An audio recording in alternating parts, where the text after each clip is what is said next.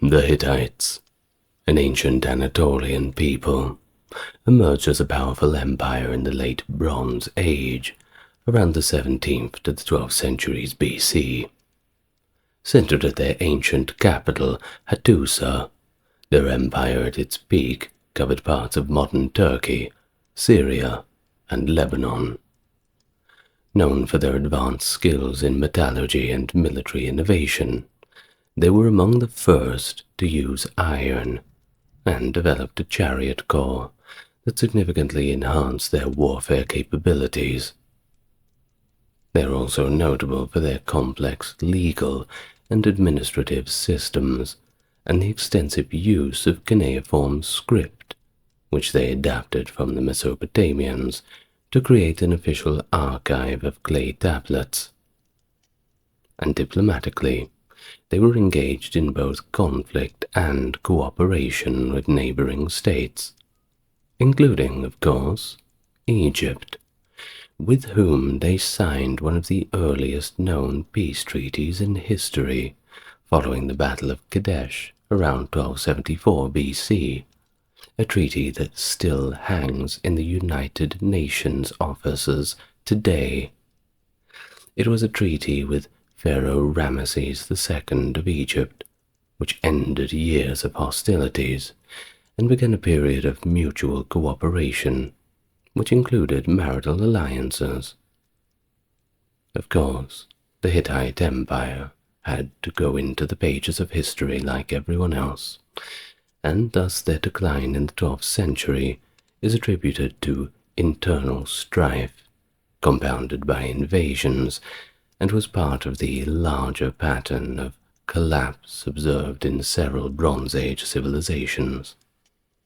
But despite their fall, the Hittites left a lasting mark on the region's history, captivating historians to this very day. After all, that is why you're here, isn't it? Welcome to the channel, friend. If you are new here, it's good to finally welcome you. It's great that you've found me. And for those returning, it's great to have you back. Off we go on another adventure. If you'd like to support the channel, you're already doing it by just enjoying the content. The like and subscribe is also 2 clicks away, and those who want to go above and beyond may refer to the video description. You'll find a few links that may be relevant to you. And why not say hello in the comments? Tell me where you're watching from. I'm recording this from Melbourne, Australia, and I'd like to know where you are. But without further ado, let's begin. The origins of the Hittites trace back between 4400 and 4100 BC, when the Anatolian language family diverged from the Proto-Indo-European language family. Subsequent genetic and archaeological findings suggest that Proto-Anatolian speakers may have migrated to Anatolia between as early as 5000 and 3000 BC, and thus we may conclude that the evolution of the Proto-Hittite language around 2100 BC led to the emergence of the Hittite language proper, which was prevalent in central Anatolia from the 20th to the 12th centuries BC. The earliest records tie the Hittites to the kingdom of Kusara before 1750. During the Bronze Age, the Hittites, along with the native Hartians and the Hurrians, either conquered or gradually assimilated into one another's cultures. Scholars have examined their links to the Balkan Ezero culture and the Caucasian Maykop culture as part of these migration patterns. Around 4200 to 4000 BC, steppe herders, speakers of early Indo-European dialects, seem to have moved into the lower Danube Valley, possibly triggering or exploiting the collapse of old Europe. And it's suggested that these languages precursors to those found in Anatolia, might have led their speakers to migrate to Anatolia around 3000 BC. Anatolians likely migrated to the Near East from the north, either via the Balkans or the Caucasus, during the 3rd millennium BC. This movement aligns with the modern views of Ascoparpola, connecting the arrival of Indo-European speakers in Anatolia with migrations from the Yamnaya culture into the Danube Valley around 2800 BC. It supports the widely held belief that the Anatolian branch of the Indo-European languages was introduced to Anatolia during the time of the 3rd millennium. Further research indicates that Hittite language incorporated many agricultural terms from neighboring Eastern cultures, which also suggests a migration route through the Caucasus. Now, the primary indigenous groups in central Anatolia during this period were the Hurrians and the Hattians, who spoke non-Indo-European languages. The affiliation of the Hattic language is a subject of debate, with some suggesting it might be related to the Northwest Caucasian languages, while the Hurrian language was part of the small Hurro-Urartian family. The region also hosted Assyrian colonies during the Old Assyrian Empire, 2025 to 1750 BC, from whom the Hittites adopted their cuneiform script, which we are fortunate enough to still be able to have and hold today. While following the collapse of the Old Assyrian Empire in the mid-18th century BC, the Hittites took their time to establish their presence in the region. Initially, Hittite groups were localized around various cities. Eventually, it was only natural that strong rulers came about, and they centralized their power in Hattusa, which is modern-day Bogaskale in Turkey. Consolidating these groups and conquering large parts of central Anatolia to form what was recognizable at this point in the mid-18th century as the Hittite Kingdom. The Hittite state emerged during the Middle Bronze Age, which is around 1900 to 1650 BC in north-central Anatolia, particularly around the Kizilirmak River. This region saw the amalgamation of several small polities into what would become a significant Bronze Age empire, a key player that stood up just like the others did, until it eventually fell down just like the others did. Well, the formation and early history of the Hittite kingdom are documented through several ancient sources, including 4 cushion-shaped tablets, likely originating from Kusara, Nesha, or another Anatolian site rather than Hattusa itself. These tablets, possibly first inscribed in the 18th century BC, were written in the Old Hittite language, using the Old script. Later copies of these documents, mostly in Akkadian, date from the 14th and 13th centuries BC.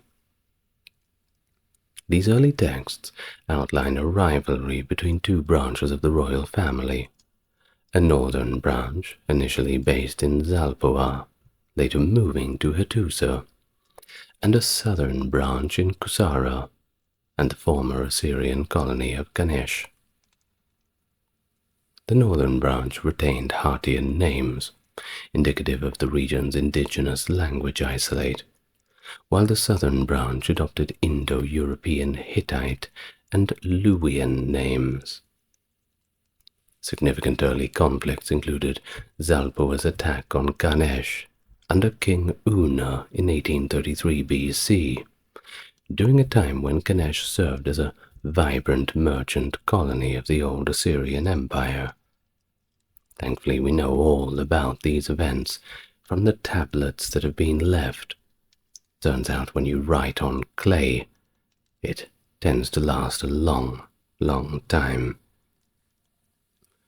Well, several local kings ruled Kadesh during this era, including Hurmili before 1790 BC, Pahanu briefly in 1790, Inar around 1790 to 75, and Warshama circa 1775 to 1750. Now onto a critical text that we have, which is known as the Anita text. It begins by describing Pitana, the king of Kusara, and his conquest of neighboring Nesha, also known as Kadesh, around 1750 BC. Anita, Pitana's son, continued these conquests by taking over several northern cities, including Hattusa, of which he famously cursed, likely as propaganda against the northern branch of the royal family. Anita's reign lasted from roughly 1745 to 1720 BC. Following Anita, Zuzu reigned from around 1720 to 1710, until Kadesh was ultimately destroyed between the years of 1710 and 1705, which will also devastated the Assyrian trading system there. A noble family from Kusara survived the destruction of Kadesh and continued to contest the Zalpawan or Hattusan rulers, although it is unclear if they were direct descendants of Anita. The Zalpa lineage persisted, with Hosea I, a descendant from Zalpa, eventually taking complete control of Hatti. His son-in-law, Labarna I from Hurma, usurped the throne, but ensured his lineage by adopting Hosea's grandson, Hattushili, as his son and heir, setting the stage for the emergence of the powerful Hittite kingdom centered in Hattusa. We are rather fortunate to have an ancient record from a work titled The Edict of Telepinu, dated to the 16th century BC, which vividly portrays the vigorous and expansive nature of Hattusili's reign. And the translation that we have goes like this. Hattusili was king, and his sons, brothers-in-laws, family members, and troops were all united. Wherever he went on campaign, he controlled the enemy land with force. He destroyed the lands, one after the other. He took away their power and made them borders of the sea. When he came back from campaign, however, each of his sons went somewhere to a country, and in his hand the great cities prospered. But when the later prince's servants became corrupt, they began to devour their properties, conspired constantly against their masters, and began to shed their blood. Well, that's quite a review, don't you think? It's a passage that doesn't only underscore the unity and military success of Hattusili's regime, but it also shows the subsequent internal strife and corruption among his descendants, a tale as old as time, it seems. The apple falls far from the tree. Well, this period of prosperity was marred by the prince's servants' corruption, which led to this significant internal conflict, as pointed out in the Edict of Telepinu we just read. But the details of how these issues were resolved remain a little unclear. Unfortunately, more sources about the resolution to these conflicts are, at the moment, nowhere to be found. But that's the great thing about cuneiform.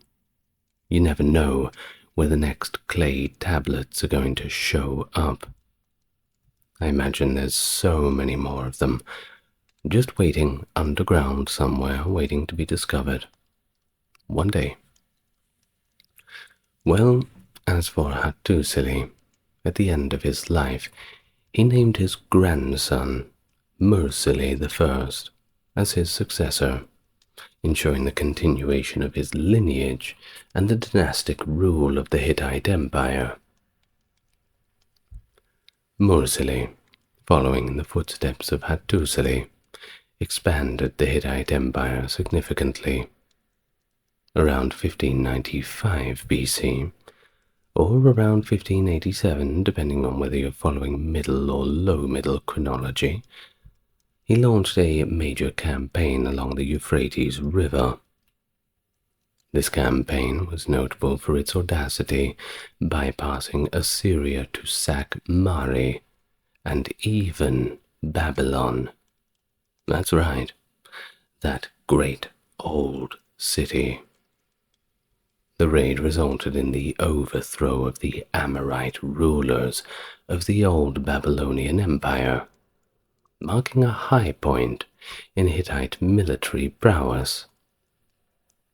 But rather than annexing Babylonia into his empire, Mursili handed control over to the Kassites, setting the stage for their 4-century-long rule. Mursili's return to Hatti was urgent, prompted by his concern over potential revolts at home, which reflected the precarious nature of his reign. The long military campaign had also drained Hatti's resources and destabilized the capital to a point of near anarchy. Upon his return, Mursili was not very well welcomed.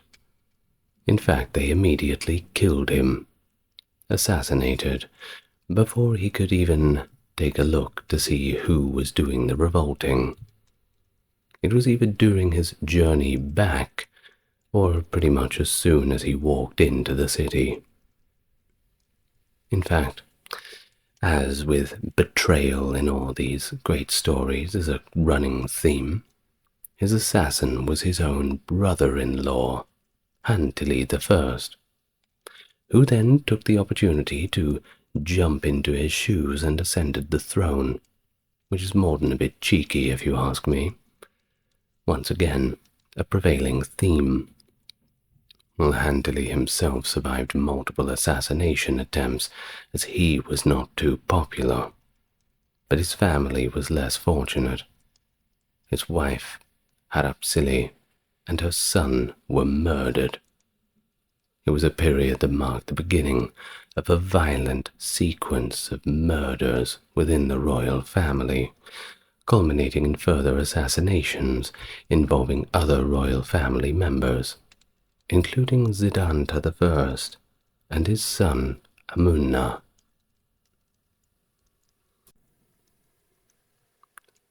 Of course, one can imagine that all of this internal turmoil had weakened the Hittite state significantly. It's hard to do anything when you're constantly looking over your shoulder. And the Hurrians noticed. Their opportunity may have just come along. And thus, they capitalized on the Hittite instability to expand their territory, seizing Aleppo and the coastal region of Adenia, which they renamed Kisuatna, later known as Cilicia. Throughout the latter part of the 16th century BC, the Hittites were largely confined to their core territories due to the ongoing dynastic disputes and conflicts with the Hurrians. And thus, they then entered a phase characterized by weak kings and scant historical records, making it rather difficult to reconstruct the events of this period accurately. A very long way from the days of Hattusa and those great victories. While the political landscape was inherently unstable due to the nature of Hittite kingship, which, unlike the kingship of Egypt, which was divine, treated kings as merely primus inter pares, or as we know in English, first among equals. Succession was not strictly hereditary, leading to frequent power struggles, quite similar actually to the later Wars of the Roses in England. Many parallels. Well, this pattern of expansion under strong rulers, followed by contraction under weak ones, reported throughout the 500-year history of the Hittite kingdom. The political situation did begin to stabilize somewhat under King Telepinu around 1500 BC. Telepinu managed to secure some military victories by allying with one Hurrian state, Kizzuwatna, against the other Hurrian state, Mitanni. Well, he also took significant steps to stabilize the royal succession and mitigate the internal strife that had plagued his predecessors. Telepinu was the last ruler of the old Hittite kingdom, with his reign ending around 1500 BC. His tenure marked the transition to the Middle Kingdom, a period characterized by a significant decline in power and a paucity of historical records. The 15th century BC in particular remains largely mysterious due to scant surviving evidence. The decline during the Middle Kingdom was exacerbated by constant attacks from the Kaskians, a non-Indo-European group settled along the Black Sea shores. In response to these pressures, the Hittite capital was relocated twice. First to Sapinua, and subsequently to Samuha. Although an archive exists in Sapinua, its contents have not been fully translated or understood. Once again, just throwing more mystery to the era. This period eventually gave way to the Hittite Empire phase, beginning with the reign of Tudalia around 1430 BC. Come on, you didn't think they were going to stay down forever.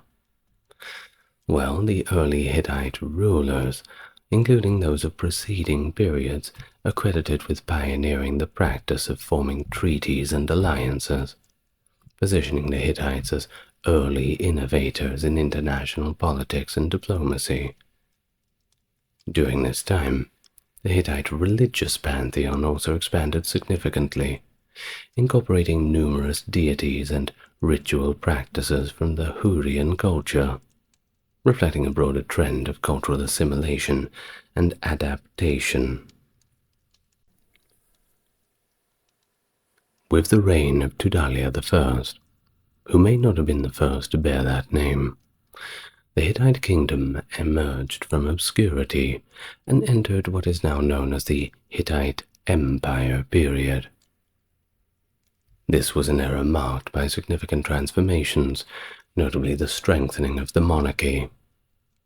During this time, the Hittites primarily settled in the older regions of southern Anatolia, rather than expanding into Aegean lands.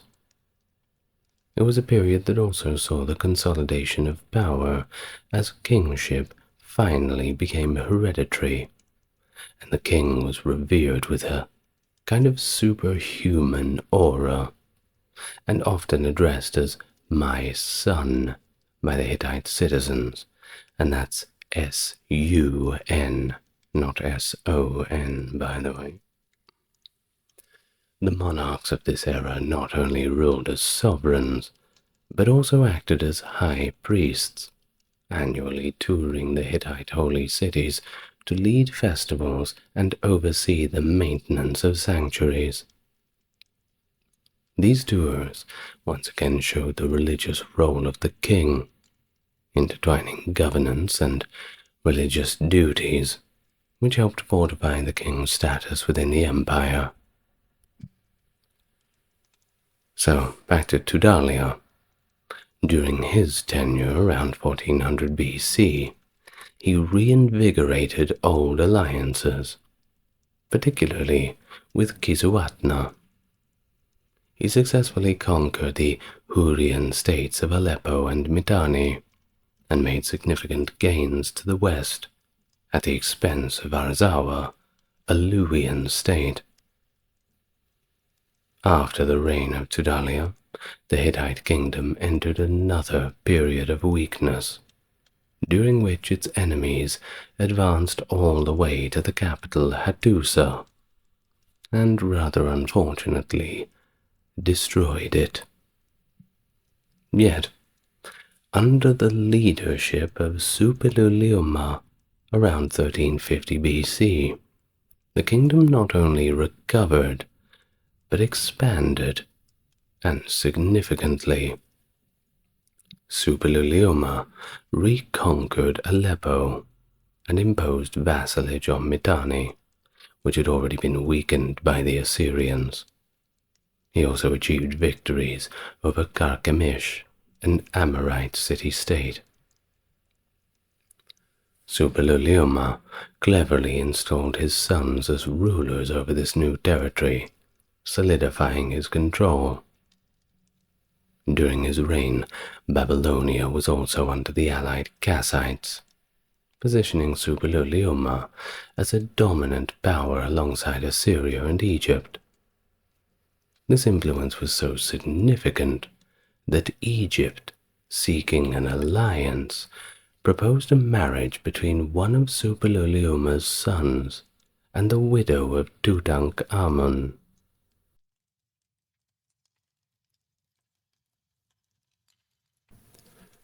But tragically, the son was murdered en route to Egypt, and the alliance was never realized.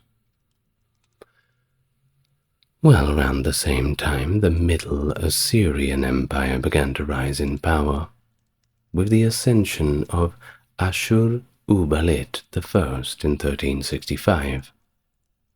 He quickly attacked and defeated Matiwazir of Mitanni, despite Suppiluliuma's attempts to support the Mitanni king to counterbalance Assyria's growing influence.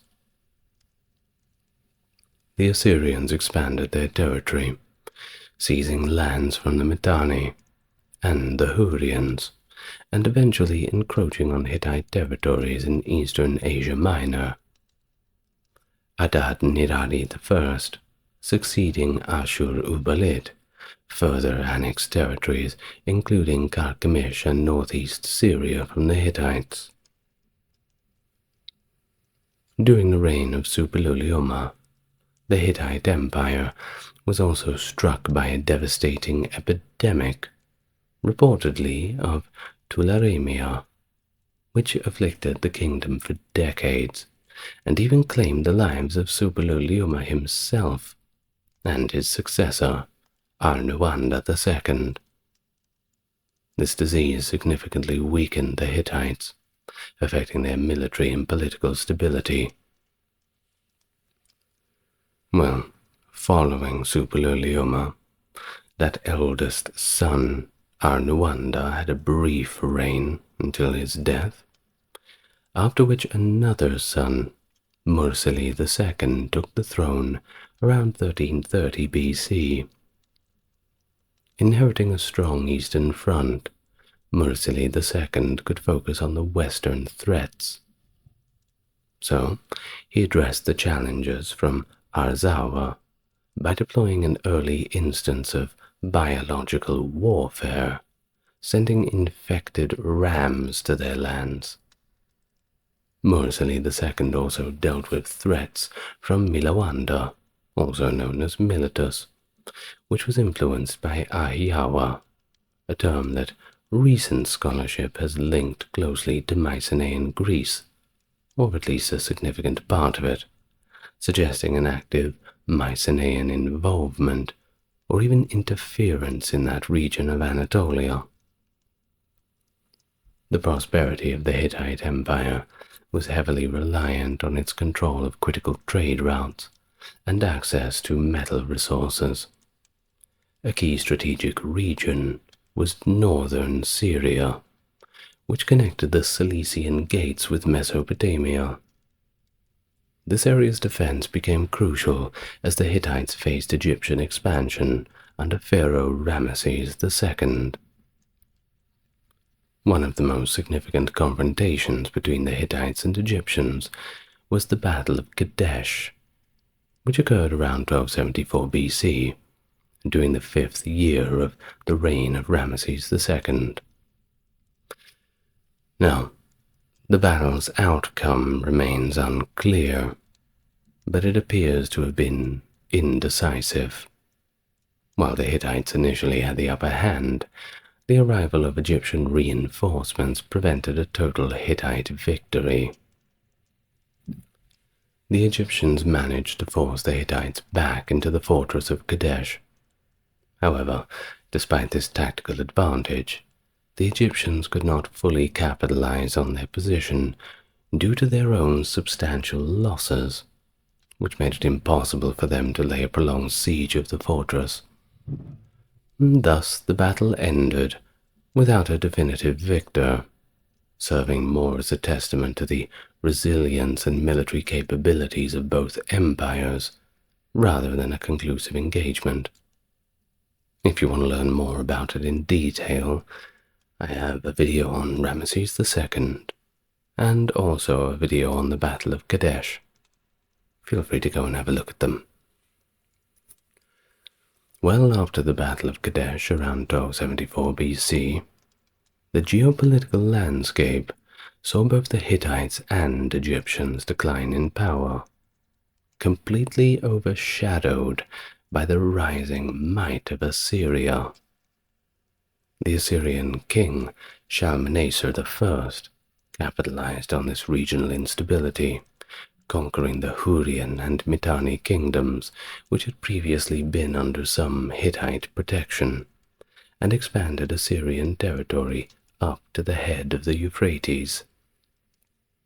Of course, this expansion threatened the crucial Hittite trade routes, previously endangered by Egyptian influence.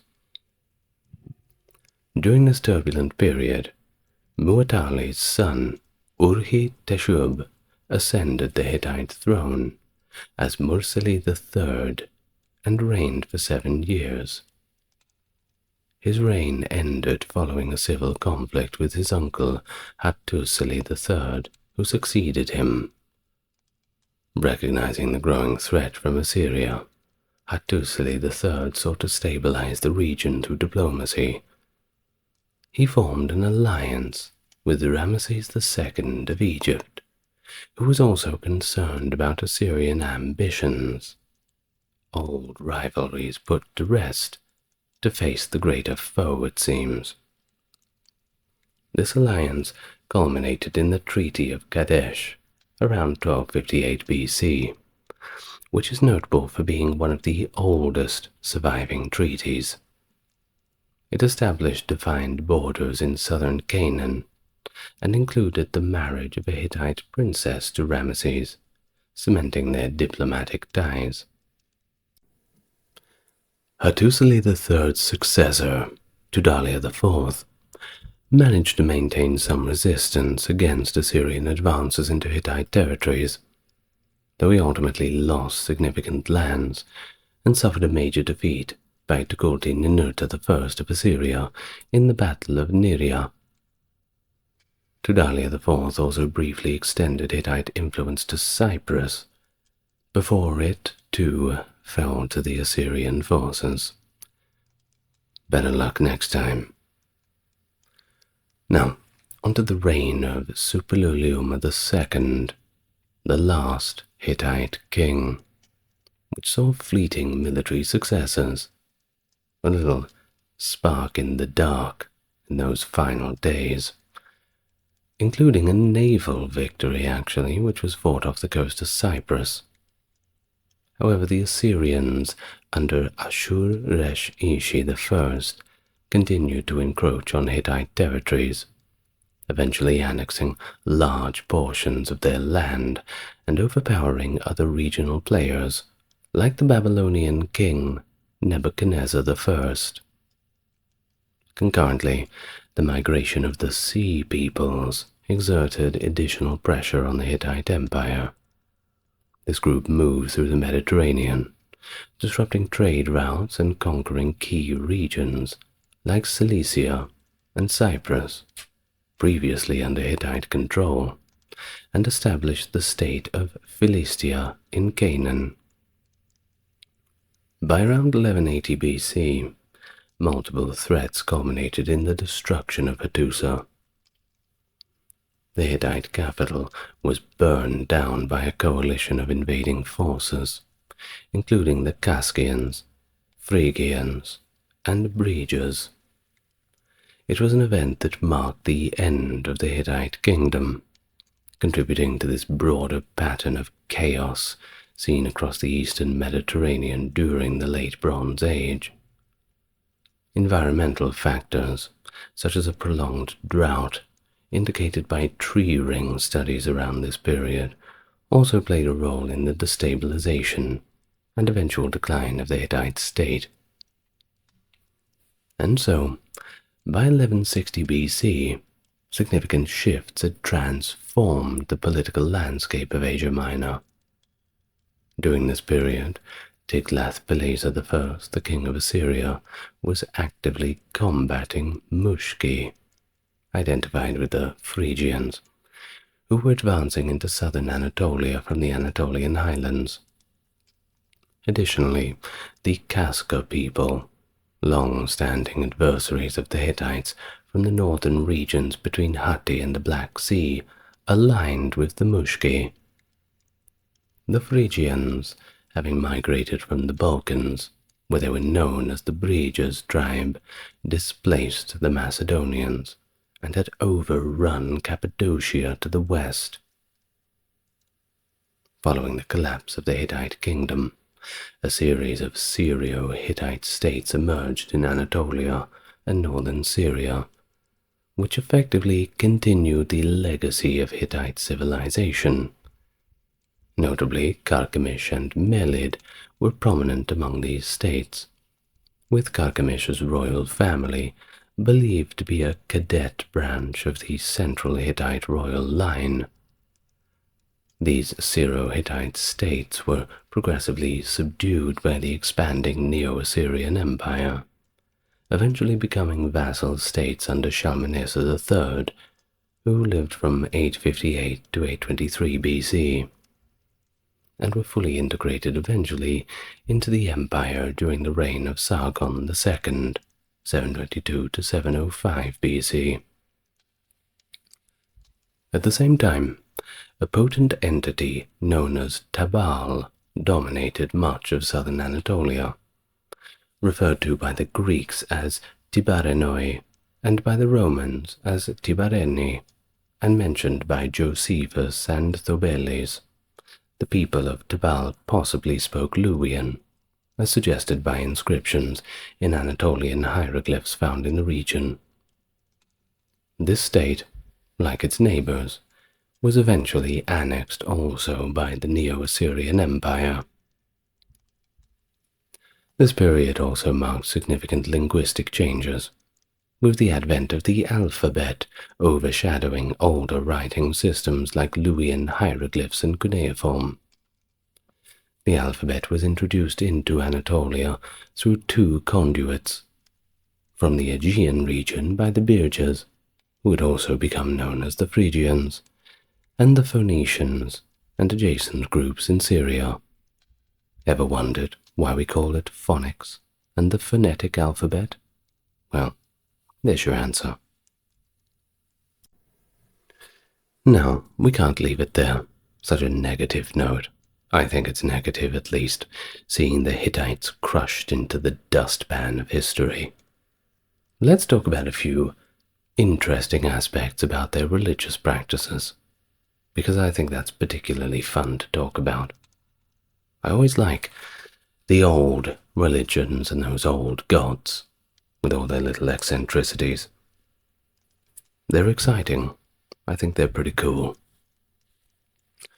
Well, the religious beliefs of the Hittites and Luwians, while deeply rooted in ancient Mesopotamian traditions, also show strong ties to reconstructed Proto-Indo-European mythology. This is evident in the figure of Tarhunt, the Hittite god of thunder, whose myth involving the serpent Iluyanka mirrors similar tales from the other Indo-European mythologies.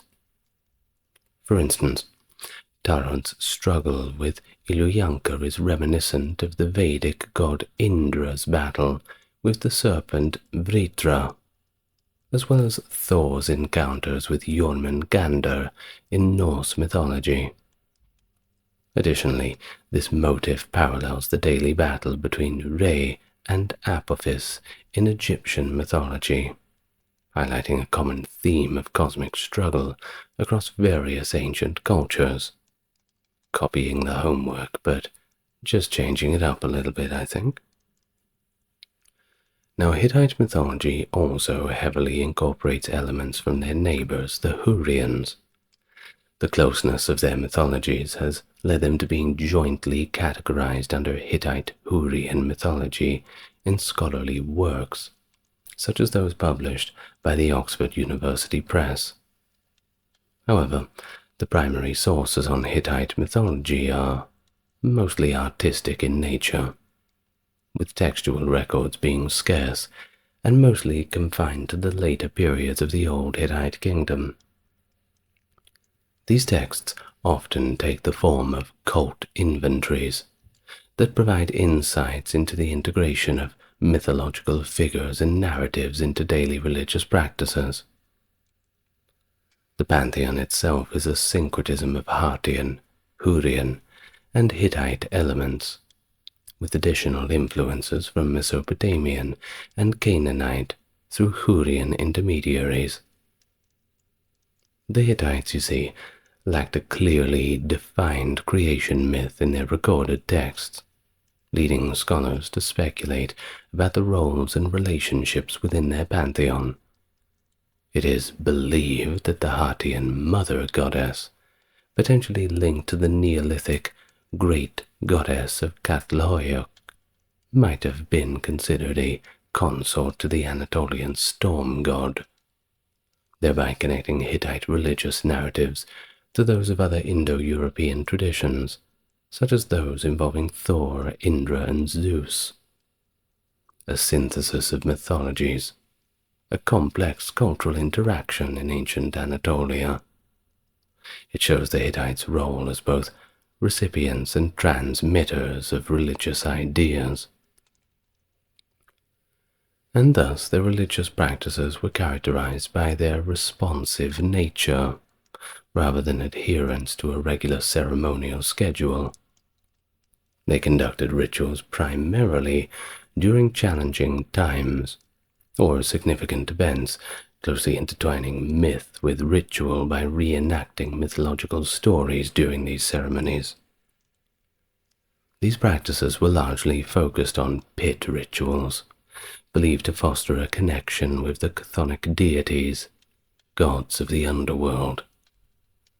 These necromantic rituals aim to summon these gods from the world of the dead to the world of the living, show the Hittites' deep engagement with the divine forces governing death and the earth. Amarna, located a day's march from the Hittite capital of Hattusa, was a major cult center, particularly for the worship of the sun goddess Amarna, a key deity in the Hittite pantheon. Despite the central role of such major cult centers, local traditions, of course, varied significantly, as evidenced by records from cult inventories. The fluidity of these local practices was due to the absence of standardized national ritual practice, allowing for flexibility in smaller, local festivals and worship activities. Of course, if you've watched my videos about the ancient Greek religious practices, it's generally the same thing. It's not always a standardized form of ritual. Each little village and little city-state has its own opinions on how the gods should be worshipped, and that makes it interesting. Now, the Hittite king, who also served as a high priest, played his own role in maintaining the religious order, making it his duty to visit every cult site and temple within his domain. And upon his death, the king was deified, reflecting his dual role as both a temporal leader and spiritual intermediary. A reciprocal relationship between the gods and the king, which was mirrored in the broader societal expectation that the gods would provide for the people if they were properly worshipped. King Mursili II's plea during a time of agricultural hardships illustrates the practical implications of this belief system. He lamented the devastation of the land and the consequent inability to perform rituals, highlighting a crisis where the gods were seen as holding humans accountable for lapses in worship due to circumstances completely beyond their control. In fact, we have an account from an old tablet of the time that talks about this, and it goes like this. All of the land of Hatti is dying, so that no one prepares for the sacrificial loaf and libation for you gods. The ploughman who used to work the fields of the gods has died, so that no one works or reaps the fields of gods any longer. The miller woman who used to prepare sacrificial loaves of the gods has died, so that they no longer make the sacrificial loaves. As for the corral and the sheepfold from which one used to cull the offerings of sheep and cattle, the cowherds and shepherds have died, and the corral and sheepfold are empty. So it happens that the sacrificial loaves, libations, and animal sacrifices are cut off. And you come to us, O gods, and hold us culpable in this matter.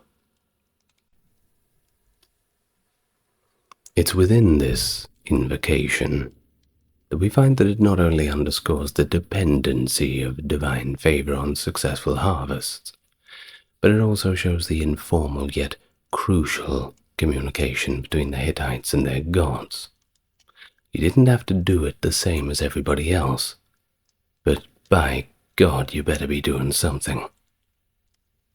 The Hittites often interacted with their deities directly through personal appeals that could bypass elaborate rituals or priestly mediation, especially in casual or urgent contexts. Think about how people cross their fingers while they're scratching that lottery ticket. Things like this. This pragmatic and direct approach to divinity also involved using the divine will to justify human actions, much like the ancient Egyptians, integrating religious justification into the fabric of societal and political life. And what about the Hittite pantheon? Well, it was known for its 1,000 gods, and it reflects a complex and frankly fragmented divine landscape, with numerous deities recorded in inscriptions who are today now known only by their names and not their functions. An extensive array of gods, which is partly due to the Hittites' resistance to syncretism, the blending of gods and religious practices into a unified structure. Each Hittite town often revered its own distinct storm god, and local deities were not commonly merged into singular national deities. This practice points to a significant degree of local autonomy and cultural diversity, suggesting a social and political structure that was decentralized and varied across different regions. By the 13th century BC, however, there seem to have been concerted efforts to harmonize this sprawling religious landscape. The queen and priestess Puduhepa played a key role in these efforts, seeking to organize and rationalize the Hittite religious practices.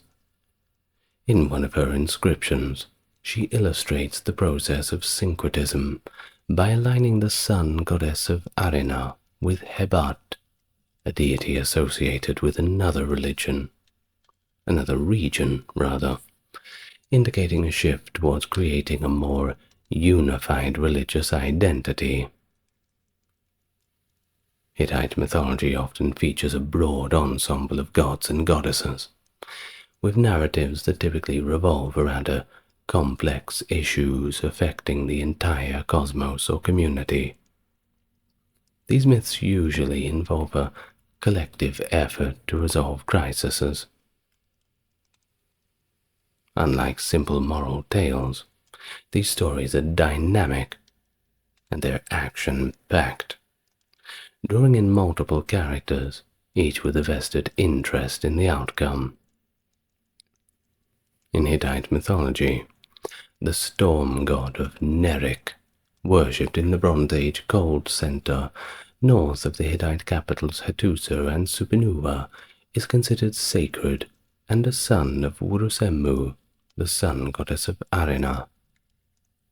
This deity, connected to Mount Zalianu near Nerik, played a crucial role in controlling the weather and ensuring rainfall for the region's agriculture. And of course, that's pretty damn important. Well, during times when the Kaskar people seized control of Nerik, rituals to appease the storm god were conducted from Hattusa, involving offerings such as thick breads, libations, sheep, and oxen. Kumarbi, another significant figure in Hittite mythology, mirrors the role of Kronos in Greek mythology. Known as the father of Tarhunt, the god of thunder, Kumarbi's narrative includes fathering Ulikumi, a stone monster reminiscent of the Typhon from Hesiod's works. This mythological context shows a complex family of deities, with Tarhunt linked closely to his son Telepinu, the god of agriculture and fertility, and his daughter Inara, a protective deity associated with the Puruli Spring Festival. A major temple at Hattusa likely served as a central worship site for this divine family. Now, the Telepinu myth explores the theme of dereliction when Telepinu's disappearance leads to a catastrophic cessation of all fertility, causing widespread despair across the land. The resolution involves a bee sent by the goddess Hanahana, finding and awakening Telepinu with a sting, though this initially enrages him further. Eventually, the goddess Kamrusepa calms him with a magic restoring balance and fertility. Similarly, the slaying of the dragon myth, recited during New Year rituals aimed at ensuring agricultural prosperity, depicts a battle between the storm god and a malevolent serpent. Inara, a goddess, devises plans involving a human, Hupashia, to overcome the serpent. The story emphasizes the cooperative yet complex relationship between gods and humans, where divine conflicts often require mortal assistance for resolution, and goddesses play crucial roles in strategizing and restoring order, a dynamic that reflects a broader theme in Hittite mythology, where the divine order relies on both inter-god cooperation and human involvement to maintain balance and address crises. Among the most contentious pharaohs of ancient Egypt, Akhenaten, born Amenhotep IV, ruled from 1353 to 1336 BC. He broke with the traditional Egyptian pantheon of gods and established his own monotheism, the worship of Aten, the sun disk, as the one and only deity. Of course, with this change came the establishment of a new capital city, Akhenaten, where he erected numerous palaces and temples devoted entirely to the new god. During his rule, new artistic styles emerged in Egypt, departing from the idealized forms of earlier periods, a new style featuring figures with long, androgynous bodies and exaggerated facial features. In sharp contrast to the more ceremonial portrayals of his predecessors, Akhenaten also altered his own representation, which frequently featured him in close-up and informal situations surrounded by his family. But when he passed away, his capital was deserted, his monuments demolished, and his name was removed from the official lists of kings, effectively wiping him out of history. Although his legacy was later attempted to be erased, the reign of Akhenaten is still a captivating window into a time of great cultural turmoil in ancient Egypt, and we will do our best to piece it together from the bits that we have left. Welcome to the channel. For the newcomers, good to meet you. Those returning, great to have you back. Another ancient Egypt one today. I'm sure you enjoy that. I always get lots of requests to do these sorts of videos. And once again, before we start, if you want to help YouTube push the channel out, the like and subscribe button helps with that, and leaving a comment. And anyone who wants to support the channel can look in the video description. Now, without further ado, let's get busy. Very little is known about the early life as Prince Amenhotep by Egyptologists. Much of it was either not documented or simply destroyed.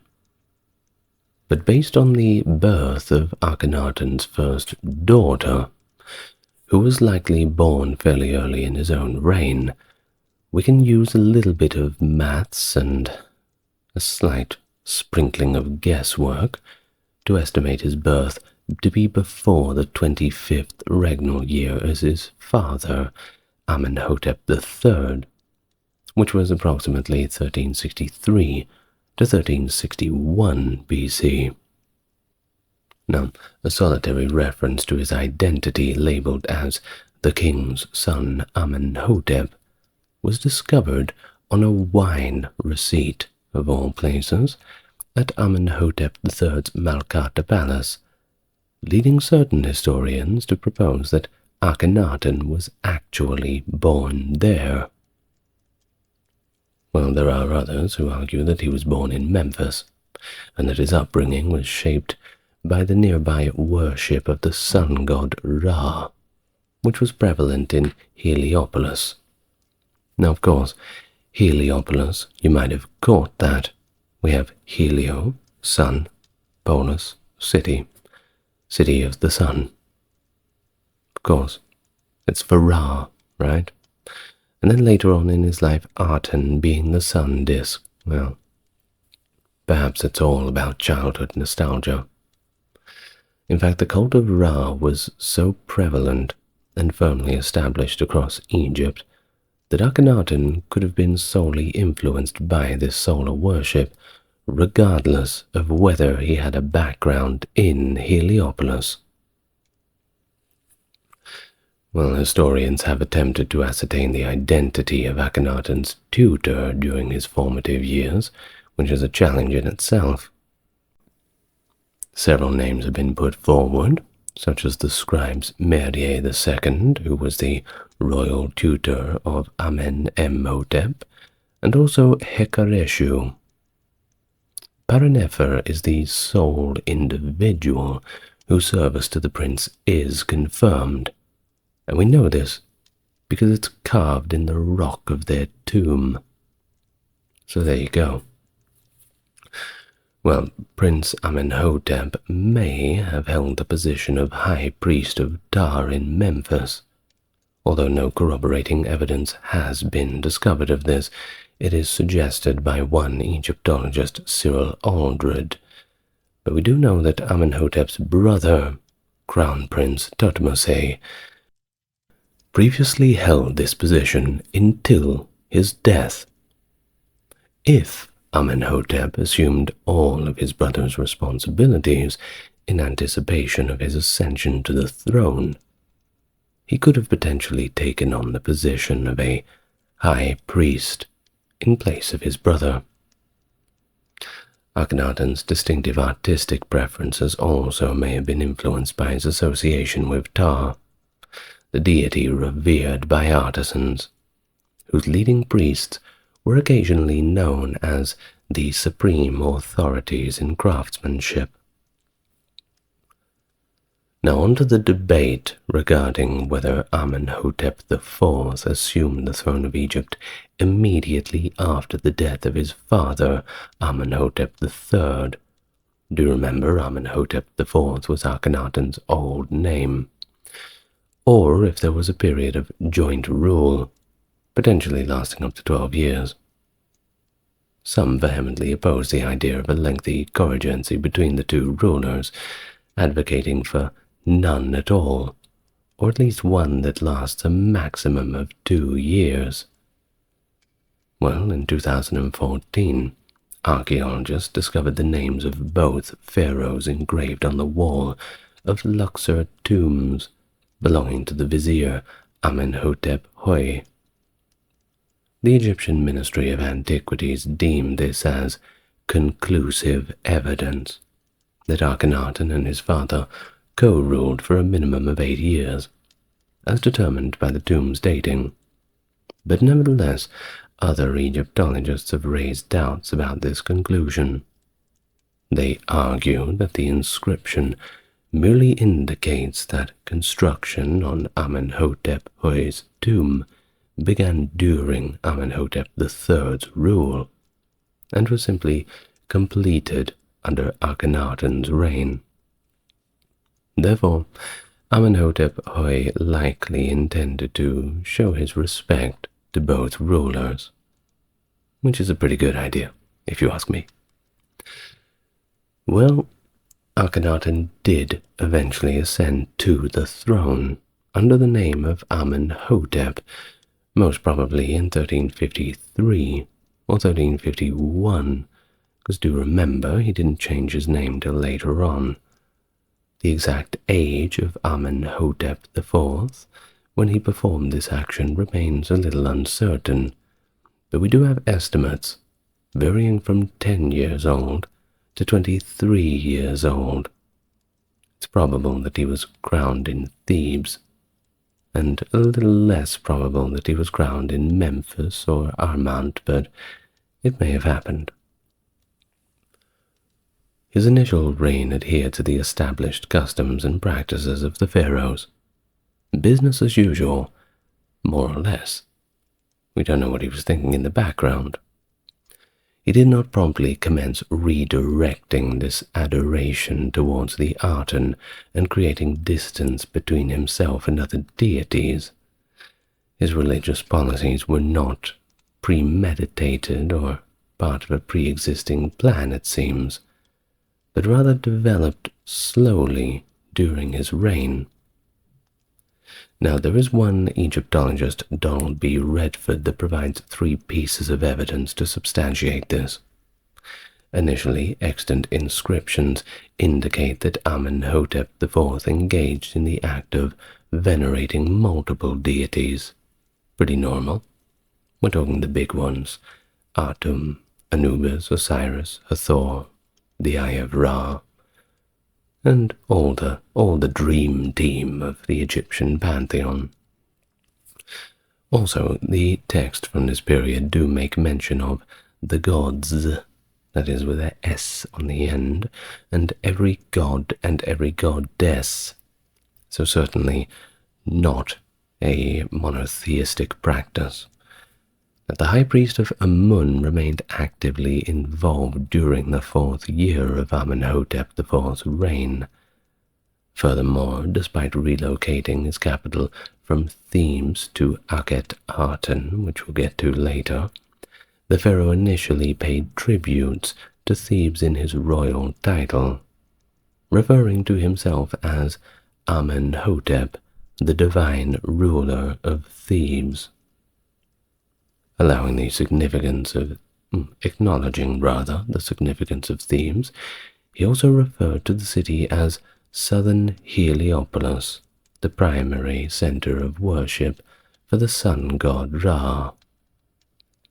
Furthermore, he refrained from demolishing temples dedicated to other deities, and in fact, he carried on with his father's architectural endeavors at the precinct of Amun-Re in Karnak.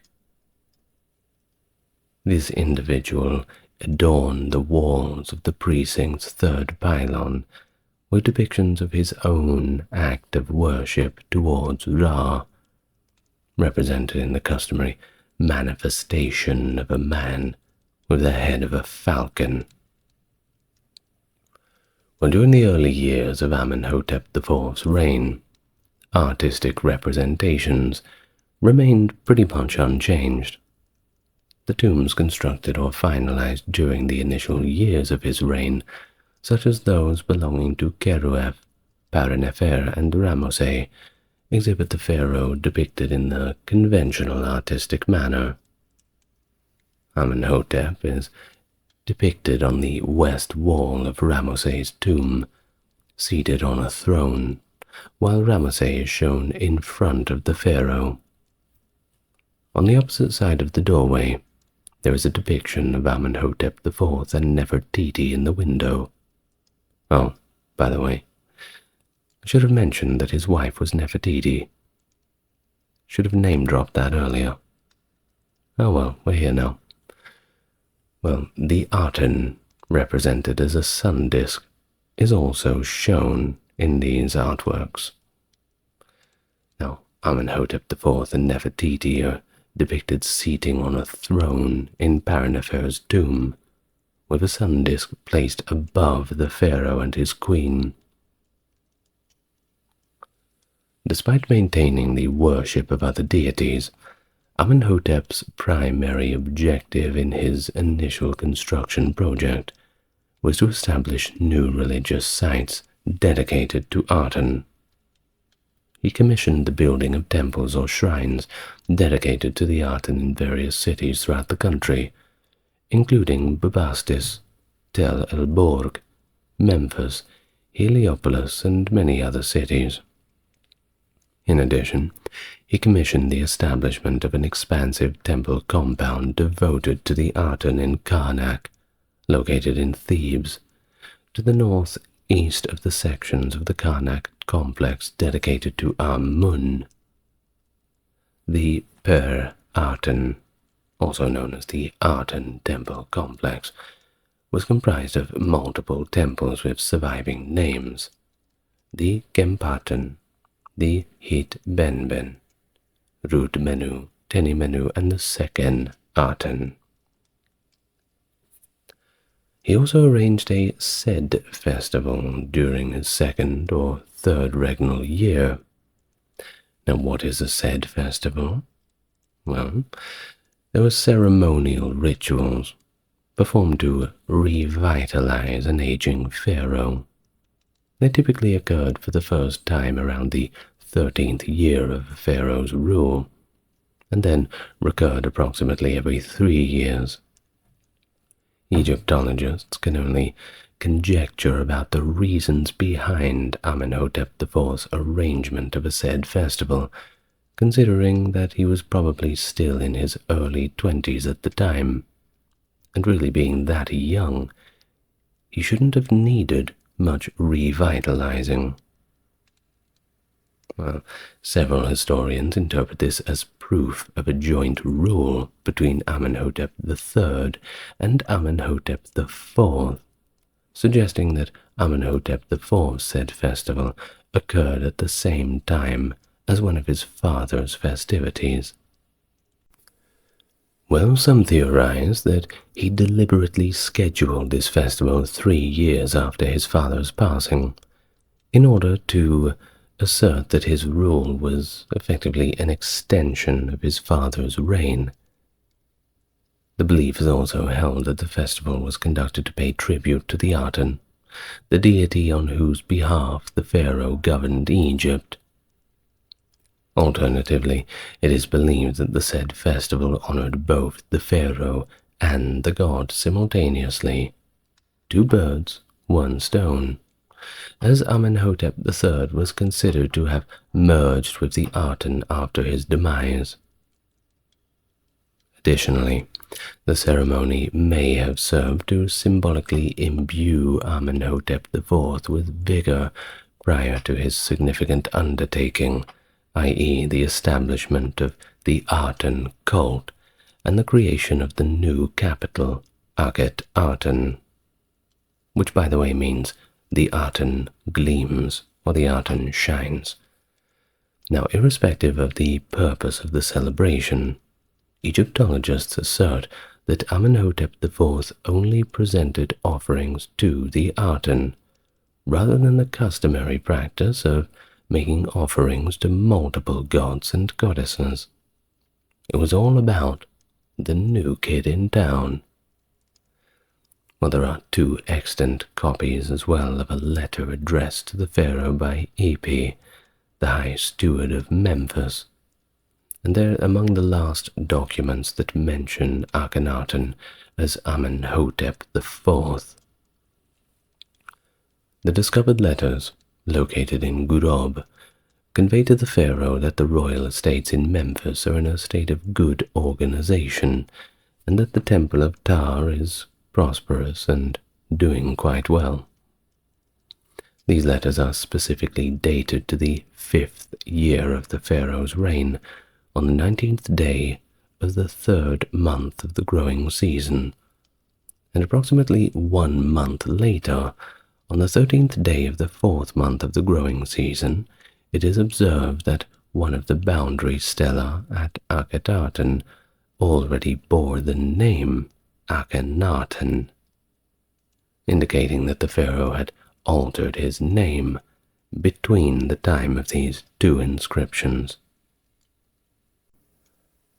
Thus, he changed his regal name as a manifestation of his unwavering love and dedication to the Aten. He would abandon that previous name of Amenhotep IV and completely disassociate himself from the god Amun, instead fully devoting himself to the worship of the Aten. Now, there is a discussion regarding the precise interpretation of Akhenaten as his newly adopted personal name. The term Ak has multiple possible translations, and it's a bit tricky. Some of them mean satisfied, effective spirit, or serviceable too. So we can pick from a few translations that are pretty much what he was getting at, whether that be serviceable to the Aten, the spirit of the Aten, or Aten is satisfied. Of course, when you put it back into the English, I suppose it doesn't make too much sense. I don't think back when he chose his name he was thinking about how it would be translated effectively.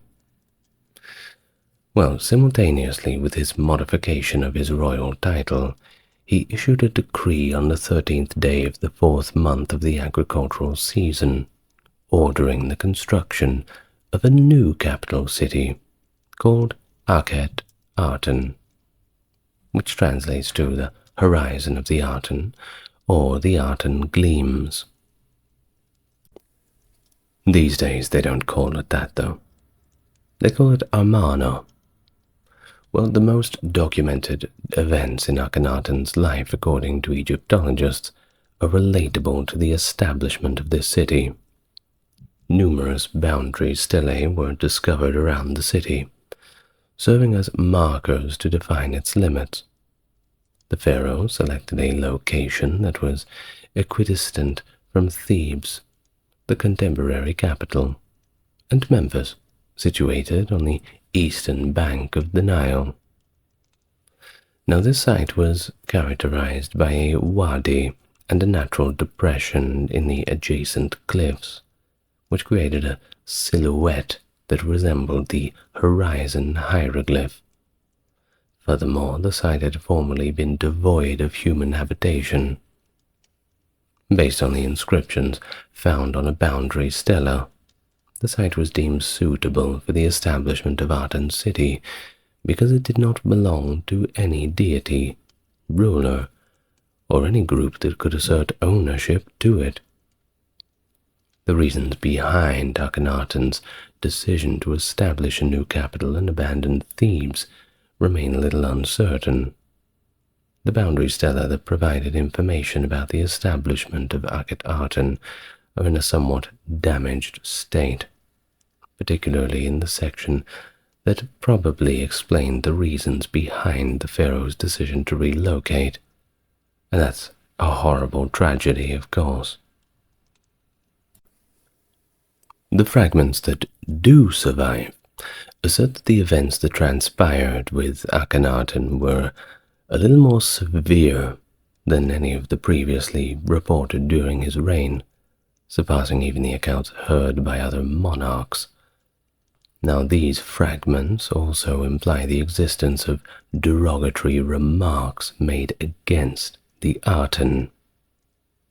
Egyptologists suggest that Akhenaten may have been alluding to a confrontation with the clergy and adherents of Amun, the deity revered as the guardian of Thebes.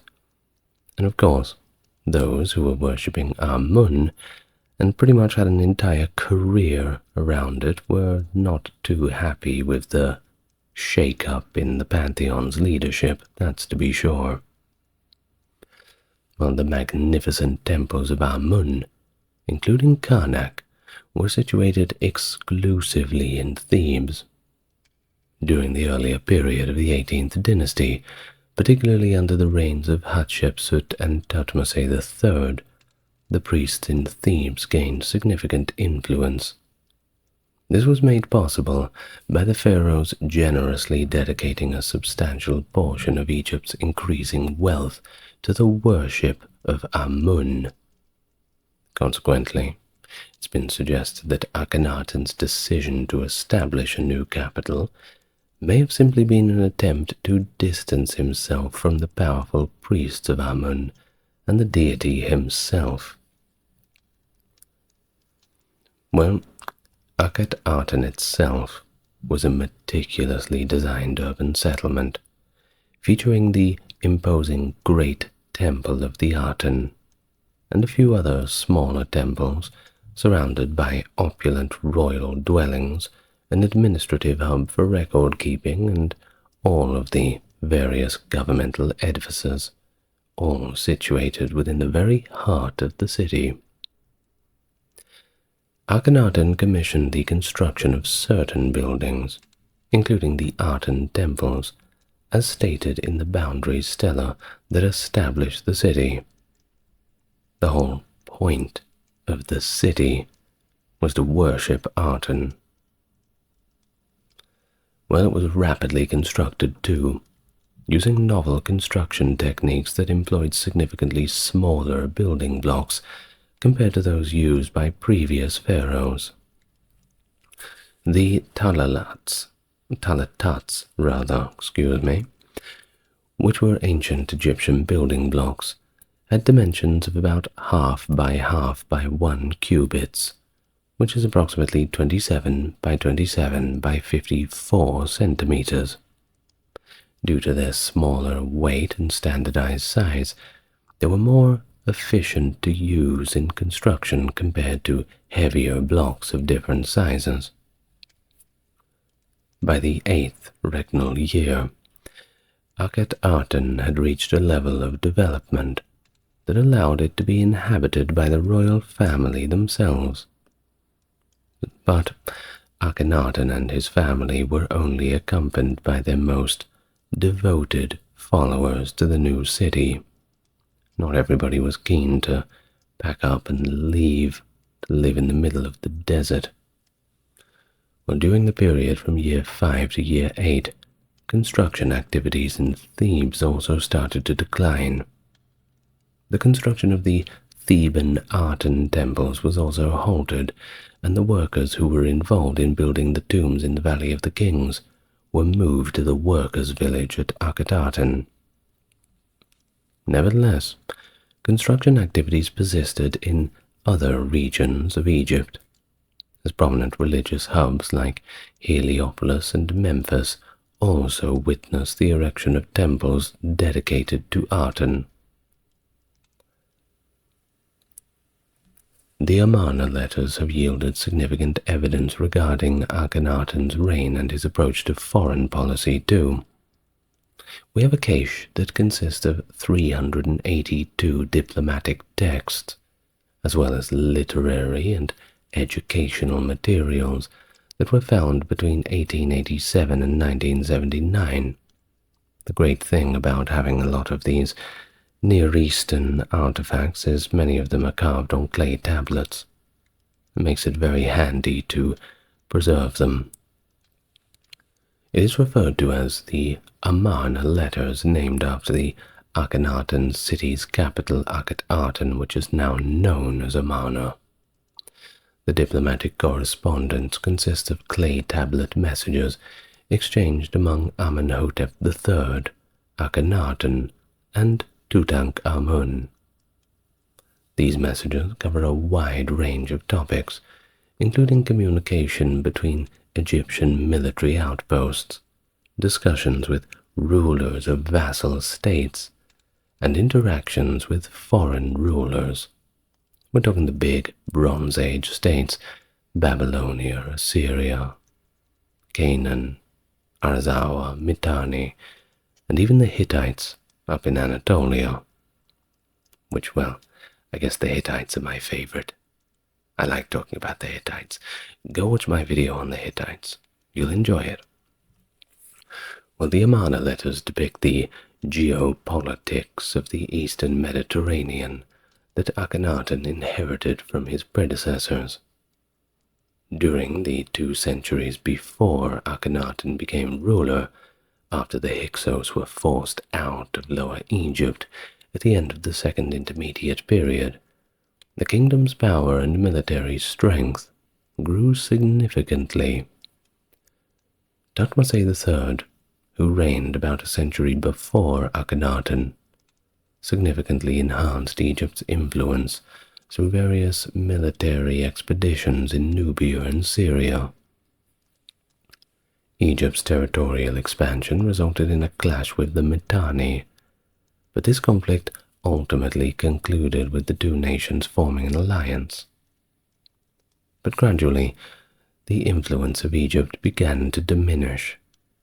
Amenhotep III sought to preserve the equilibrium of power by strategically forming alliances through matrimonial unions, such as his marriage to Taduk-Hipa, the daughter of the Mitanni king Tushratta, and by establishing vassal states. During the reigns of Amenhotep III and Akhenaten, Egypt lacked the capacity or even the willingness to resist the emergence of the Hittite Empire in the region of Syria. During a period of shifting power among Egypt's neighboring states and rivals, the pharaohs appeared to deliberately avoid engaging in any kind of military conflict. Meanwhile, the Hittites were quite confrontational. They even had chariots, and they surpassed the Mitanni in terms of influence. Akhenaten displayed a clear concern regarding the growing influence of the Hittite Empire, led by Suppiluliuma I during the early years of his rule. You see, if the Hittites had successfully attacked Mitanni and its ruler Tushratta, it would have had significant impact on the international balance of power in the ancient Middle East. This was because Egypt had already made peace with Mitanni, and as a result, Some of Egypt's vassals would have likely changed their loyalties and aligned with the Hittites, as subsequent events would demonstrate. A coalition of Egypt's allies, who made an unsuccessful attempt to revolt against the Hittites, were apprehended and taken care of. I'm sure they regretted that. Well, they composed letters imploring Akhenaten for military assistance, begging even, but he more or less just ignored them. He seemed to not care at all, too busy setting up his own little city. Indications point to the fact that the problems occurring on the northern border resulted in challenges in Canaan, specifically in a power struggle between Labaya of Shechem and Abdi Heba of Jerusalem. The situation necessitated the pharaoh's intervention in the region, who sent Magi troops northwards. Akhenaten deliberately declined to provide assistance to his vassal Ribhadar of Byblos, whose kingdom was under siege by the advancing state of Amurru, led by Abdi Ashirta, and later Aziru, the son of Abdi Ashirta. Despite Ribhadar's repeated appeals for help, the pharaoh chose to not intervene. Ribhadar corresponded with Akhenaten by writing a total of 60 letters, each one of them becoming increasingly more desperate for help. But Akhenaten ignored them all and even grew tired of the incessant letters, and he did reply once back, remarking to him, "You are the individual who writes to me more frequently than all the other mayors or Egyptian vassals." Ribhadar failed to understand that the Egyptian king had absolutely zero intention of mobilizing and sending a complete army to the north solely to maintain the existing political situation of a few insignificant little city-states on the outskirts of Egypt's Asiatic Empire. Thus, Ribhadar was subjected to the most severe of consequence, his banishment from Byblos as a result of a coup orchestrated by his own brother, Ilirabi, as indicated in a single correspondence. After failing to receive assistance from Akhenaten, he sought help from Aziru, his sworn adversary, to regain his position as ruler of his city. But Aziru quickly sent him to the king of Sidon as a prisoner. And we don't really know what happened, but most likely he would have been paraded through the streets and eventually put to death once everybody had had enough fun jeering him. Well, Akhenaten's reign is only associated with one military campaign that is known with certainty. During his 2nd or 12th year of his rule, commanded by his viceroy of Kush, Tuthmose, to lead a military campaign with the purpose of suppressing a rebellion and stopping the raids on Nile settlements by Nubian nomadic tribes. Nubians coming up from the south, by the way. Egyptians would often use them as mercenaries, though they were quite good fighters, which is added to the point where it gets a little bit scary when the Nubians are fighting against you rather than with you. Uno reverse card, I suppose. Well, anyway, Akhenaten was victorious, and the triumph was memorialized on 2 stelae, one unearthed at Amada and another at Buen. But there is disagreements among some Egyptologists regarding the scale of the campaign, as some believed it to be a relatively minor police operation, whereas others think it was a large-scale war. Let's cross our fingers and hope that we find some other tablets under the ground somewhere. I'm sure there's plenty still out there, buried, waiting to be found. That's what's so fascinating about Bronze Age archaeology, because we know that the clay tablets, they stick around for so long. At any moment, you could be walking through the Near or Middle East, or Egypt, and you could just come across one of these great little tablets under the ground, just as they did with the Rosetta Stone. We never know what we're going to find. But there are alternative opinions that have been put forward by Egyptologists that propose that Akhenaten may have engaged in military conflict in Syria or the Levant, potentially targeting the Hittites. Cyril Aldred, based on the Amarna letters detailing Egyptian military maneuvers, suggests that Akhenaten initiated an ill-fated conflict in the vicinity of Gezer. Conversely, Mark Gabolde contended for an unsuccessful expedition near Kadesh. That is the Kadesh of the battle from Ramesses II, by the way. Now, one of the campaigns mentioned on Tutankhamun's restoration stela could be the military expedition to Jay, which aimed to expand Egypt's territory in southern Canaan and Syria. However, this campaign seems to have been ultimately unsuccessful. John Coleman Darnell and Colleen Manasseh contended that Akhenaten engaged in a conflict with the Hittites over the dominion of Kadesh, but his efforts proved to be fruitless. The city remained under Hittite control until Seti I recaptured it, and that was about 60 or 70 years later. But in general terms, archaeological findings indicate that Akhenaten closely monitored the activities of Egyptian vassals in Canaan and Syria. However, he primarily relied on reports from government officials and agents rather than correspondence like the letters discovered at Amarna. He successfully maintained Egypt's dominion over its central Near Eastern empire, encompassing present-day Israel and the Phoenician coast, without engaging in hostilities with the formidable and assertive Hittite Empire led by Suppiluliuma I.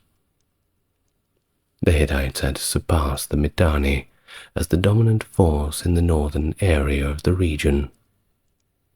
The Hittites only managed to capture the Egyptian border province of Amurru in Syria, however, located near the Orontes River, and this happened when Aziru, the ruler of Amurru, switched his allegiance to the Hittites. Akhenaten summoned Aziru to come to Egypt, but eventually released him after receiving a promise of loyalty. Well, Aziru, however, quickly betrayed this promise and went running straight back to Suppiluliuma. Well, we don't have much knowledge regarding the final 5 years of Akhenaten's rule, which commenced around 1341 or 1339. The historical records from these years are pretty scarce, with only a small number of existing contemporary evidence remaining. The limited amount of information makes it very challenging to reconstruct what was actually going on. Consequently, the topic is highly debated and even controversial among Egyptologists. We don't want to go into any fan fiction, because that would just be silly. But we can talk about the little bits of evidence that we have and engage in some educated guesses. Yeah, let's use that word instead. Well, one of the most recent pieces of evidence is an inscription found in 2012 at a limestone quarry in Deir el-Bersha, which is located just north of Akhetaten. The inscription dates back to the 16th year of the pharaoh's reign.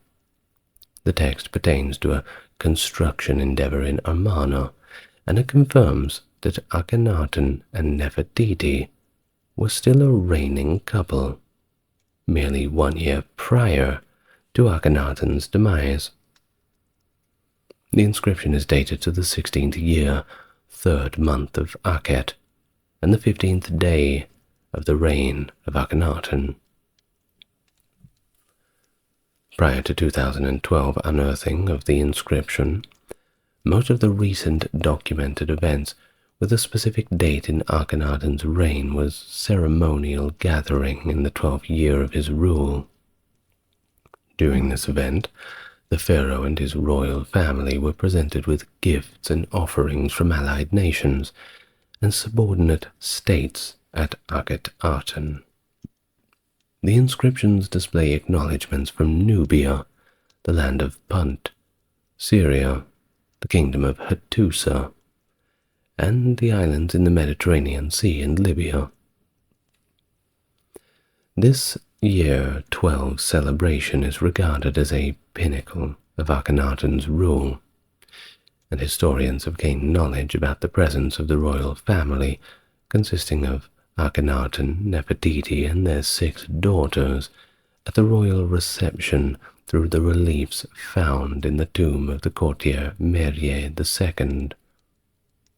Nevertheless, it's kind of uncertain regarding the factors that contributed to the reception.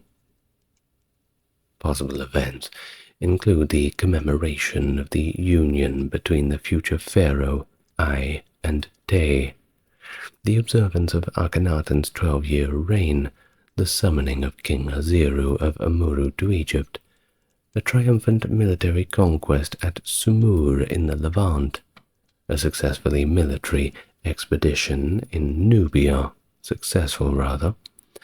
Nefertiti's rise to power as co-regent, and also the finalization of the construction of the new capital Akhenaten. Well, after completing year 12, it is suggested that Egypt was affected by an epidemic, most probably a plague. Current evidence indicates that a devastating plague spread throughout the Middle East during this period, and it is possible that ambassadors and delegations who attended Akhenaten's 12th-year reception introduced the disease to Egypt, carrying it in with them. Alternatively, correspondence from the Hattians may indicate that the epidemic had its source in Egypt and was subsequently spread across the Middle East by Egyptian prisoners of war. Well, irrespective of its source, the epidemic may have caused multiple deaths within the royal family during these final 5 years of Akhenaten's reign, including 3 of his daughters, Mekhet-Aten, Neferne-Furude, and Setet-Penre. Akhenaten may have co-ruled with Smenkhare and Nefertiti for several years before his death. Smenkhare may have served as Akhenaten's co-regent around the 13th or 14th year of his reign, but passed away after a few years. Nefertiti's assumption of the co-regent role may have occurred after the 16th year, as indicated by a stela still referring to her as Akhenaten's great royal wife. The familial connection between Nefertiti and Akhenaten is also established, but it remains uncertain whether they shared a blood relationship. They may have been very far-removed cousins, something like this. Smenkhare's possible familial relationship to Akhenaten is also uncertain, as he could have been neither his son nor elder brother. In terms of archaeological evidence, it suggests that Smenkhare was married to Meret-Aten, the eldest daughter of Akhenaten.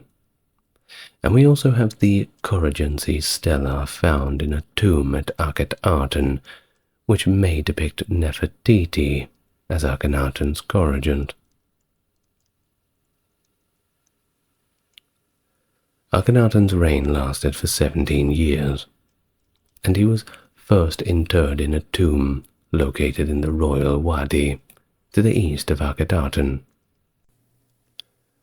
The directive to build the tomb and inter the pharaoh was recorded on a boundary stela marking the limits of the capital.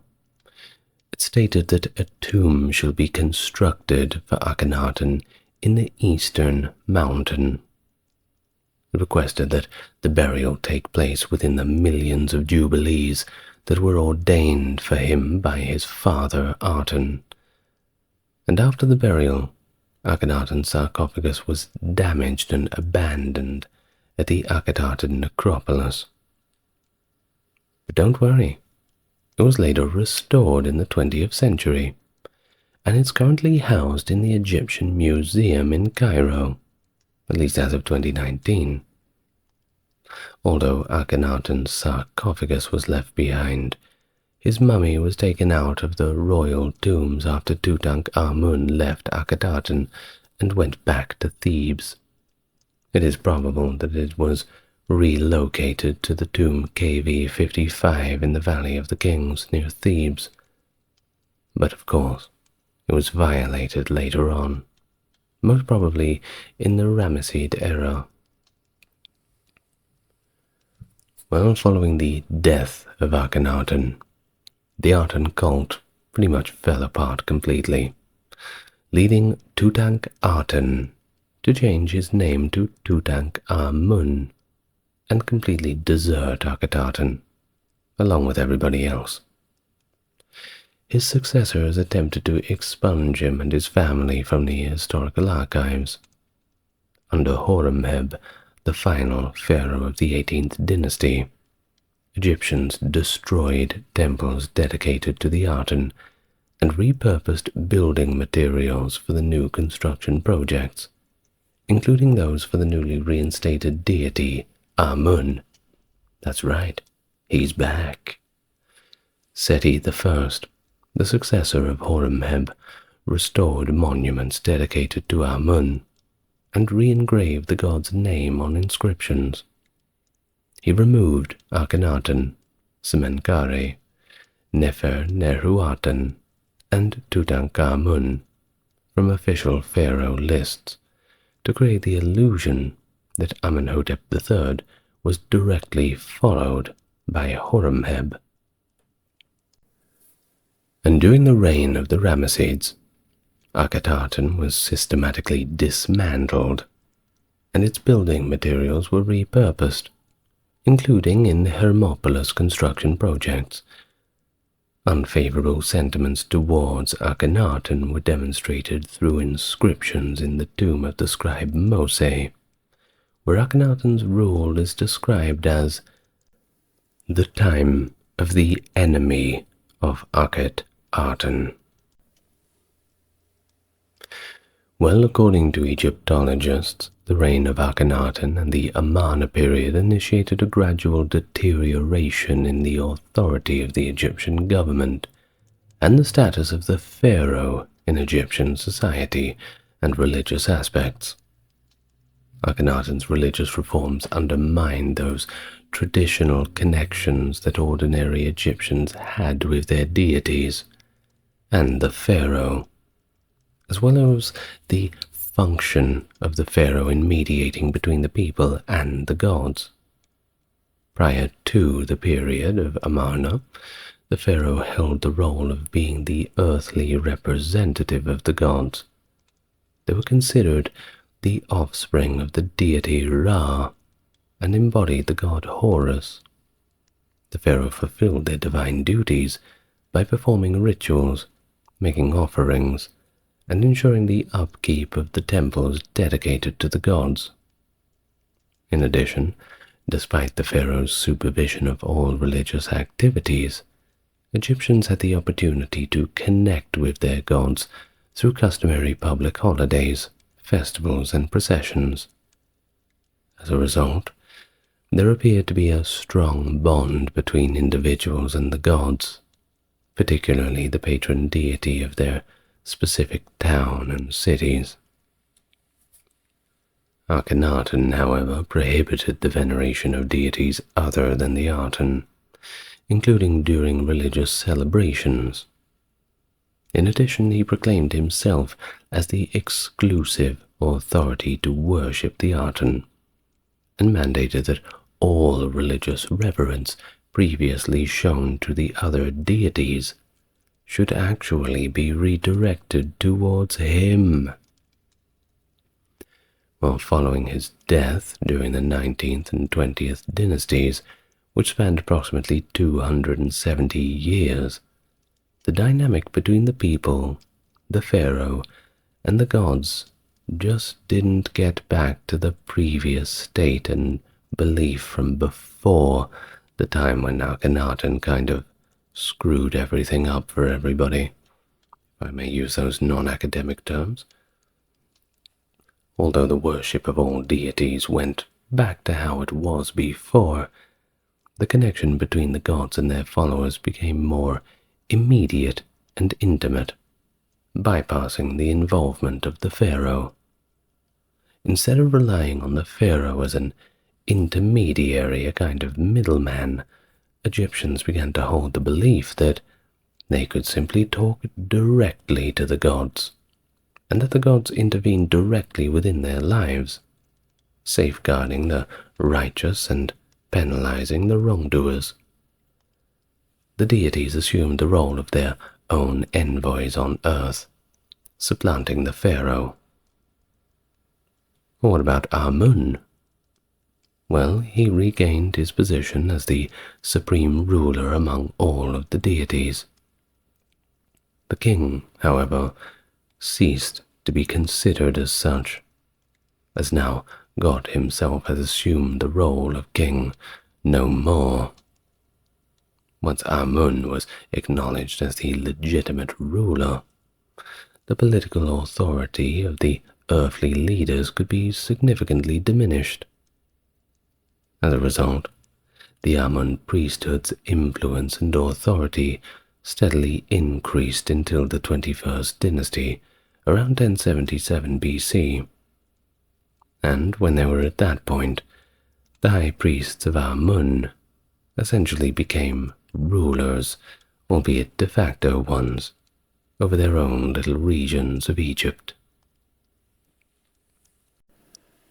The Neo-Assyrian Empire, emerging in the 10th century BC and becoming the dominant power in the ancient Near East, reached its height through aggressive expansion and cultural achievements under kings like Tiglath-Pileser and Ashurbanipal.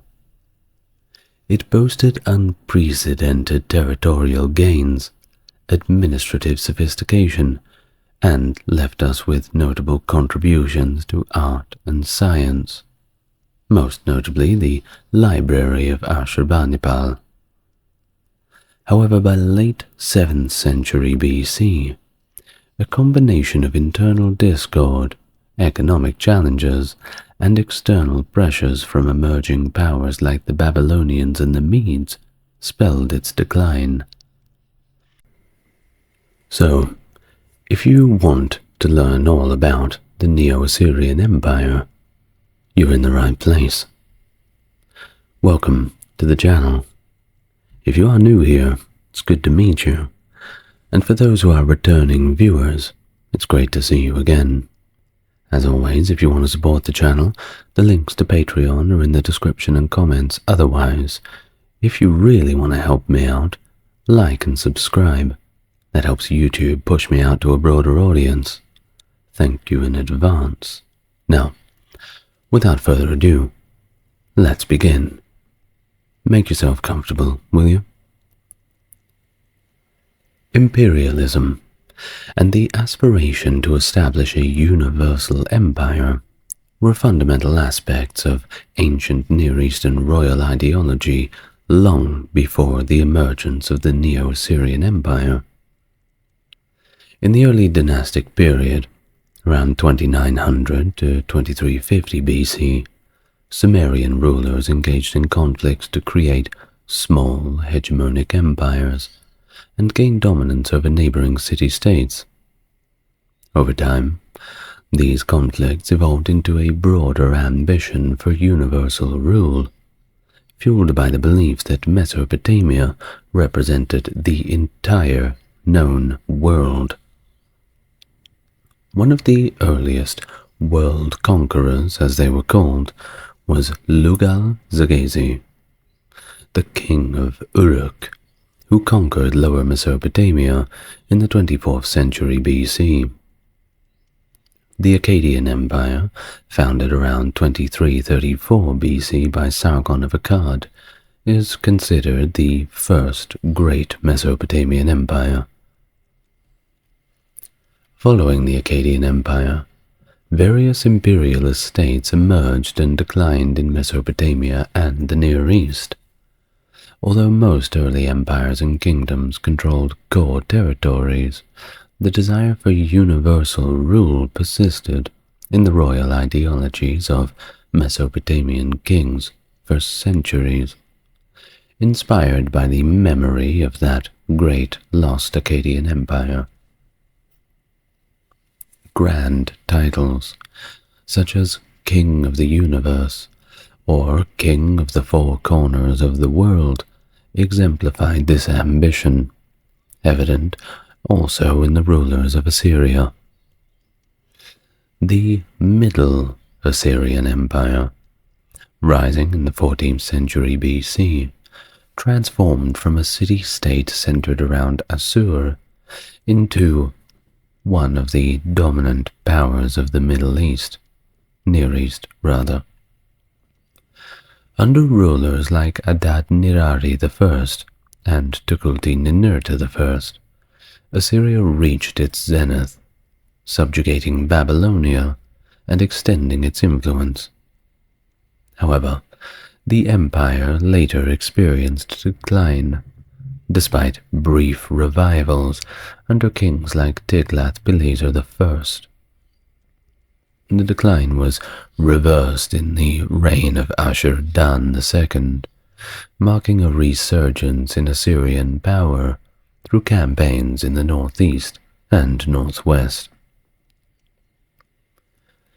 Over an extensive period, characterized by relentless military expeditions, the early Neo-Assyrian monarchs dedicated themselves to reversing this protracted decline that had befallen their realm, and reclaiming the territories that once constituted their empire. While some historical interpretations have posited the Neo-Assyrian Empire as a distinct entity, separate from earlier Assyrian epics, a re-evaluation of royal inscriptions alongside the nature and scope of military campaigns brings us to a more nuanced perspective. It appears that the Neo-Assyrian kings were primarily driven by a desire to restore Assyria's preeminence, echoing the zenith of the Middle Assyrian Empire. This continuity is further reinforced by the unbroken lineage of the ruling dynasty. Moreover, the impulse for expansion was often framed as a liberation, underpinned by the notion of freeing Assyrian populations residing beyond traditional borders from foreign dominion.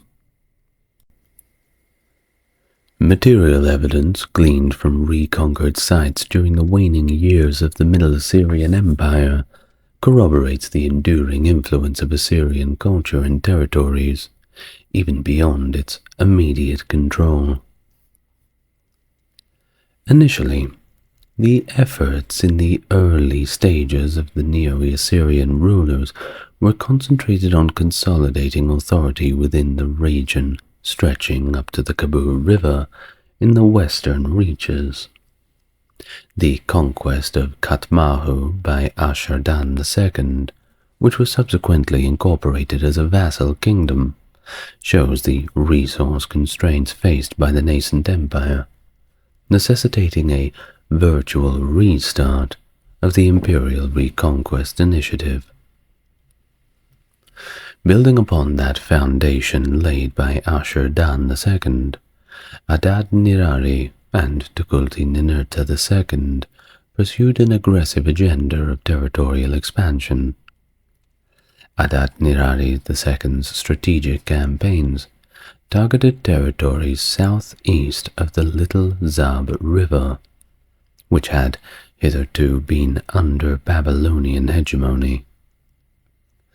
These military endeavors yielded substantial gains, with the acquisition of key cities such as Arapa, thereby establishing pivotal launching points for subsequent Assyrian campaigns in the east. In addition to his eastern exploits, Adad-nirari II extended Assyrian influence to the west, subjugating numerous small kingdoms and forging alliances with local rulers to solidify Assyrian power. Tukulti-Ninurta II, during his brief reign, continued the ambitious agenda of his predecessors. His expeditions mirrored those of his father, with a notable march along the Euphrates and Kabul rivers, where he extracted tribute from cities historically aligned with Babylon. Militarily, Tukulti-Ninurta II further bolstered Assyrian hegemony in the east, engaging in campaigns against regional powers such as Kiruri, Habushkia, and Gilzanu. The latter, renowned for its equine resources, would later become a vital asset in sustaining Assyrian military power. The commencement of the second phase of the Assyrian reconquest occurred during the reign of Tukulti-Ninurta's successor, Ashur-nasirpal II, who ruled from 883 to 859 BC. Under his leadership, Assyria ascended to a position of preeminence in the Near East, though it did not yet attain the pinnacle of power it would achieve in subsequent centuries. Ashur-nasirpal possessed a multifaceted personality. While renowned as a formidable warrior, he also displayed concern for the welfare of his subjects, undertaking initiatives to enhance their prosperity and comfort, especially during times of crisis. Inheriting a substantial reservoir of resources from his predecessor's successful campaigns, Ashur-nasirpal embarked on a series of military expeditions aimed at reasserting the Assyrian dominance. His initial campaign in 883 targeted the rebellious cities of Suru and Tela along the northern banks of the Tigris River. At Tela, he employed brutal tactics to quell dissent, inflicting severe punishments such as disfigurement, mutilation, and execution upon the uncooperative populace. Subsequent campaigns under Ashur-nasirpal's reign encompassed conflicts with the kingdom of Zamua in the eastern Zagros Mountains, repeated engagements with Nairi and Urartu in the north, and protracted hostilities with Aramaean and Neo-Hittite kingdoms in the west. These western adversaries, having evolved into well-organized entities, posed a significant challenge to the Assyrian hegemony. Notably, Ashur-nasirpal confronted fierce resistance from the Aramaean king Ahuni, whose forces repeatedly breached Assyrian territory across the Kabul and Euphrates rivers. After many years of warfare, Ahuni eventually capitulated to Ashur-nasirpal's serenity, suzerainty rather, excuse me, marking a pivotal victory for Assyria, and granting access to territories beyond the Euphrates for the first time in 2 centuries. So you can see how Ashur-Narsapal is one of those very well-respected conquerors. Now, exploiting this newfound opportunity, Ashur-Narsapal conducted a campaign that extended to Lebanon and the Mediterranean coast. Although formal incorporation into the Assyrian Empire was limited at this juncture, many kingdoms along the route paid tribute simply to avoid conflict. This included Carchemish, Patina, and even several Phoenician cities, who thought that fighting the Assyrians was simply not worth the trouble. Ashur-Narsapal's triumphant inscriptions proudly attest to this symbolic act of cleansing his weapons in the waters of the Mediterranean, symbolizing Assyrian dominance over these territories. Utilizing the wealth amassed from tribute and spoils acquired through previous campaigns, as well as his own military conquests, Ashur-Narsapal embarked on extensive construction projects across key Assyrian cities, such as Nineveh, Assur, and Balawat. However, the most ambitious undertaking was the revitalization of the ancient town of Nimrud, situated on the eastern bank of the Tigris River, within the very heartland of Assyria. In 879, he designated Nimrud as the new imperial capital, initiating a monumental effort involving thousands of laborers to erect new fortifications, palatial structures, and temples within the city. The decision to relocate the capital left Assur, the long-standing religious center of the empire, as more of a ceremonial city. Nimrud, adorned with colossal walls stretching over 7.5 kilometers, now boasted grand palaces, temples, administrative buildings, and swaths of residential quarters. Ashur-Narsapal also introduced botanical gardens, showcasing exotic plants acquired during his extensive military campaigns, alongside what is believed to be one of the earliest large-scale zoos in history. While scholars have proposed various theories to explain the shift in capital, ranging from Ashur-Narsapal's desire to leave a lasting legacy to Nimrod's strategic position within local trade networks or its certain location within the empire. To commemorate the completion of Nimrod's construction in 864 BC, Ashur-Narsapal hosted a lavish celebration, purportedly one of the biggest parties in history. This event, spanning 10 days, was attended by over 69,000 guests, and it featured extravagant feasting and revelry, including vast quantities of food and drink. Under the reign of Ashur-Narsapal's successor, Shalmaneser III, Assyria's aggressive expansionist policies continued unabated. Shalmaneser oversaw the consolidation of Assyrian control over territories along the Kabul and Euphrates rivers in the west, subjugating resistant kingdoms such as Beit Adine.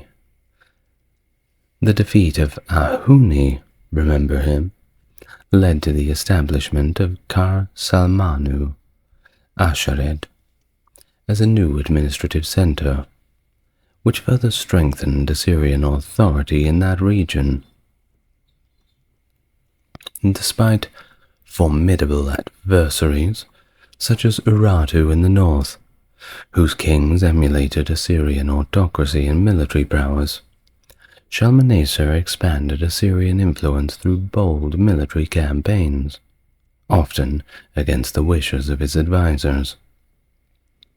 Notably, in 856, he launched a daring expedition deep into Urartian territory, which culminated in the sack of Arzakashtun, the Urartian capital, and the complete devastation of its heartland. Despite Shalmaneser's notable successes in compelling tribute from small states in northern Syria after his campaign against Urartu, his attempts to fully exploit the situation faced challenges. In 853, a formidable coalition of western states convened at Tel Karkur in Syria, led by Hadadezer, the king of Aram Damascus, with the sole aim of countering Assyrian expansion. The coalition included various kings from different ethnic groups, including the earliest historically Israelite and Arab rulers.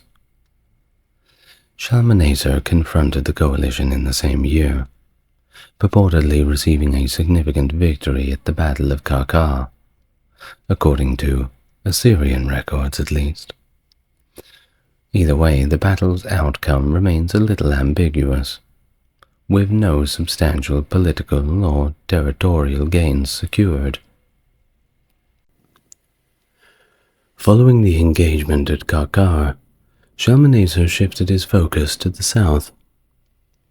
In 1851 or 1850, he intervened in Babylonian affairs, aiding King Marduk-Zakir-Shumi in suppressing a revolt led by his brother, Marduk-bel-Ushadi. Subsequently, Shalmaneser provided further assistance to Marduk-Zakir-Shumi in quelling Chaldean unrest in southern Mesopotamia. The alliance between Assyria and Babylon was celebrated, with surviving artwork depicting the two rulers engaging in a handshake. Not bad. Now, in the 840s and 830s BC, Shalmaneser resumed campaigns in Syria, exploiting and capitalizing on the collapse of the coalition against him following Hadadezer's demise in 841. Although Assyrian forces repeatedly attempted to capture Damascus, their efforts proved to be futile. Shalmaneser's ambitious military endeavors, extending into Cilicia and Anatolia and reaching Hubushna, near modern-day Erigli, in 836, showcased Assyria's expansive reach. However, despite instilling fear among neighboring kings, Shalmaneser struggled to stabilize and consolidate Assyrian control over the newly acquired territories, leading to somewhat tenuous imperial authority in many regions. In the later years of Shalmaneser III's reign, Urartu resurged as a formidable adversary, posing a significant threat to the stability of Assyria. Despite campaigns against Urartu in 830, the restored kingdom remained a rather annoying challenge. Notably, the 830 campaign against Urartu was not led by the king himself, but by the influential Dayan Asur, indicating potential challenges to Shalmaneser's leadership. The shift suggests Shalmaneser's possible advanced age, or perhaps simply waning authority, with Dayan Ashur emerging as a prominent figure in Assyrian politics, which was a notable departure from the usual hierarchical structure. Moreover, Shalmaneser faced internal troubles as his son Ashur-danin-pal rebelled in a bid for the throne, possibly due to resentment over his younger brother Shamshi-Adad being designated heir. Shalmaneser's death in 824 occurred amidst all of this unrest, leaving Ashur-danin-pal in rebellion, supported by a substantial portion of the country, including the former capital Assur. Shamshi-Adad V then ascended to the throne, initially perhaps a figurehead under Dayan-Assur's influence. Despite Dayan-Assur's demise in the early civil conflict, Shamshi-Adad ultimately prevailed, possibly with support from the Babylonian king Marduk-Shakir-Shume, or perhaps his successor, Marduk-Balassu-Ikbi. The reign of Shamshi-Adad V marked the onset of a new phase in Neo-Assyrian history, known as the Age of the Magnates. During this period, Assyrian magnates wielded considerable political influence and even overshadowed the kings, whose power diminished notably. Although the exact implications of this power shift are debatable, it is often regarded as a period of general decline for Assyria, characterized by limited territorial expansion and weakened central authority. But regardless, many magnates capitalized on this era to fortify military and economic structures across the empire, which did enhance its resilience in general, so it wasn't all bad.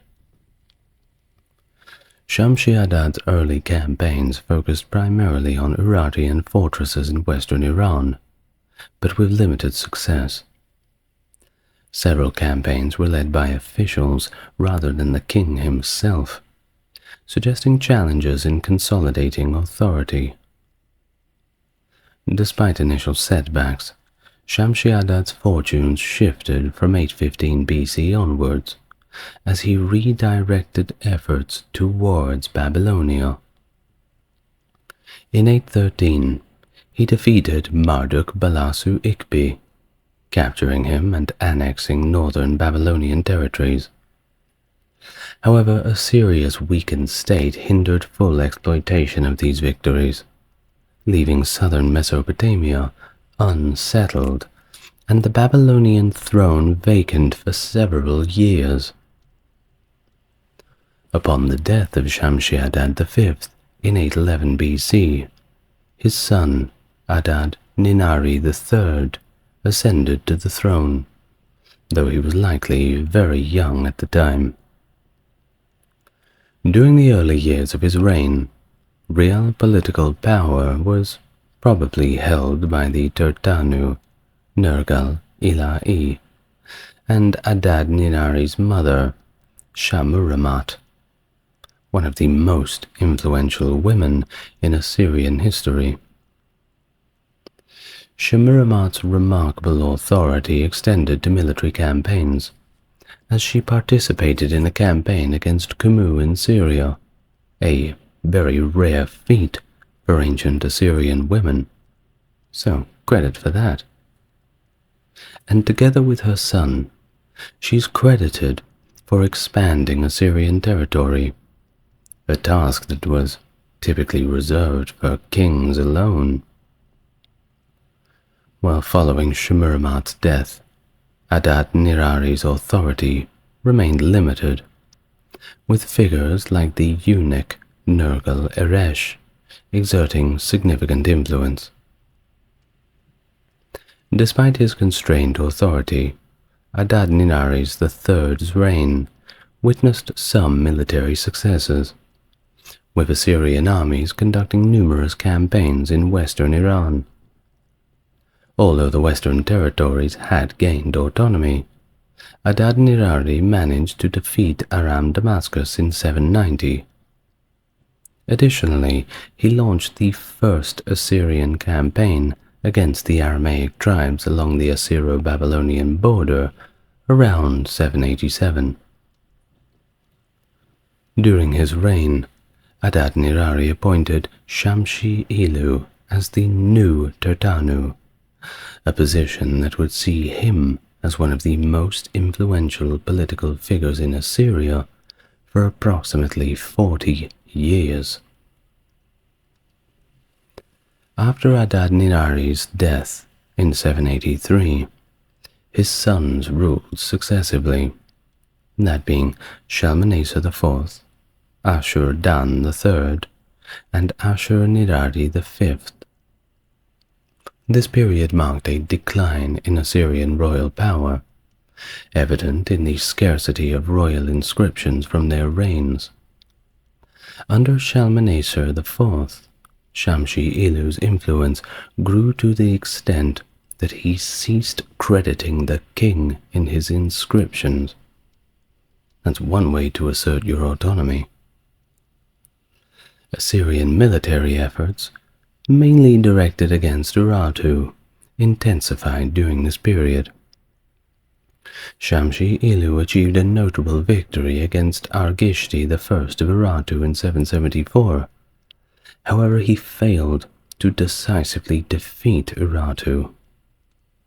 In 773, Damascus was captured under Shamshi-Ilu's leadership, further showcasing Assyrian dominance in the region. Ashur-dan III's reign was marked by significant challenges, including widespread revolts, which were possibly triggered by plague epidemics, and a solar eclipse in 763, interpreted as signs of divine disfavor. This wasn't unique to the Assyrians, by the way. Pretty much everybody thought that back then. Though Assyria stabilized under Ashur-dan III's brother, Ashur-nirari V, his reign was characterized by a relative inactivity. He didn't really do much. Well, despite a successful campaign against Arpad in northwestern Syria in 754, Assyrian forces suffered a crucial defeat against Sarduri II of Urartu, underscoring the waning strength of Assyria during this period of internal and external troubles. Which leads us to 745 BC, when Tiglath-Pileser III ascended to the throne.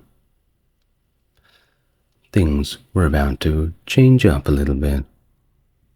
He likely succeeded his father, Ashur-nirari V. The circumstances of his rise are unclear, with evidence suggesting that he may have actually usurped the throne from Ashur-nirari. But nevertheless, Tiglath-Pileser's ascension marked a pivotal moment in Neo-Assyrian history, initiating a new era characterized by significant military conquests and administrative reforms. He implemented reforms aimed at consolidating royal authority and centralizing the administration. He curtailed the influence of powerful magnates, dividing their territories into smaller provinces governed by royally appointed officials. Additionally, he withdrew their privileges, such as the right to commission building inscriptions. Notably, Tiglath-Pileser also erased all the names and titles of Shamshi-Ilu, a prominent figure from the preceding era, from some inscriptions, suggesting a deliberate effort to diminish the influence of former power brokers. During his 18-year reign, Tiglath-Pileser conducted extensive military campaigns in all directions. He conquered territories east of the Tigris River, expanded Assyrian influence in the Zagros Mountains, and dealt decisive blows to Urartu and northern Syria. Notably, he captured the strategically significant city of Arpad after a 3-year siege in 740. Tiglath-Pileser's conquests extended as far as the Levant and the Egyptian border, where he forced several states to become Assyrian vassals. Tiglath-Pileser's conquests were accompanied by large-scale resettlement policies, whereby tens of thousands of foreigners were relocated to various parts of the empire. In his later years, he turned his attention to Babylonia, and he captured Babylon in 729, assuming the title King of Babylon, alongside King of Assyria. His direct rule brought significant changes to the Assyrian state, transitioning from reliance on tribute to taxation collected by provincial governors. Upon his death in 727, he was succeeded by his son, Ululayu, who assumed the regnal name Shalmaneser V. Despite a lack of surviving inscriptions and sources from his reign, Shalmaneser V managed to maintain stability in the empire. He is credited with conquering Samaria, thereby ending the ancient kingdom of Israel, and annexing territories in northern Syria and Cilicia. Sargon II ascended to the throne in 722, likely through a palace coup, marking the beginning of the Sargonid dynasty. While claiming divine selection for his ascension, Sargon's rise led to more than a little internal unrest, with revolts and challenges to his authority across the breadth of the empire. Notably, the Chaldean warlord Marduk-apla-iddina II seized control of Babylon, allying with the Elamite king Huban-Nekas I. Initially, Sargon attempted to suppress the revolts, but he faced setbacks, particularly against Marduk-apla-iddina and the Elamites. However, his early reign saw successes in the west, where he quelled movements seeking independence from Assyrian rule, because we just can't have that, can't we? Sargon waged campaigns both east and west, securing victories against all adversaries, including Sinitu in Anatolia and Manaya in western Iran. And in 717, he captured Karkemish and initiated the construction of Dur-Sharukin, a new capital for the empire. As construction progressed, Sargon continued his military campaigns, expanding Assyria's influence significantly. Notable victories include the defeat of Urartu in 714, leading to the plunder of its heartland. One of Sargon's significant conquests was the absorption of Cyprus into the Assyrian Empire in 709, commemorated with a stele near present-day Larnaca. Later in his reign, Sargon turned his attention back to Babylon, where he encountered little resistance upon marching south in 710. After negotiations, Sargon made peace with Marduk-apla-iddina II, allowing him to dismantle the walls of Dur-Yakin. Sargon resided in Babylon between 710 and 707, participating in local traditions and receiving foreign delegations. However, some Assyrian kings, including his own son Sennacherib and grandson Esarhaddon, questioned his pro-Babylonian leanings. Sargon inaugurated Dur-Sharukin as the new capital in 706, but he met his demise in 705 during a campaign against Tabal in Anatolia, where he was killed in battle, providing quite a shock to the Assyrian army. Well, after the shocking and traumatizing death of his dad, Sargon II, in battle, Sennacherib ascended to the Assyrian throne with a daunting array of challenges. His father's demise prompted theological concerns and internal unrest, leading some vassal states to assert their independence, notably the ones in the Levant, where several had simply stopped paying tribute. Additionally, Marduk Apla-iddina II, remember him? Well, he managed to reclaim Babylon with the support of the Elamites behind him. Sennacherib faced immediate threats upon his accession, necessitating military campaigns to stabilize the empire. He sent forces to Anatolia to avenge Sargon's death and waged war against Marduk Apla-iddina II in Babylonia. Despite years of conflict, Sennacherib eventually recaptured Babylon, installing his son Ashur-nadin-shumi as a vassal king. The most famous campaign of Sennacherib's reign occurred in 701, when he invaded the Levant, aiming to re-establish Assyrian dominance and extract tribute. While Assyrian accounts depict victory, biblical narratives suggest a different outcome, albeit with Judah eventually paying tribute to Assyria. Sennacherib's efforts to maintain control over Babylonia also faced challenges, including invasions by Elam and internal strife.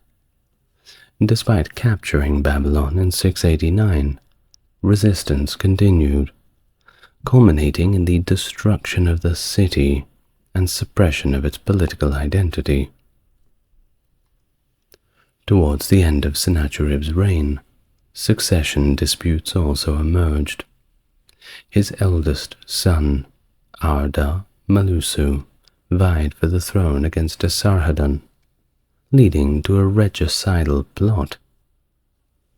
Arda-Malusu murdered Sennacherib in 681 BC, but his rule was short-lived as Esarhaddon swiftly seized power, solidifying his authority over the empire. I suppose Sennacherib probably should have just murdered Esarhaddon. But don't take that advice if you're out there, Sennacherib.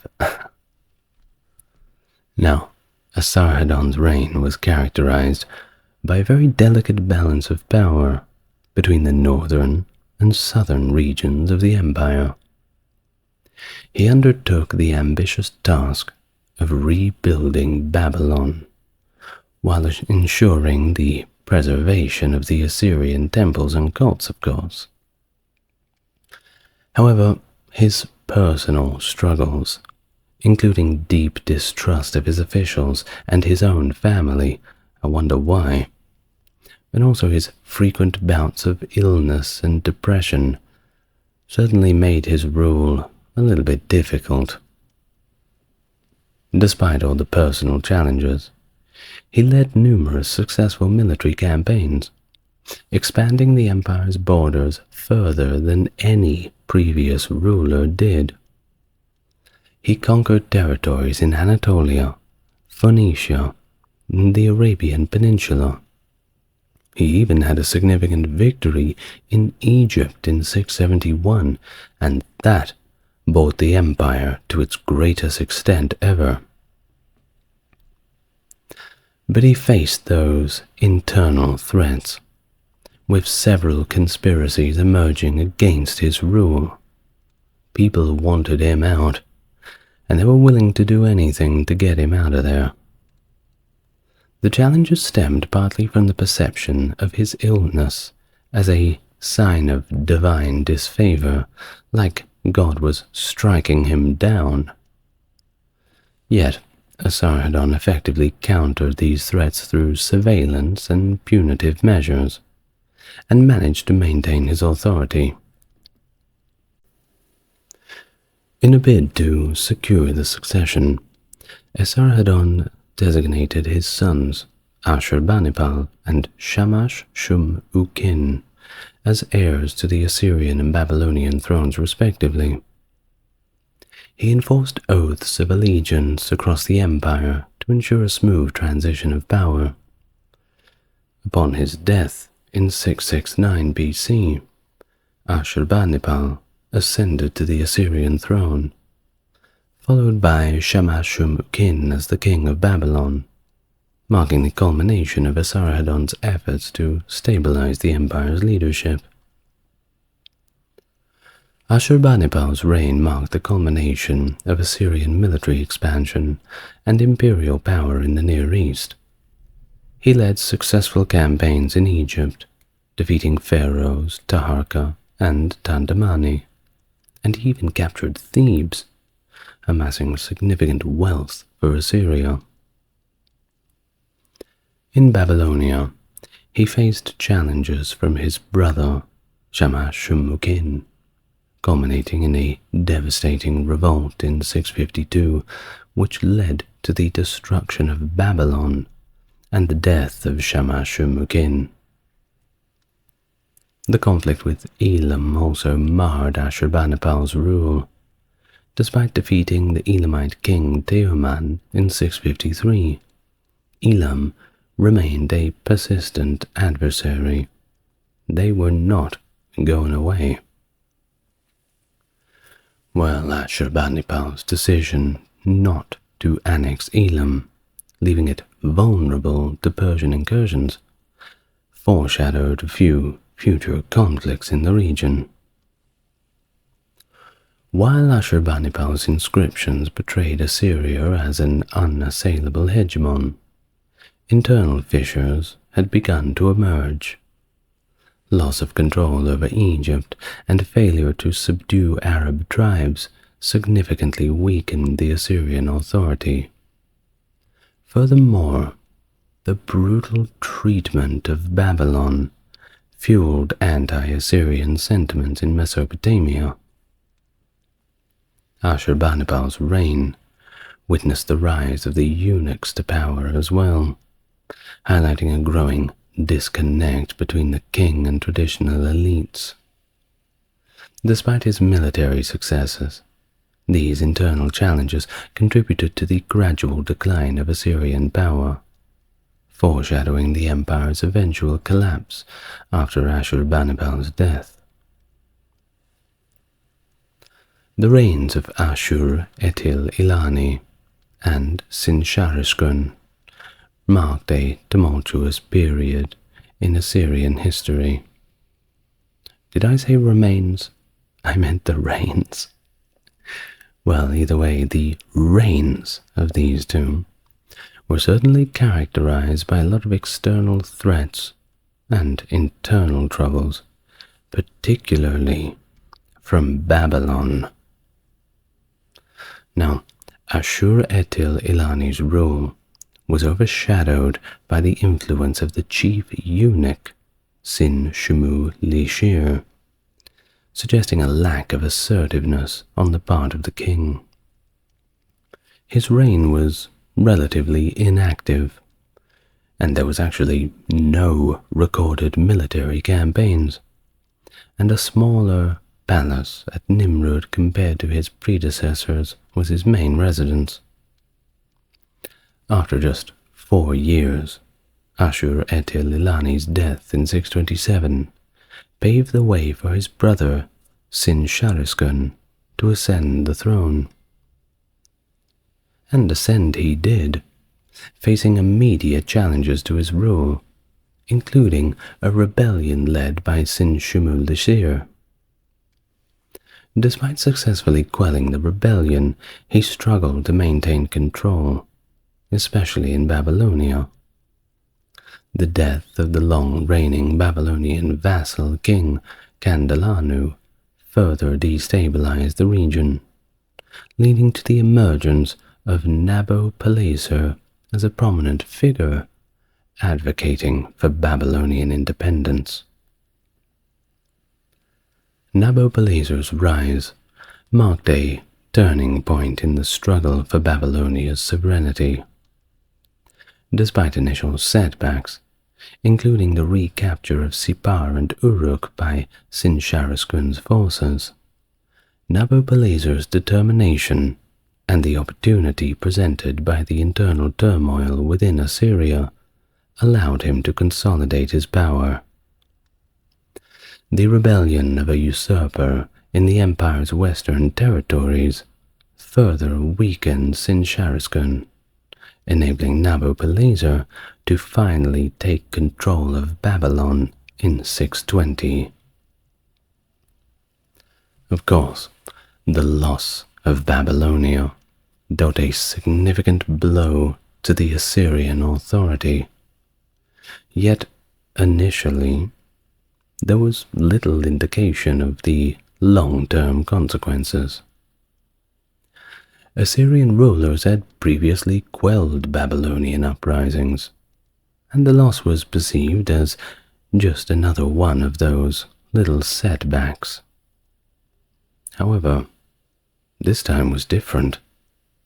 Nabopolassar's consolidation of power really did signal the beginning of the end for Assyrian dominance in the region, and it set the stage for the eventual fall, the complete collapse. The events following Nabopolassar's incursions into the Assyrian heartland marked the rapid decline of the once mighty empire. His assaults on Assyrian border cities in 615 showed a significant shift of power. The involvement of Psamtik I of Egypt on Assyria's side highlighted the strategic importance of Assyria as a buffer state between Egypt and the rising Babylonian threat. However, the real turning point came with the intervention of the Median power under King Cyaxares. United under Cyaxares' leadership, the Medes launched a devastating campaign against Assyria, capturing key cities and preparing for a final assault on Sinsharishkun's forces. In a swift and brutal series of attacks in 614, the Medes seized Ashur, leading to its sack and the complete massacre of its inhabitants. This marked, of course, a pretty severe blow to Assyrian morale, and it paved the way for the eventual fall of Nineveh, the capital of the Assyrian Empire. In 612, after a 2-month-long siege, a desperate, starving people, those of Nineveh, fell to the combined forces of the Babylonians and the Medes. Sinsharishkun perished in the defense of the city. Following this fall of Nineveh, remnants of the Assyrian army rallied under the leadership of a prince who established himself at Haran.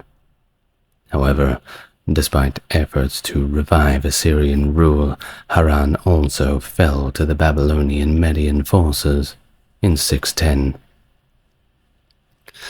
The final defeat of Ashur-uballit II at the Battle of Carchemish in 605 marked the definitive end of the ancient line of Assyrian kings, and the collapse of the final remnants of Assyria as a state. Though Assyrian culture persisted beyond its mere imperial era, the fall of Haran marked the conclusion of Assyria's political and military influence in the region.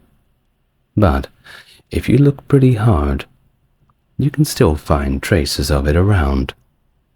Just ask those successor kingdoms, whose artwork and architecture looks eerily familiar. The Satire of the Trades, also known as the Instruction of Keti, an ancient Egyptian literary piece characterized by its didactic nature. Composed by Keti, a scribe from Sil, it was intended as a guidance for his son, Pepi. The text extols the virtues of being a scribe compared to other lowly professions. It portrays laborers as enduring hard labor with tired arms and living in poor, squalid conditions, contrasting these hardships with the esteemed and comfortable life of a scribe, whom Keti claims holds a position greater than any profession.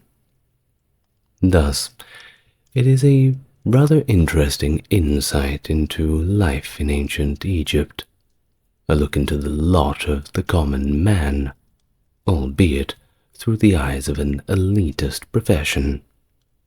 But it certainly is interesting. Hello and welcome to the channel. If it's your first time here, good to meet you. If you're coming back, good to see you again. If you want to support the channel, you already are. Those who want to go above and beyond may look at the video description, but a like and subscribe goes further than you think. I'm first going to begin by explaining what the Satire of the Trades is and giving a brief background. Then I will move on to a full reading, and there's a little bonus at the end. So, without further ado, let's get nice and relaxed and we may begin. Oh, if you want to skip directly to the reading, I've provided a timestamp for those who want to do so. The authenticity and intent of the text as a piece of satire are subjects of debate among Egyptologists. Some scholars also suggest that Keti could be the author of the Instructions of Amenemhat, though this connection remains a little bit speculative. Now, while it is only a speculation that this work was also wrote by Keti, I'm still going to do a reading of it after the main reading at the end of the video. Who knows, perhaps by the time you're watching the video, it has been discovered that it was indeed him who wrote the text. I better cover all my bases, don't you think? Now, the document in itself has survived, albeit in an extremely corrupted state, on the papyrus Satire II, which is housed along with quite a few other artifacts from Egypt at the British Museum.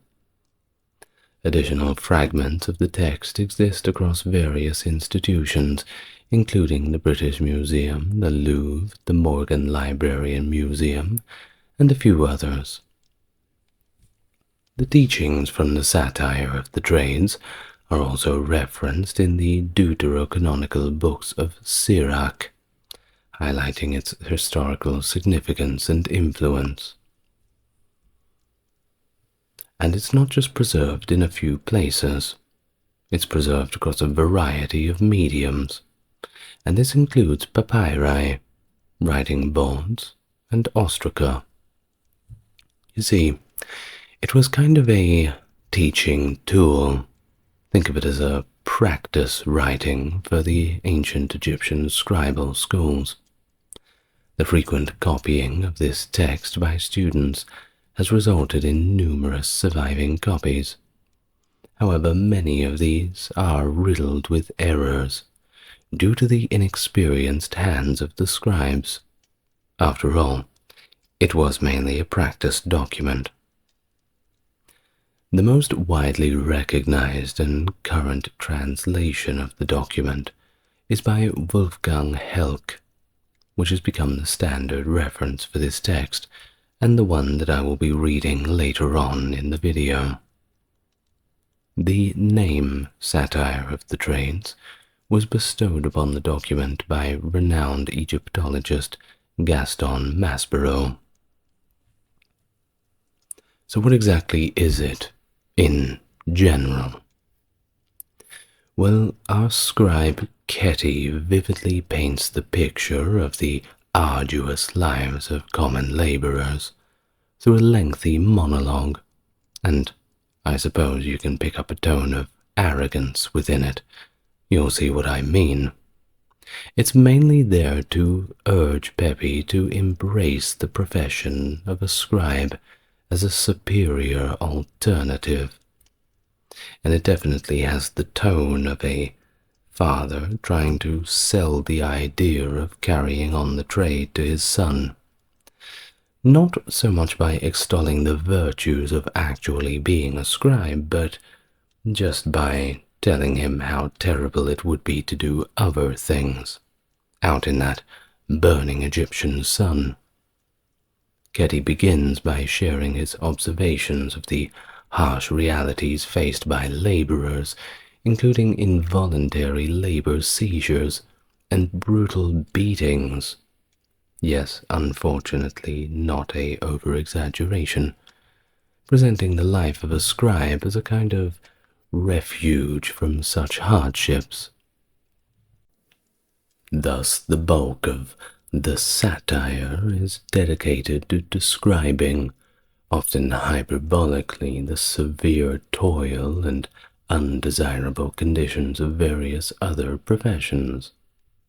For example, Ketty graphically details the plight of a builder of walls who wears tattered clothing, works far away from any rest house, suffers from the physical toll of his labor, and lives in such squalor that he eats with his fingers and can only afford to wash once a day. Once a day? I mean, that's more than what most people get back then, I would have thought. Well, Ketty also provides Pepi with advice on how to conduct himself in a scribal school. Of course, that is a different thing to working on a building site. He emphasizes the importance of seriousness, avoiding disreputable places, and embracing a broad scope on study. After all, Pepi is one of the elite now. He has to act like it. The instruction concludes with Ketty reinforcing the virtues of the scribal profession, celebrating the career path that no doubt a very happy and overjoyed Pepi has embarked upon. Well, throughout the narrative, Ketty not only instructs his son on the practical benefits of being a scribe, but also on the moral and intellectual behaviors that are expected of him in his professional life, and that means outside of work, not just in the office. Thus, the satire of the trades was extensively used in ancient Egyptian scribal schools as the fundamental teaching texts, aimed at instructing young scribes not only in the ways of writing and getting all those strokes right, but in the values and responsibilities of their future profession. It was kind of a two birds with one stone sort of scenario. Classified as a schoolboy text, it was a core component of the education curriculum, where apprentices were tasked with memorizing and inscribing the passages. This method not only honed their technical ability in writing, but also instilled these hierarchical values of their society, emphasizing their esteemed status of scribes compared to other professions. Evidence of how this education was conducted is found on a surviving ostracon, which exhibits writings from two distinct hands, one skilled and one that is seemingly less proficient, likely belonging to a novice. The educational practice involved the experienced scribe writing a section of the text and starting another, leaving it incomplete. The trainee was then required to continue from where the teacher left off, completing the section. No pressure. This exercise served as a dual test, both to assess the apprentice's memory of the text and, of course, his skill in writing. Now, during the 20th dynasty, which was 1189 to 1077 BC, the Satire of the Trades was one of the most frequently copied texts within the Theban scribal schools. Since Gaston Maspero dubbed it the Satire of the Trades, the text has often been interpreted as satirical. However, this classification is debated among Egyptologists. In fact, Chris Rolson contends that the text serves as scribal propaganda, suggesting it employs an exaggeration and humor, not to critique, but to attract and retain apprentices in the scribal profession. Others certainly concur with Rolson, disputing its satirical nature. Now, one can only understand, if we're going to think about it a little more in a social sense, the apprentice scribes going home from a long day of work and walking past those in less glamorous positions. How would this text have affected their attitudes towards their fellow man, those who were building the walls or digging the irrigation canals? How indeed would they have treated them after getting these ideas in their heads? Well, on the other hand, some argue that the text's exaggerated tone and lightness suggest that it was indeed satirical, just not meant to be taken seriously. It was a bit of fun. Miriam Lichheim posits that if it were not, it would imply a scribal disdain for laborers, which contradicts the respectful depiction of manual workers found in other ancient Egyptian didactic texts, like the Instruction of Ptah-hotep and the Loyalist teaching.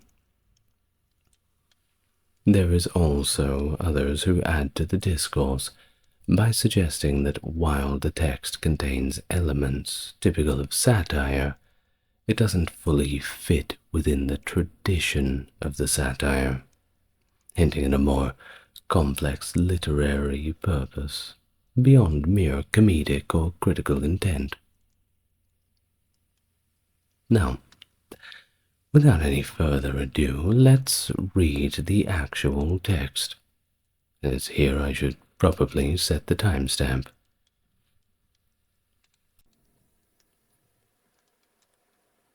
The beginning of the teaching which the man of Til named Dua Keti made for his son named Pepi, while he sailed southwards to the residence to place him in the school of writings among the children of the magistrates, the most eminent men of the residence.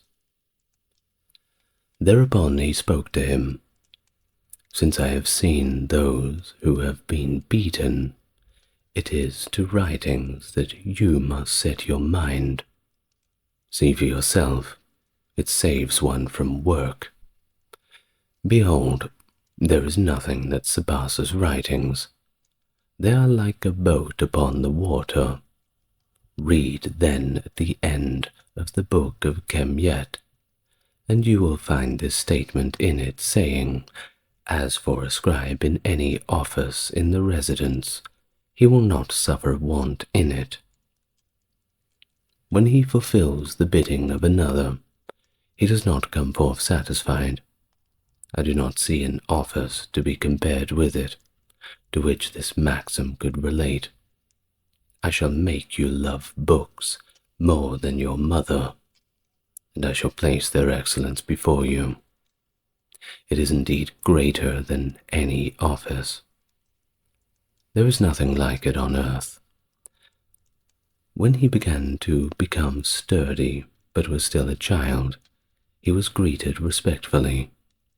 When he was sent out to a task, before he returned, he was dressed in adult garments.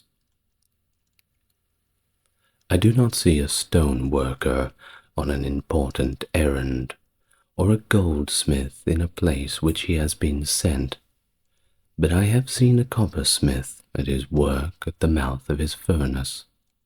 His fingers were like claws of the crocodile, and he stank more than fish eggs. Every carpenter who bears the axe is wearier than a laborer. His field is his wood, his hoe is the axe. It is the night that will rescue him, for he must labor excessively in his activity. But at night time he still must light his lamp. The jeweler pierces stone in stringing beads of all kinds of hard stone. When he has completed the inlaying of the eye amulets, his strength vanishes and he is tired out. He sits until the arrival of the sun, his knees and his back bent at the place called Aku-Re. The barber shaves until the end of the evening, but he must be up early, crying out, his bowl upon his arm. He takes himself from street to street to seek out somebody to shave. He wears out his arms to fill his stomach, like bees who eat only according to their work. The arrow maker goes north to the delta to fetch himself arrows. He must work excessively in his activity. When the gnats sting him, and the sand fleas bite him as well, then he is judged. The potter is covered with earth, although his lifetime is still among the living.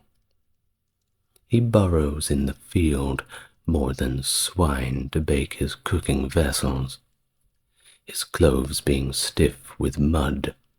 His headcloth consists only of rags, so that the air which comes forth from his burning furnace enters his nose. He operates a pestle with his feet, with which he himself is pounded, penetrating the courtyard of every house and driving earth into every open place. I shall also describe to you the like of the mason bricklayer. His kidneys are painful. His work pains him.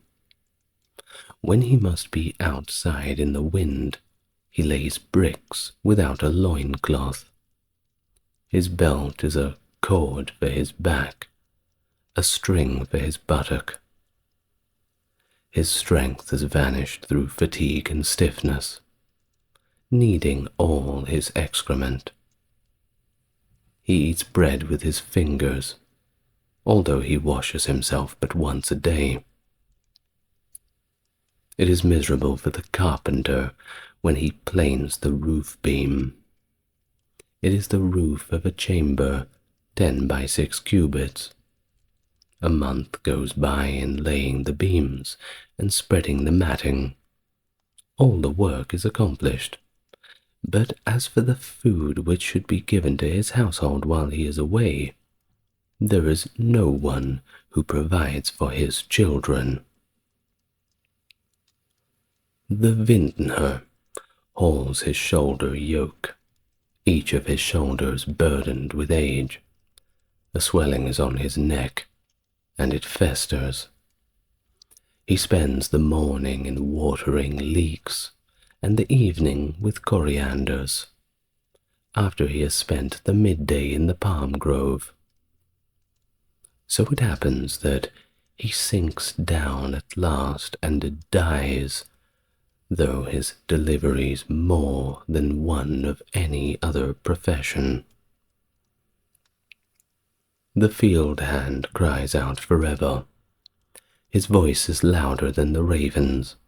His fingers have become ulcerous with an excess of stench. He is tired out in delta labor. He is in tatters. He is well among lions, but his experience is painful. The forced labor then is tripled.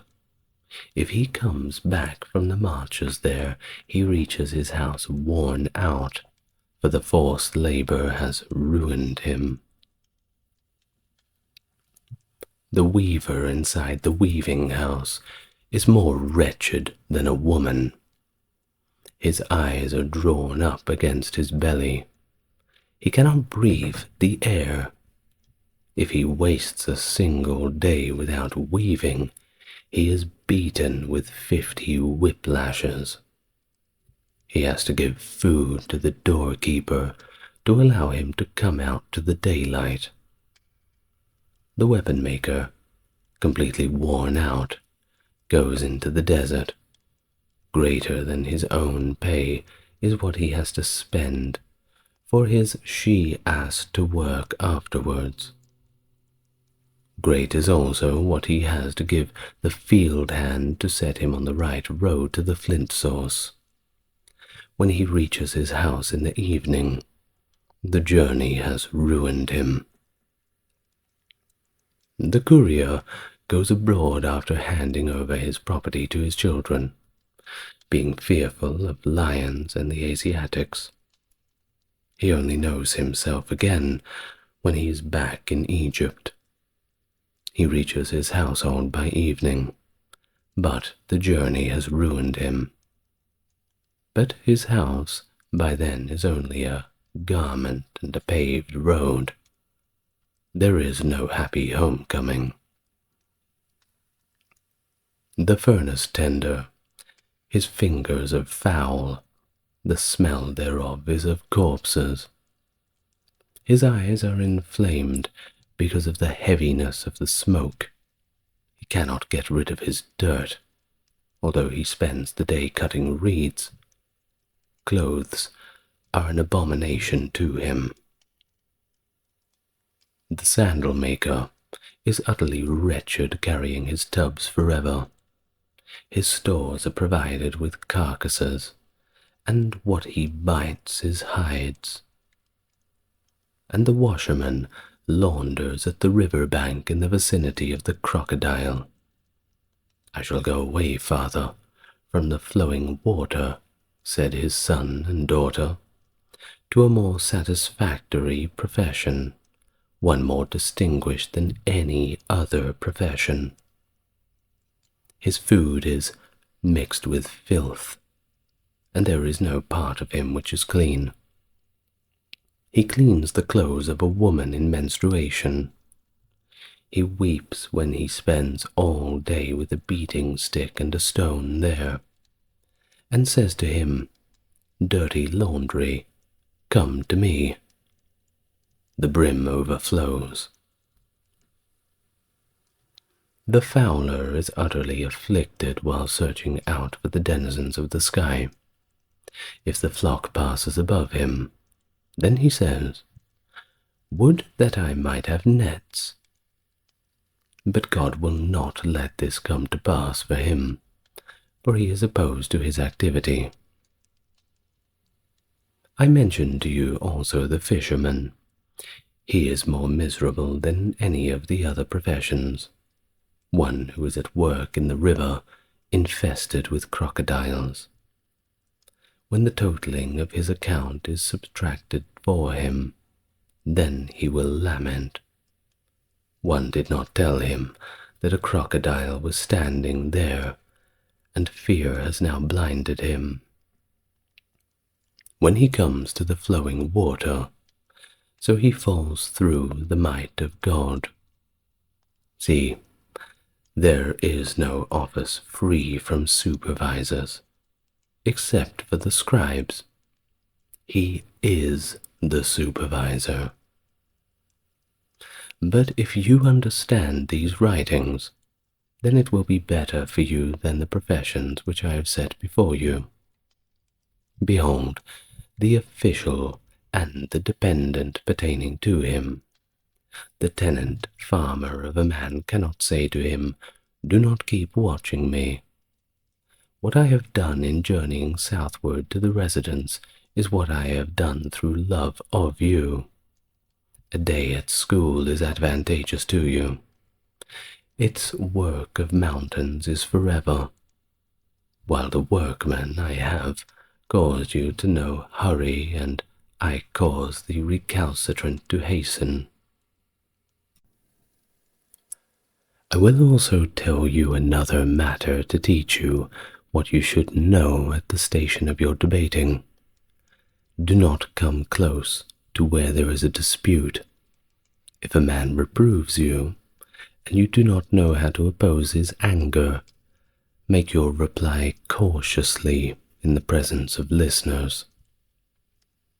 If you walk to the rear of officials, approach from a distance behind the last.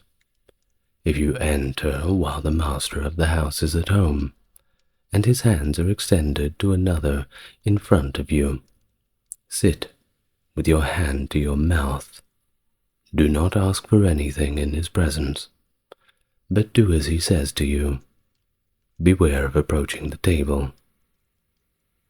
Be serious and great as to your worth.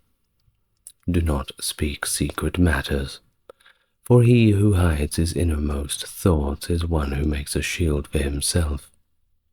Do not utter thoughtless words when you sit down with an angry man. When you come forth from school after midday recess has been announced to you, go into the courtyard and discuss the last part of your lesson book. When an official sends you on a mission, then say what he said, neither take away nor add to it. The impatient man falls into oblivion. His name will not endure. He who is wise in all his ways, nothing will be hidden from him, and he will not be rebuffed from any station of his. Do not say anything false about your mother. This is an abomination to the officials. The offspring who does useful things, his condition is equal to one of yesterday. Do not indulge with an undisciplined man, for it is bad after it is heard about you. When you have eaten 3 loaves of bread and swallowed 2 jugs of beer, and the body has not yet had enough, fight against it. But if another is satiated, do not stand around. Take care not to approach the table. See, it is good if you write frequently. Obey the words of the officials. Then you may assume the characteristics of the children of men, and you may walk in their footsteps. One values a scribe for his understanding, for understanding transforms an eager person. Beware of words against it. Your feet shall not hurry when you walk. Do not approach only a trusted man, but associate with one more distinguished than you. But let your friend be a man of your own generation. See, I have placed you on the path of God. The fate of a man is on his shoulders on the day he is born. He comes to the judgment hall and the court of magistrates made for the people. See, there is no scribe lacking sustenance. The provisions of the royal house, life, prosperity, health. It is Meshkanet who is turned towards the scribe who presents himself before the court of the magistrates. Honor your father and mother who have placed you on the path of the living. Mark this, which I have placed before your eyes, and the children of your children. It has come to an end in peace. End of the Satire of the Trades. Now, as I promised, and just to finish off, that reading of the instructions of Amenemhat. Now, of course, it's not proven to be attributed to the same author as the Satire of the Trades, but we've got a little bit more time, and, hey, it's something nice to read anyway. So, let's do it. The instructions of Amenemhat. Beginning of the instructions made by the majesty of King Sehetipire, son of Re, Amenemhat, the Justified, as he spoke in a revelation of truth to his son, the All-Lord. He said, "Risen as God, hear what I tell you, that you may rule the land, govern the shores, increase well-being. Beware of subjects who are nobodies, of those plotting one is not aware. Trust not a brother, know not a friend, make no intimates, it is worthless. When you lie down, guard your heart yourself, for no man has adherents on the day of woe. I gave to the beggar, I raised the orphan, I gave success to the poor as to the wealthy, but he who ate my food raised opposition. He whom I gave my trust used it to plot. Wearers of my fine linen looked at me as if they were needy. Those perfumed with my myrrh poured water while wearing it. You, my living peers, my partners among men, make for me mourning such as had not been heard, for so great a combat had not yet been seen. If one fights in the arena, forgetful of the past, success will elude him who ignores what he should know. It was after supper. Night had came. I was taking an hour for rest, lying on my bed, for I was weary. As my heart began to follow sleep, weapons for my protection were turned against me, while I was like a snake of the desert. I awoke fighting, alert, and found it was a combat of the guard. Had I quickly seized weapons in my hand, I would have made the cowards retreat in haste. But no one is strong at night. No one can fight alone. No success is achieved without a helper. Thus, bloodshed occurred while I was without you. Before the courtiers had heard, I would hand over to you. Before I had sat with you so as to advise you. For I had not prepared for it, had not expected it, had not foreseen the failing of the servants. Had women ever marshaled troops? Are rebels nurtured in the palace? Does one release water that destroys the soil and deprives people of their crops? No harm had come to me since my birth. No one equaled me as a doer of deeds. I journeyed to Yebu. I returned to the delta. Having stood on the land's borders, I observed its interior. I reached the borders of the strongholds, by my strength and by my feats. I was grain-maker, beloved of Nepri. Happy honored me on every field. None hungered in my years, none thirsted in them.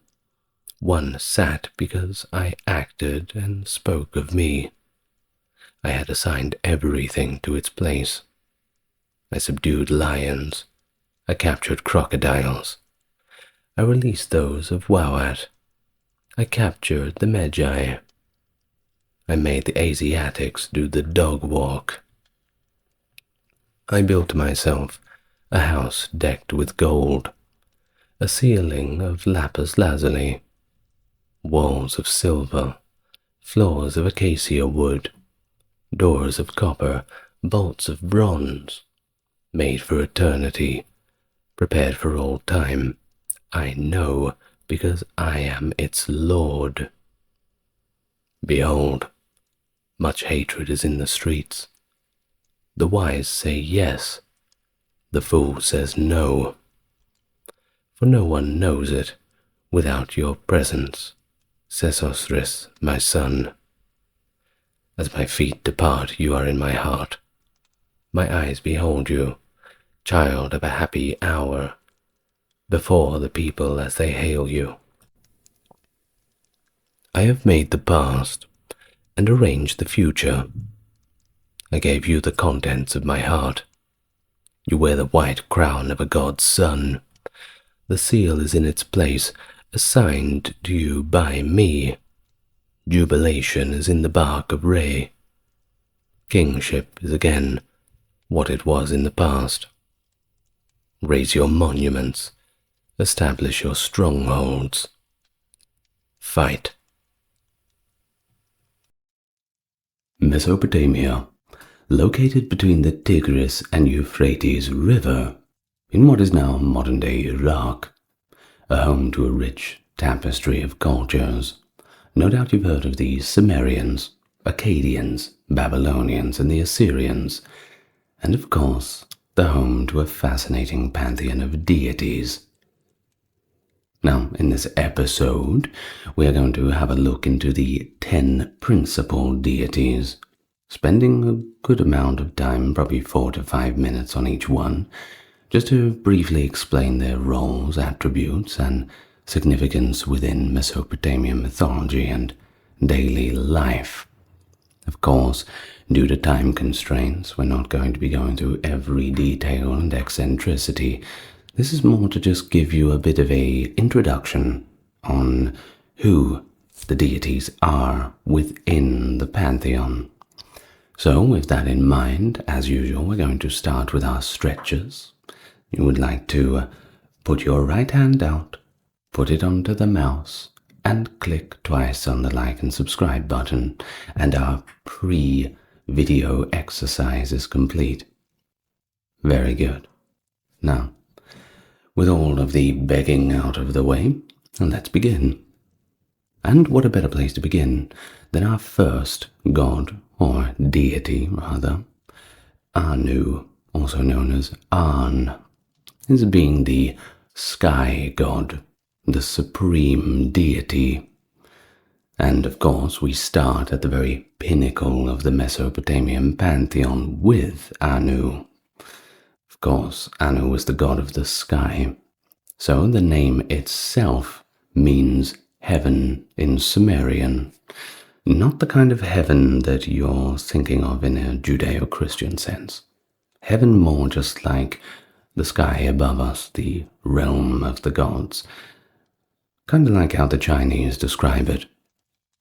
And so, considering this, he was the supreme deity, the father of all gods, but also all spirits and all demons. That's right, we got plenty of them too. So, of course, Anu was in charge of this vast expanse of the sky, the celestial vault covering the earth. He embodied the infinite and was often associated with the overarching authority that governs both the divine and mortal realms. And as the father of the gods, he was responsible for the divine laws and decrees that maintain the cosmic order. Now we have to mention that while Anu was not frequently the central figure in myths, his authority was still unquestioned. He was the ultimate source of kingship and divine legitimacy.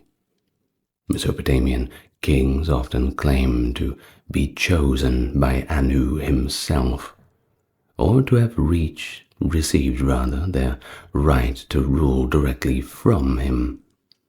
Of course, this is the old traditions of the divine right of kings. How could you refuse it when the gods themselves have chosen them? Now, in terms of Anu's primary place of worship, there was the ancient city of Uruk, which I'm sure you've heard of if you've studied a little bit into Mesopotamia, as the oldest and arguably the most significant urban center in Mesopotamia, depending on which archaeological record you're going to judge it upon. But regardless, still quite formidable. Now, the Anu ziggurat and the White Temple atop it were dedicated to him. Ziggurats, by the way, were these huge terraced structures serving as temples believed to bridge the gap between the heavens and the earth. Think of them somewhat like a pyramid, but in a more terraced formation. Somewhat more reminiscent of what we see in South America, but still quite different. You'll certainly see from some of the visual mediums in this video what a ziggurat looks like. Fortunately, we still have a few of them left for now. Now, in Mesopotamian cosmology, Anu was part of a divine triad, along with Enlil and Enki. Now, this triad represented three things: the heavens, the atmosphere, and the earth/water, respectively. And together, these three controlled the universe. And one of the most notable myths involving Anu is the Epic of Gilgamesh. I'm sure you've heard of that one. We've fortunately got it in a pretty good surviving state up until now. And in this, Anu appears in response to the citizens of Uruk's pleas regarding Gilgamesh's somewhat tyrannical behavior. And so, Anu commands the creation of Enkidu to be kind of a counterbalance to Gilgamesh. Now, once again, this shows this role in the cosmic order, maintaining this balance and justice. And so Anu is featured in myths concerning the distribution of the Meh, divine decrees or powers that govern the aspects of civilization and nature, and his decisions in these matters show once again his position as the ultimate authority. Now, as far as his symbolism and legacy, well, he's often symbolized by the horned cap. And you might have seen this in lots of Mesopotamian artworks as a symbol of this divinity. It was a headdress representing his supreme status among the gods, a crown fit for a king, if we put it that way. Now, despite his somewhat distant presence in myths, his influence permeated Mesopotamian religion.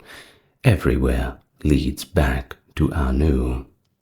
His role as the progenitor of gods and dispenser of divine authority makes him a central figure in this understanding of the old mythology. And so with that, we arrive to our second deity of the Mesopotamian pantheon, Enlil. That is the god of the wind, the air, and the storms. So, next we turn to him, one of the most powerful and equally complex deities in the Mesopotamian tradition. He played this pivotal role in the myths and religious practices of the Sumerians and Akkadians mainly. Of course, the Akkadians were having their namesake, the great Sargon of Akkad, one of our traditionally believed to be the first conqueror. But that's a video for another time. Now, of course, the actual name itself, Enlil, is generally translated as Lord of Wind or Lord of Air, and he was seen as this force that separates heaven and earth, a necessary act that allowed for the creation of the world, at least the world as us mere mortals exist upon it. Of course, Enlil was associated with the breath of life, and considered essential for existence, often regarded as the executive authority among the gods and holding the tablets of destiny, which gave him control over the fates of gods and humans alike. Of course, this makes him a deity of immense power, but also immense responsibility, just as Spider-Man's dad would say. Now, his principal cult center was not that of Uruk like Anu's. Remember that every city in Mesopotamia had its own patron deity, and for Enlil, his city was Nippur, which was considered the religious heart of Sumer, despite not being a political capital. Now, the Ekur temple, meaning mountain house, was dedicated to him especially, and was one of the most revered sanctuaries. In terms of his actual worship, well, that of course involved elaborate rituals and festivals, and the more, the better. Of course, within your city, you want to make the god feel welcome. Now, as a god who could bring both prosperity and also destruction, he was revered and appeased, but also a little bit of fear. Now, farmers in particular sought his favor for beneficial winds and rains that would ensure good harvests, while also praying for protection against destructive storms. Of course, we find Enlil prominently in several Mesopotamian myths. The first one, bearing his name, Enlil and Ninlil. This myth explains the origins of the other deities and emphasizes themes of love and duty and the cycles of life and death. Enlil's relationship with the goddess Ninlil leads to the birth of the moon god Nana, or Sin. We'll get to her later. We'll get to him later, and other deities associated with the underworld. Now, we also have the flood myth, also known as the Epic of Atrahasis or the Deluge myth, and of course the flood narrative within the Epic of Gilgamesh, where Enlil becomes frustrated with humanity's noise and decides to send a flood to wipe them out. And I quite enjoy this myth, because many a time when I'm recording these audios and I need to keep as quiet as possible, I too wish for a flood to wipe out the noise of my neighbors. Barking dogs, birds, everything. We do our best under the circumstances. But I digress back to the topic. So within these myths, these flood myths, it portrays him as a deity capable of severe judgment. However, Enki, or A, intervenes by warning a mortal, ensuring the survival of life and humanity can live another day. Now, also there is this control over destiny, and we mentioned those tablets of destiny. And with them, Enlil had this divine power to decree fates. Of course, it makes him this figure in determining the outcomes of both mortal and divine affairs. Now, what about the symbolism around Enlil? Well, he was often represented by a horned crown too, kind of like Anu, but perhaps not as grand. But he was sometimes associated with a staff or scepter, which also signified his authority. Now, there is a bit of numerology as well involved in a lot of the old Mesopotamian myths, and the number 50 was sacred to him, representing perfection and totality in the Mesopotamian numerical system. Now, of course, the legacy of him is evident in the way that later cultures adopted and adapted his attributes.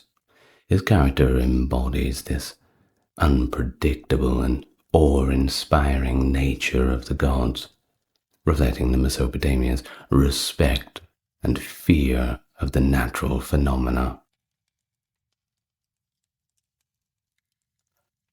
So, we're building up a little bit of knowledge here. We got the first two, Anu and Enlil.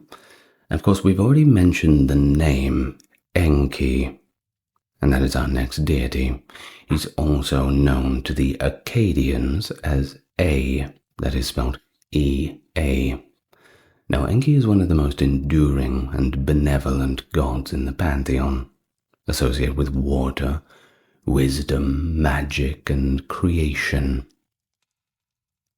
So, his actual name translates to Lord of the Earth, but he was primarily the god of the fresh water abyss, which was called the Abzu, or Absu, depending on the translation. Now, this subterranean reservoir was believed to be the source of all fresh water, which is of course essential for life in Mesopotamia's arid environment. So you can see how this is a pretty important deity to have around, and certainly one that you wouldn't want to annoy. Now, he was also revered for his wisdom, intelligence, and creative prowess. You see, Enki was a patron of crafts, arts, and technology, and he was often credited with teaching humans various skills and crafts necessary for civilization. Think about farming technologies, how to make pottery, all that sort of thing. Well, when the young kids would ask, Mum and Dad, where did we learn how to do all this? Well, they would say, you better thank Enki for the knowledge. Now, Enki's main cult center was the ancient city of Eridu, and this was considered by the Sumerians to be the first city created and the birthplace of civilization. Now, that is not to say that the Assyrians, Akkadians, Babylonians all thought the same. Of course, they had their own stories about where civilization started, as does everybody. Now, of course, within Eridu, we have the Abzu temple, which was dedicated to him, symbolizing his connection to the Abzu and his role as a life-giving force. Worshippers sought Enki's guidance and blessings for knowledge, craftsmanship, and protection against the chaos. And of course, what's a temple without a good team of priests and scholars? And there were plenty of them there, particularly revering him, given his association with wisdom and magic. Now, what about the mythology? Well, Enki appears in numerous myths of his own, which show his ingenuity and compassion. Of course, we have the Atrahasis epic, the Flood Deluge, where he plays his role in that too. You see, in this he decides to destroy humanity due to how noisy and disruptive they were. Remember how we said about Enki as well, who is sympathetic to humans, who warns Atrahasis, who, by the way, is also known as Utnapishtim in the Epic of Gilgamesh, and he tells him to build a boat to save himself, his family, and representatives of all living creatures. Sounds a little familiar, doesn't it? Well, the next one is the myth of Enki and Ninhursag. And this tale involves Enki's interactions with the goddess Ninhursag and subsequent creation of plants and healing deities. The next one is the myth of Inanna and Enki. Now, in this narrative, Inanna visits Enki and cleverly acquires the Me. Now remember, we mentioned that before. This is the divine decrees that encompass all aspects of civilization. We're talking law, art, culture, all the good stuff. Now, Enki's initial willingness and subsequent regret highlight the dynamics between the gods and the spread of civilization. And of course, there is this prevailing theme within the Mesopotamian myths that the gods have this human narrative to them. They express emotion just as you would expect a human to do so, sometimes even more chaotically. Of course, certainly takes a very bad mood to flood the entire earth. But hey, that's just what happens.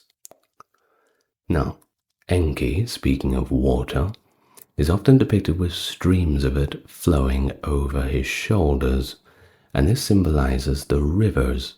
One on either side, you have the Tigris and the Euphrates, of course the vital lifelines of Mesopotamia and the traditional border zones of the region. But he also has fish frequently appearing in his iconography. He's sometimes shown holding a goatfish.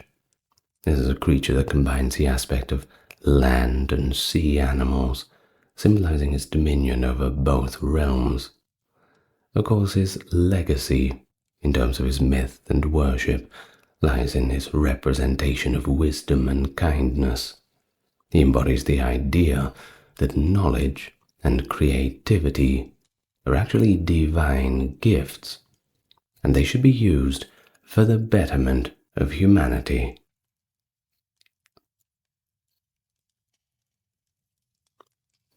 Alright, now let's get into the next one. We have, of course, Inanna. Don't get it confused with Nana, because that's different. Now, Inanna is the goddess of love, war, and fertility, and she's also known as Ishtar in Akkadian.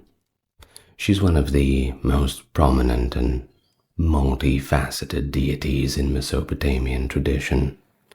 We're talking love, beauty, desire, sex, fertility, war, justice, political power. She really has her hand in everything.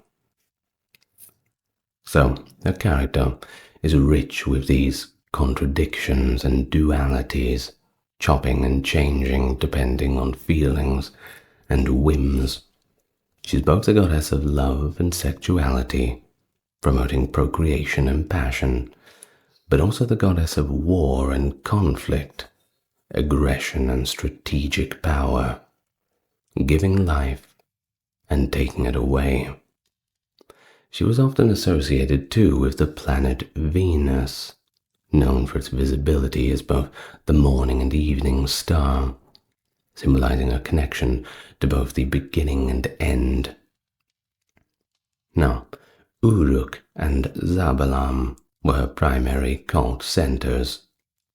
The Eanna temple complex in Uruk was also dedicated to her, and was a significant religious and economic hub of the time. Her worship was elaborate and involved various rituals. It included music, dance, and possibly even sacred prostitution. Although the exact nature and existence of this practice are debated among scholars. Festivals in her honor celebrated themes of fertility, love, and victory. Of course, we find Inanna in plenty of myths, most notably Inanna's descent to the underworld. That's probably the most famous myth of hers. It tells her journey to the realm of her sister, Ereshkigal, the goddess of the underworld. Now in this myth, seeking to extend her power, Inanna descends down into the depths, but is stripped of her possessions and killed. Well, her absence brings fertility to a halt on earth. No Inanna, no children. Well, eventually things get so terrible that she is allowed to return, and they revive her. But there's a catch. They only do this if somebody takes her place. Of course, I've got a reading of that coming up very soon. Well, along with the Atrahasis myth. We'll get there soon, don't worry. Now, the other one, of course, is her involvement in the Epic of Gilgamesh. Now, in this one, Inanna actually propositions Gilgamesh, but he actually turns her down. Bad luck. Citing the fates of her previous lovers who met unfortunate ends. You see, Inanna has a bit of a reputation. Being an immortal goddess, she basically finds some young little toy boy, play around with them for a while, and after she's had her fun, well, tosses them aside. And nobody likes that, don't they? Be careful about your reputation. Of course, Gilgamesh heard about this as much as everybody else and wasn't keen on the idea of becoming number 547 of Inanna's boyfriends.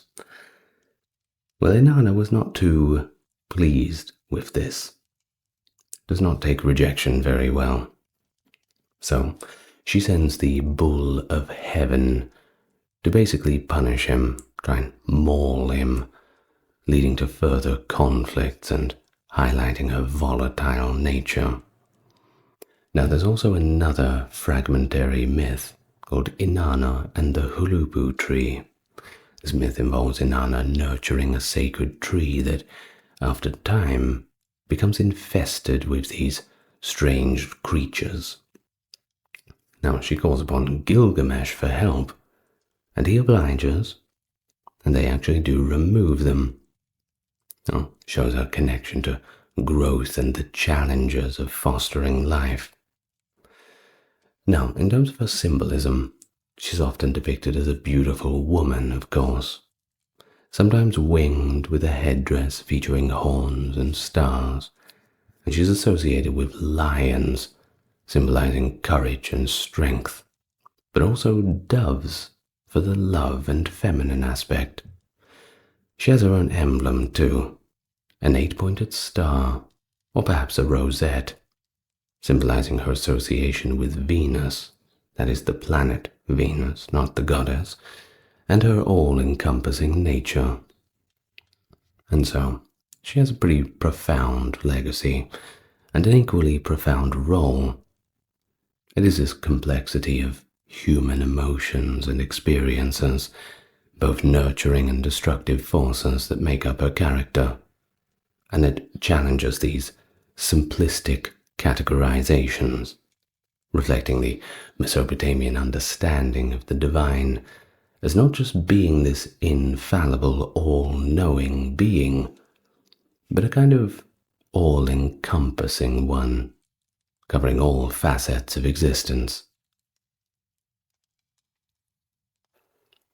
All right then, so our journey into the Mesopotamian deities continues with Utu. Now, in Akkadian culture, you might hear him referred to as Shamash. He is the sun god and a deity of justice, morality, and truth.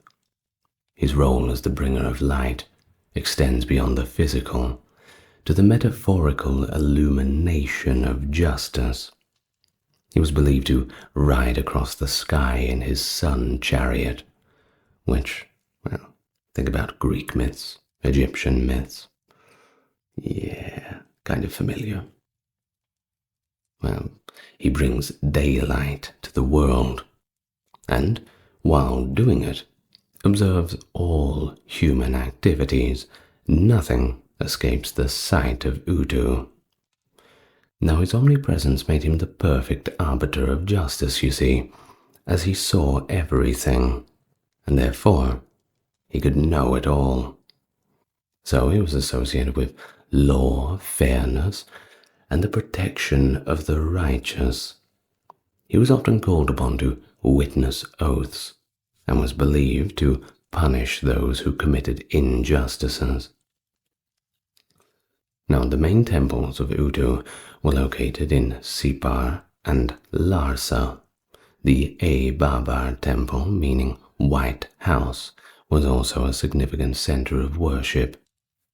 Now, priests conducted their daily rituals to him, but they had to do it at sunrise. That acknowledges his journey across the sky. In the morning, wake up before dawn, get dressed, ready. Utu is coming. They wanted to give him a good welcome. Now, as for the worshippers, they prayed to Utu for justice, fair judgment, and guidance in legal matters. His influence extended to the administration of law, with judges and officials seeking his favor to uphold fairness. And that's right. All those years ago, they still had law courts. Of course they did. Someone had to decide which was fair or not. I'm sure you've watched my video about the Babylonian law system. If you have, you would have known that by now.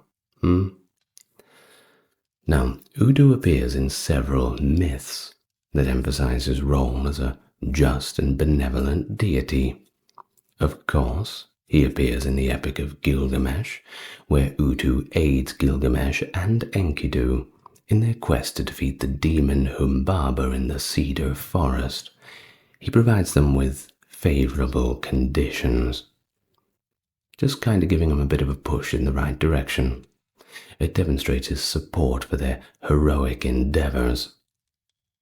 Now we also have the story of Etana, where Utu assists King Etana in his quest to find the plant of birth to produce an heir.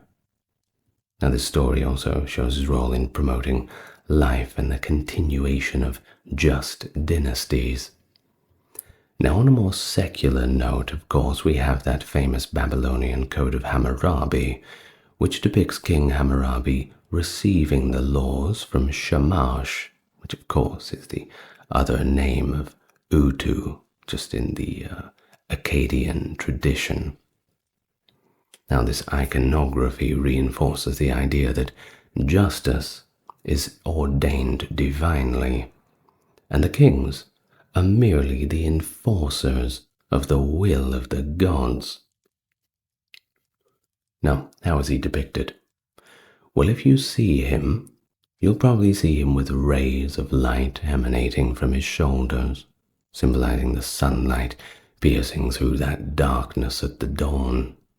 He sometimes holds a sword or a knife, representing his ability to cut through and reveal the truth, perhaps. Now, his symbol is the solar disk, but it doesn't just represent physical light, but also enlightenment and moral clarity. And so he is significant in this context of laws and ethics, whether they be in a court dynamic or even just ethics in personal life. His association with justice influenced legal practices and the development of the law codes in Mesopotamia. Of course, the belief that justice had divine backing added quite a bit of moral weight to the legal proceedings. Okay, so we have the sun deities. We gotta have a moon deity, don't we? So we turn to Nana, who is also known as Sin in Akkadian. So you might see her in that sort of context. See him, rather. I do apologize. I had a friend called Nana a while ago. I keep thinking of her. So, Nana is the moon god, associated with wisdom, fertility, and the measurement of time. His cyclical journey across the heavens was crucial for the calendrical calculations in Mesopotamia.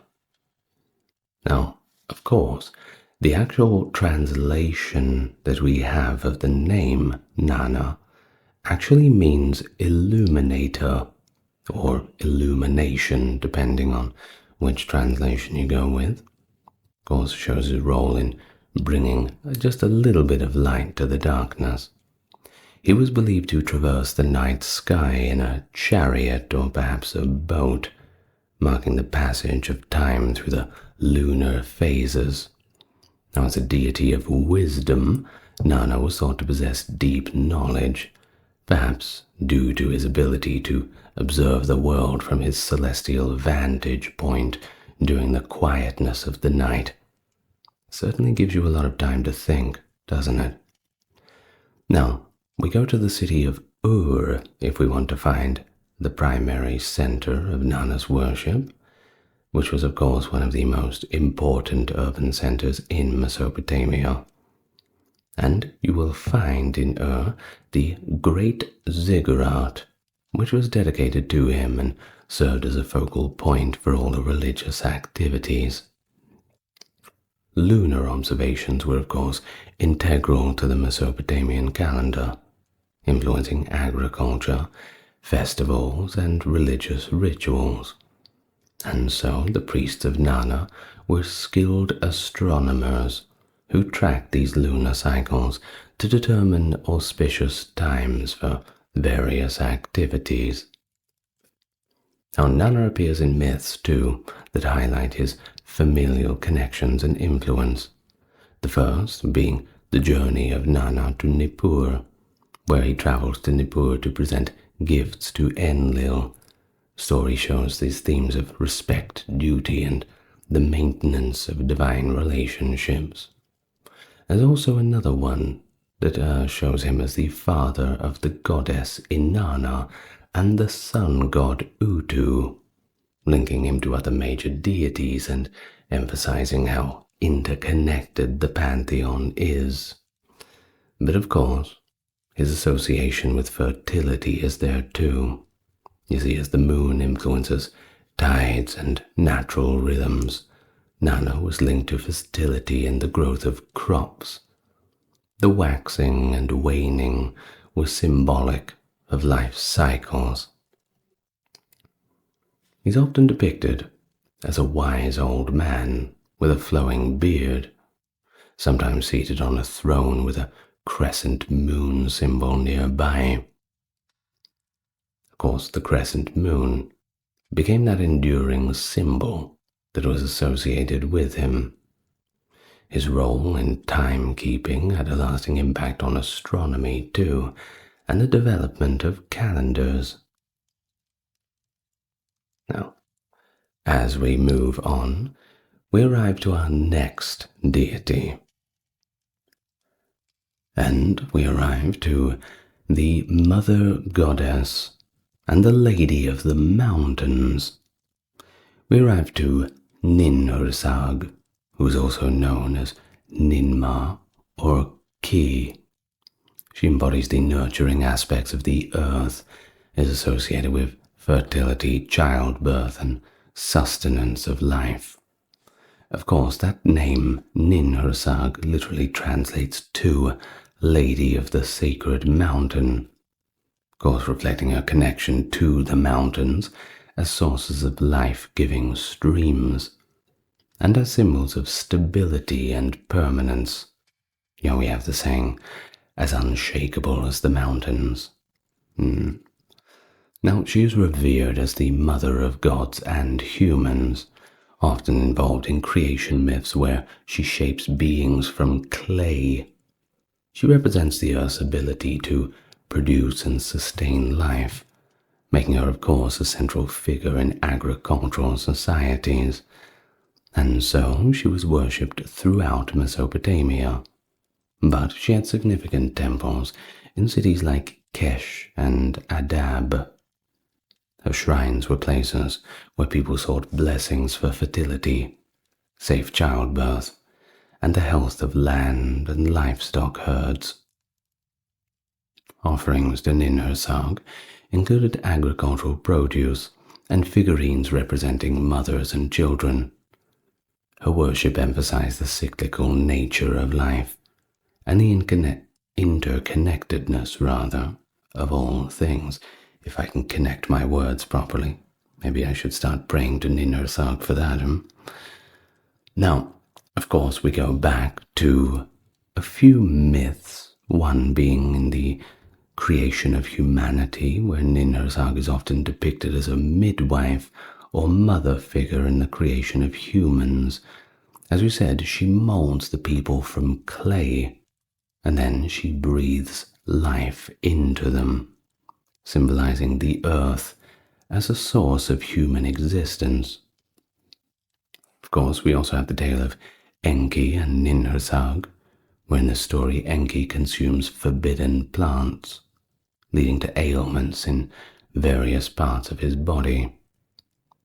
Ninhursag actually cures him by creating deities associated with each afflicted body part. The myth shows the themes of balance and consequences too of overstepping boundaries, but once again we have this restorative theme of the power of the earth.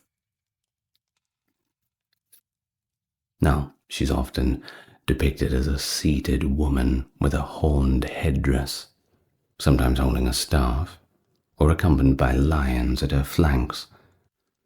Her influence extends to a latter mother goddess figures in different cultures too, representing fertility, nature, and the feminine divine. Her portrayal as a nurturing yet powerful deity reflects once again the respect for the earth's generative capabilities. Okay, now let's turn our attention to Marduk, the patron god of Babylon. Now, Marduk's rise from a relatively minor deity to the head of the Babylonian pantheon reflects the political and cultural ascendancy of the city of Babylon itself. Remember, there's always that power struggle between the different kingdoms in Mesopotamia. Don't look at it as a unified deity. That's a little dangerous. Well, tell that to Sargon, but okay.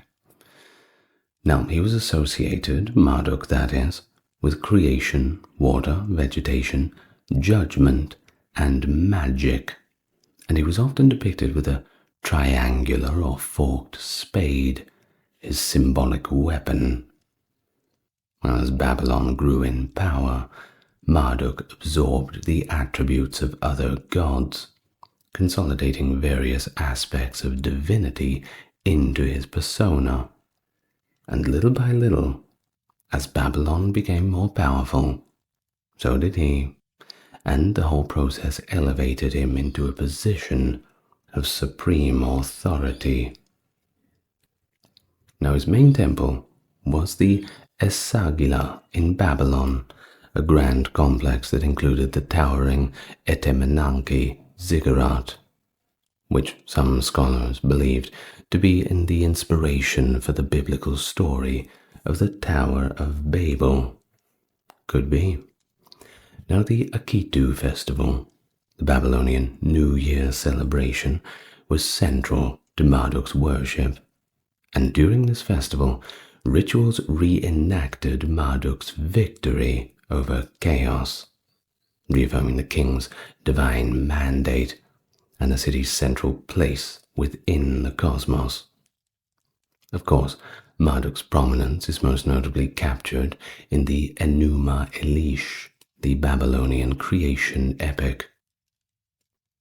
Of course, there is also the defeat of Tiamat, where Marduk rises to leadership by volunteering to defeat this Tiamat, the primordial goddess of salt water who personifies chaos. Marduk, coming out armed with powerful weapons and spells, slays Tiamat, but not just her, also her entire army of gruesome and terrible monsters. After defeating Tiamat, Marduk creates the world from her divided body. He forms the heavens and the earth, establishing order from all the chaos. And thus he creates humans from the blood of Kingu, Tiamat's consort and commander. Humans are made to serve the gods, you see, relieving them of menial tasks. He then organizes the cosmos, sets the celestial bodies in their places, and defines the roles of other gods. Now, of course, you'll often find Marduk depicted with his symbolic dragon-like creature, the Meshusu, representing his power and authority.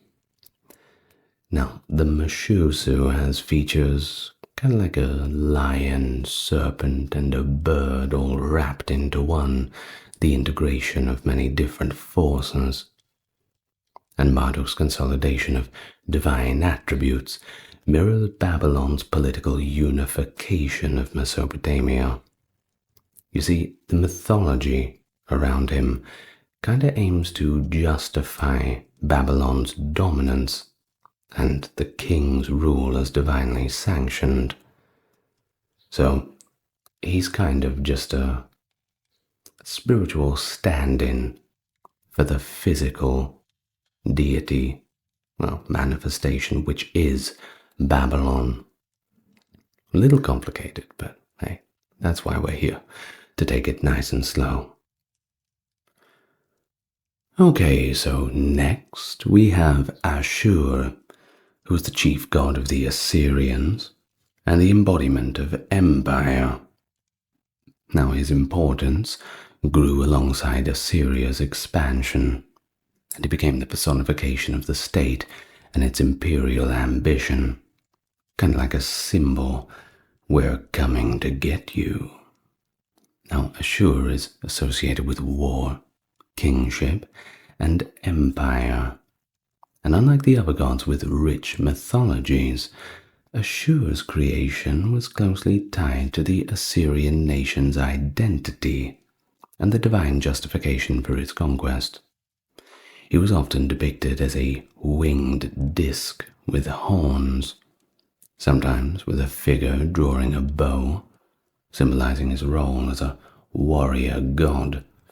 You see a symbol like that, you know exactly what he's here for. And of course, his principal place of worship was the city of Ashur, after which he was named. Temples dedicated to him served not only as religious functions, but also administrative and political roles. Assyrian kings saw themselves as a kind of like representatives, or even embodiments of Ashur on earth. Military campaigns were conducted in his name, of course, and victories were attributed to his favor. Now we have mentioned that Ashur lacks an extensive mythology, and that is true, but his identity seems to have merged with that of Marduk during the Assyrian dominance over Babylon. You see, in Assyrian versions of the Enuma Elish, Ashur places Marduk as the hero who defeats Tiamat, adapting the myth to reflect the Assyrian supremacy. Now, the adaptation demonstrates how myths were used to legitimize political power and reinforce all of these nationalistic narratives, turning religion into politics and turning politics into religion. Well, let's just hope that doesn't happen again after the Bronze Age. Now, of course, we have this imagery of a winged disc, and it seems to draw these parallels to solar symbols, indicating this connection to the celestial authority. Of course, throw in the bow-wielding figure, well, that's just a bit of dose of military might, a kind of subtle warning before the brutal beatdown. Of course, his entire legacy is tied to the rise and the fall of the Assyrian Empire. His worship shows the role of religion in statecraft and the use of divine sanction to justify expansionist policies. I'm sure that'll be the last time that happens. And so, we reach the final deity of our talk for today, and that would be the goddess of the underworld, the queen of the dead, Ereshkigal. Now, Ereshkigal rules over Irkala, that is the land from which there is no return, presiding over the fate of all souls. It's a pretty big responsibility, isn't it? Of course, her name, Ereshkigal, means Queen of the Great Earth, depending on what translation you're going to go by, but this is generally it. Now she embodies the inevitability of death and the finality of the underworld. Now you might be thinking, isn't this just like the Egyptian stuff? Well, unlike the Egyptian concept of an afterlife with potential rewards, the Mesopotamian underworld was a little bit less appealing. It was actually more of just a bleak and shadowy existence, where nothing really happened. Bit of a disappointment, isn't it? Not much to work towards, but hey, that is just what it is. Of course, to rule over a place like this, you would need quite a character, and Ereshkigal was certainly a stern and formidable one, ensuring that the dead remained in her realm and that natural order was maintained. No one was leaving. Once you entered, you were not getting out of your kala. Now, does this sound like a fun person to worship? I don't know. Perhaps fear. There certainly weren't any major temples dedicated solely to her, that's for sure. There were more pleasing deities to dedicate your time to, but she was acknowledged in rituals related to death and burial practices. When the time comes, I suppose eventually you have to confront the reality. The funerary rites aim to appease her, ensuring that the deceased had a at least relatively peaceful existence in the afterlife, whatever that could be down to. Offerings to Ereshkigal might include food and drink left at grave sites, acknowledging her dominion over the dead. Of course, you'll find her in the myth of Inanna's descent to the underworld. Ereshkigal's most famous narrative involves her sister Inanna's attempt to take over the underworld. Did I say Ereshkigal's descent? I meant Inanna's descent. Excuse me. Of course, Ereshkigal enforces the laws of her realm, which actually leads to Inanna's death. The myth explores once again the themes of power and even jealousy. Now, there also is this marriage to Nergal in another myth where Ereshkigal marries Nergal, the god of war and plague, which doesn't sound like quite the kind of man you'd want to marry. Well, their tumultuous relationship just reflects this harsh reality of death and the forces that govern it. You'll often find Ereshkigal depicted as a regal figure, sometimes with wings or accompanied by owls and snakes, creatures that were associated with the underworld. Her realm is described as a place where the dead exist as dust, devoid of the pleasures of life. The portrayal emphasizes the Mesopotamian view of death as unavoidable and a somber destiny. She is the finality and mystery of death. Her strict governance of the underworld reinforces the importance of respecting the natural order. Her presence in the mythology is just a reminder of mortality and the consequence of overreaching ambition. And with that, we somewhat come to the end, at least of this video. There's a few more that we could talk about. Maybe I'll do a part 2 on minor deities. Would you like that? Oh, tell me in the comments. That's a good way to get the engagement, isn't it? And so, as we conclude the somewhat brief exploration of the 10 principal deities, I hope you've gained a little bit of an understanding of how the Mesopotamians perceived the world of the gods. Of course, they were not distant figures. They were just integral parts of a daily life. Natural forces, human emotions, societal structures. They embodied them all. all the way from Anu's supreme authority to Ereshkigal's domination over the afterlife in that deep, dusty realm. Each one of them had an important role to play. So, the myths and worship practices certainly show a civilization that was deeply connected to its environment, reliant on celestial bodies for timekeeping, but also ever aware of this delicate balance between order and chaos. Because after all, that's what it's all about, isn't it? Ancient Egyptian Legends by M.A. Murray, first edition, published January 1913, London. A link to this public domain work is in the description. If you like this kind of stuff, like and subscribe to the channel. You know you'll get more.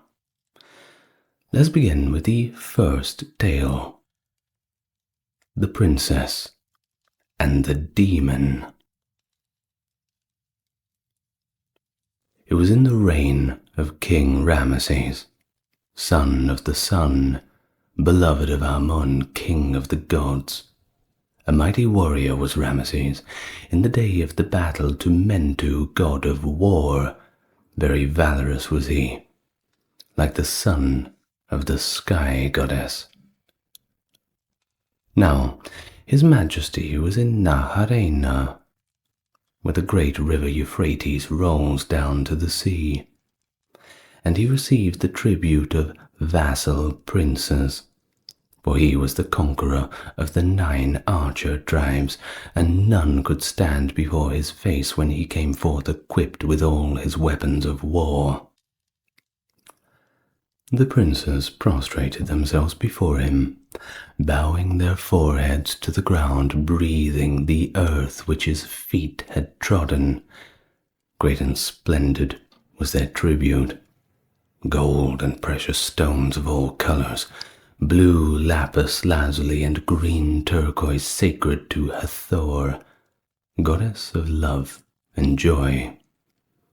And slaves came, bearing on their backs sweet-scented woods, perfumed and aromatic, like the trees in the land of the gods. The prince of Bekten came also, and with him his eldest daughter, and he placed her in front of the slaves, for she was the choicest part of his tribute. Very beautiful was she, fair in her limbs, tall and slender as a palm tree, and the heart of the king turned to her with delight, and he loved her more than anything on earth. He made her the great royal wife, and he gave her a name by which she should be known in the land of Egypt, Neferu Ra. The beauty of Ra she was called, for her beauty was like the shining of the sun. And the name was written in the royal oval, as is the custom of the kings of Egypt and their queens. Then King Ramesses returned to Egypt, and with him went the great royal wife, Queen Neferu Ra. And when they came to the Black Land, the land of Egypt, she performed all the ceremonies of a queen in the temples of Egypt. Now it happened that King Ramesses was in Thebes, the mighty one, on the 22nd of the month Paini. And he went into the temple of Ammon, for this day of so beautiful the festival of the god, when the boats go up and down the water with torches and lights, and the sacred bark, adorned with gold and painted with glorious colors, is borne aloft, that men may see the figure of Ammon-Ra himself within. And Queen Neferu-Ra with his majesty, for the great royal wife of Egypt, has ever been the worshipper of Ammon-Ra, the king of the gods. There came into the temple courtiers of the king to announce the arrival of a messenger from the prince of Bekten. Loaded was he with the gifts for Neferu-Ra, the queen of Egypt, daughter of the prince of Bekten, and he carried also a message to the king. When he entered the royal presence, he bowed to the earth, saying, "Glory to thee, O son of the 9 archer tribes. May we live before thee." Then he bowed to the earth again, and spoke the message that he had brought from the prince of Bekten to Ramesses, king of Egypt. "I come to thee, O living king, my lord, on account of Bent Reshe, the little sister of the great royal wife Neferu-Ra, for there is a malady in all her limbs. Send, therefore, a learned man that he may see and heal her." The king turned to his courtiers and said, "Bring hither a scribe of the house of life, and bring also those who speak the hidden things of the inner chamber." And the courtiers hastened and brought them into the presence forthwith. And the king said to them, "I have brought you hither to hear this manner. Tell me then of a man, learned and skillful, to send to the prince of Bekten." Then they took counsel among themselves as to a learned and skillful man, and they brought the scribe Tehuti-em-Heb before the king. And the king bade him go with the messenger of the prince of Bekten to heal Bent Reshi, the little sister of the great royal wife. When the scribe Tehuti-em-Heb came to Bekten, he was brought into the presence of Bent Reshi. He was a learned and skillful man, and he found the princess under the dominion of a spirit that was hostile to him, against whom his learning and skill were of no avail, who set his magic arts at naught. But then the prince of Bekten was sad, and sorrow was in his heart.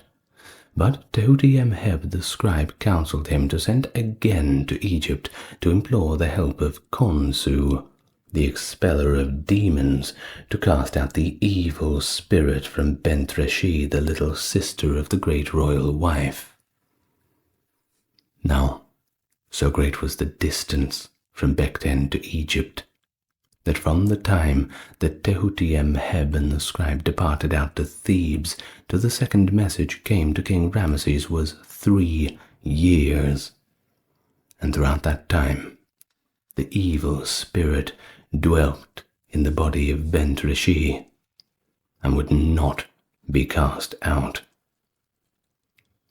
And when the second messenger arrived, King Ramesses was again in Thebes, and it was the first of the month Pakons, the month that is sacred to Khonsu.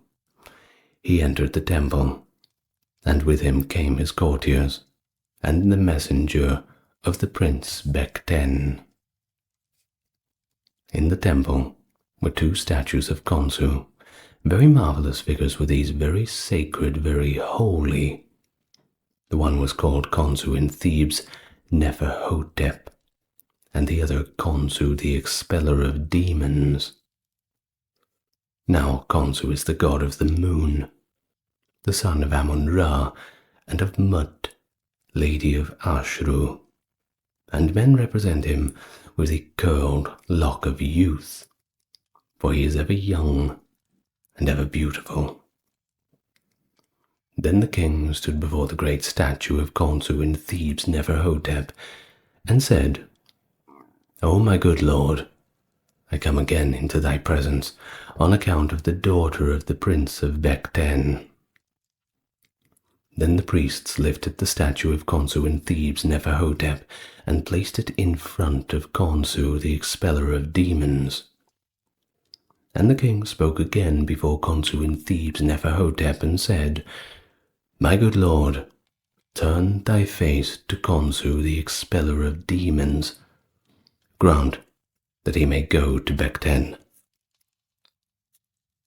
Khonsu in Thebes Neferhotep inclined his head twice in token of assent.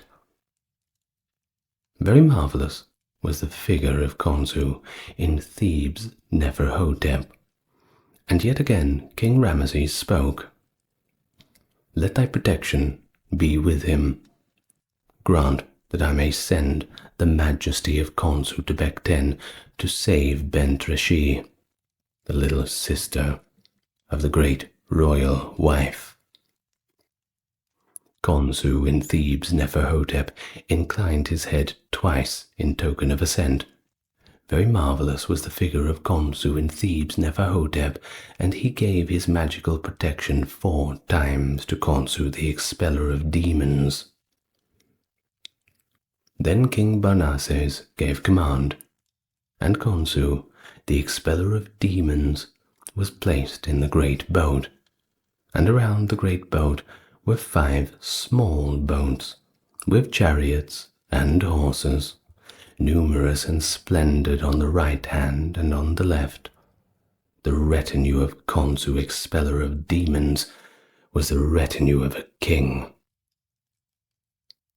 For a year and 5 months they journeyed until they finally reached Bekten. The Prince of Bekten came out with his bowmen and his courtiers to meet Khonsu, the expeller of demons, with this royal welcome, and they entered into his presence as into the presence of a king. The Prince of Bekten fell on his knees and laid his forehead on the ground at the feet of Khonsu and said, Thou hast come to us. O be kind to us according to the words of Ramesses, the king of Egypt.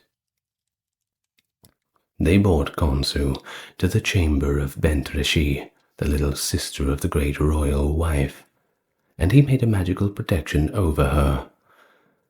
Lo, there happened a wonder and a marvel, for she was well in all but a moment.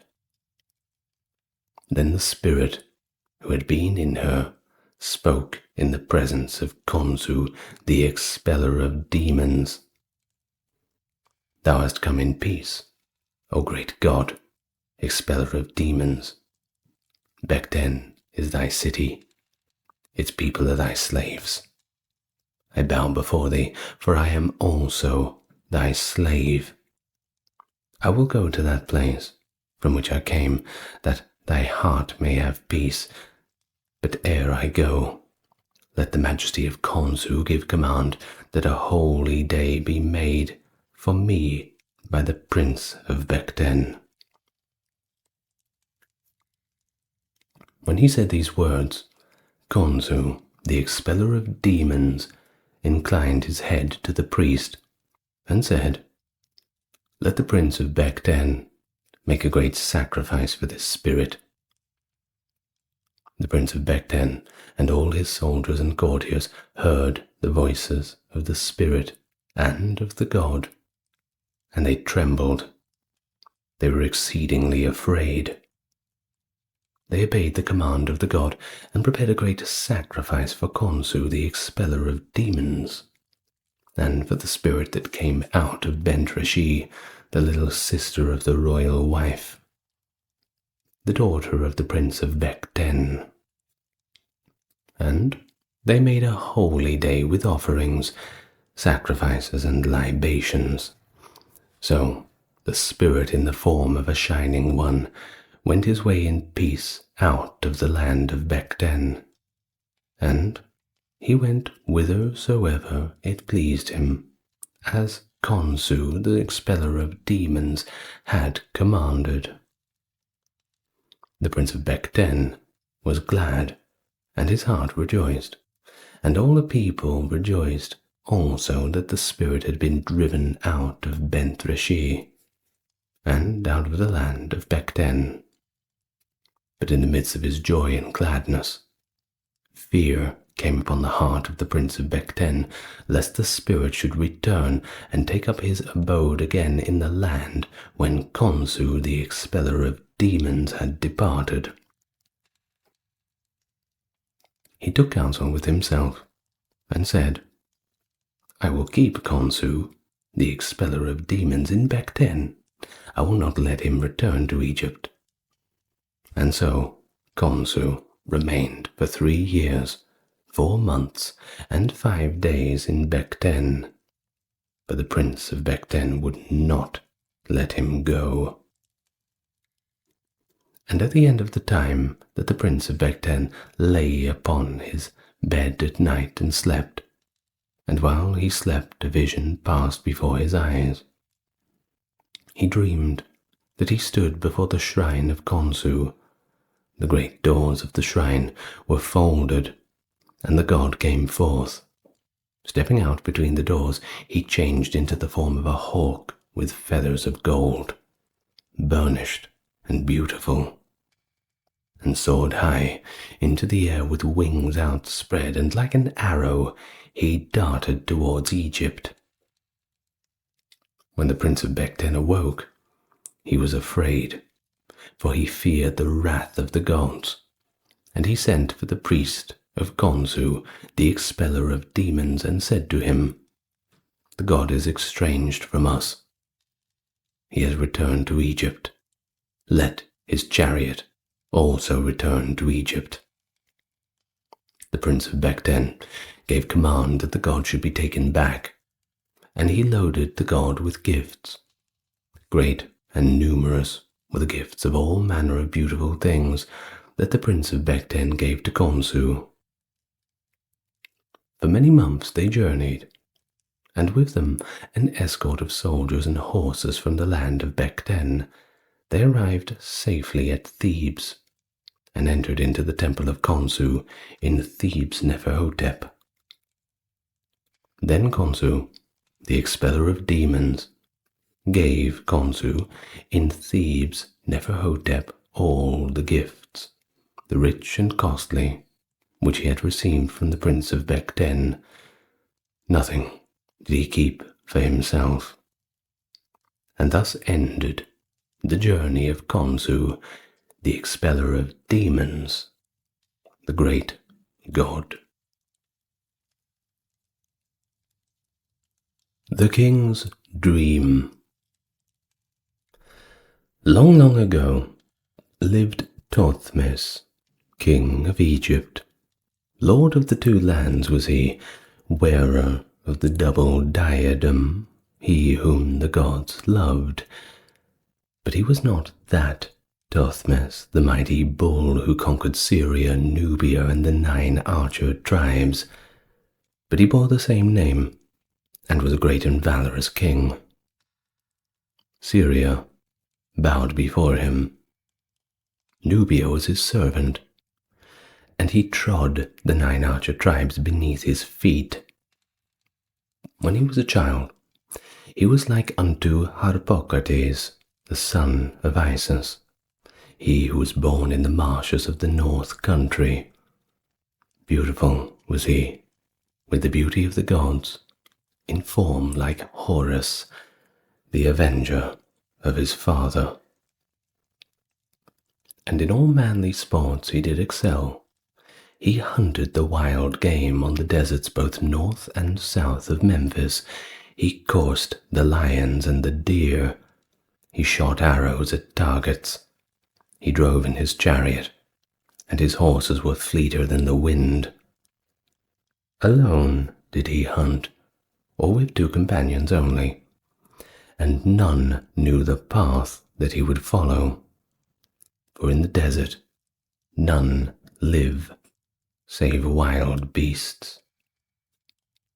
When his followers required rest in the heat of the day, he took them to the great statue of Harmachis, close to Ker-Aha, where the road of the god leads eastward to On.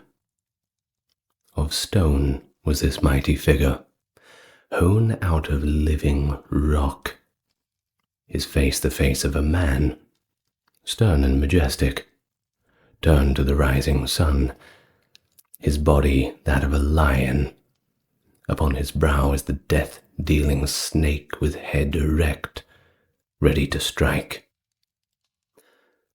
Men call this figure Harmachis, and the Sphinx, and the father of terrors. Great and exalted is this figure of the god, resting in his chosen place. Mighty is his power, for the shadow of the sun is upon him. The temples of Memphis and the temples of every town on both sides adore him. They stretch out their hands to him in adoration. Sacrifices and libations are made before him. One day, here, Thothmes was not yet king. Before he had ascended the throne of Horus, the living one, it came to pass that he hunted alone in the desert, and it was noontide. Very fierce was the heat, blinding the sunbeams, and he rested in the shadow of the great god.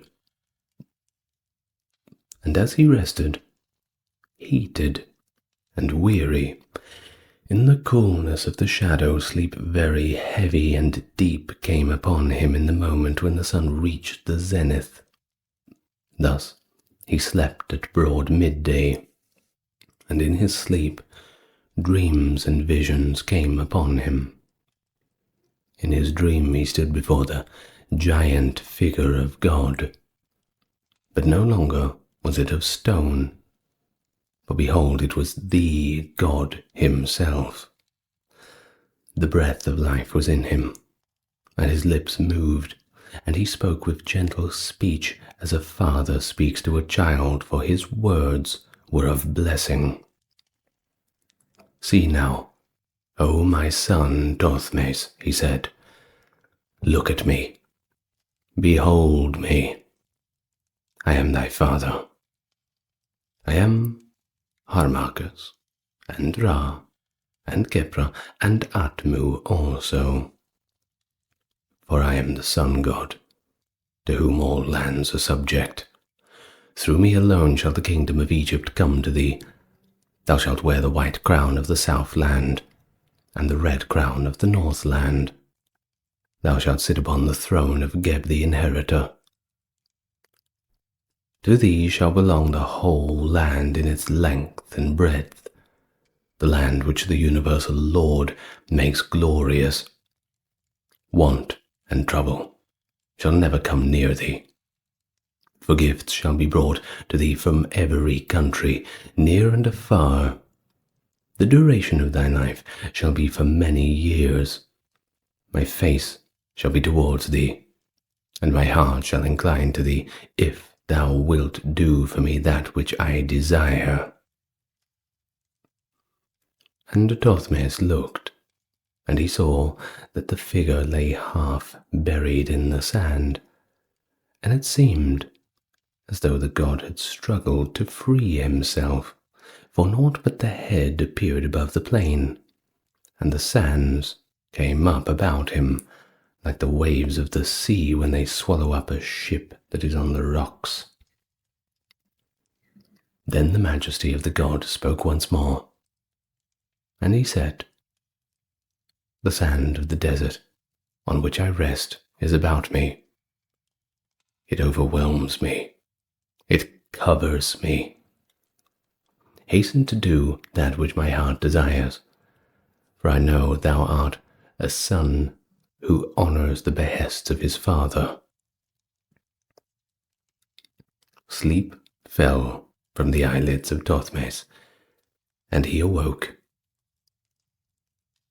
Here the inscription is broken away, and the end of the story is not known.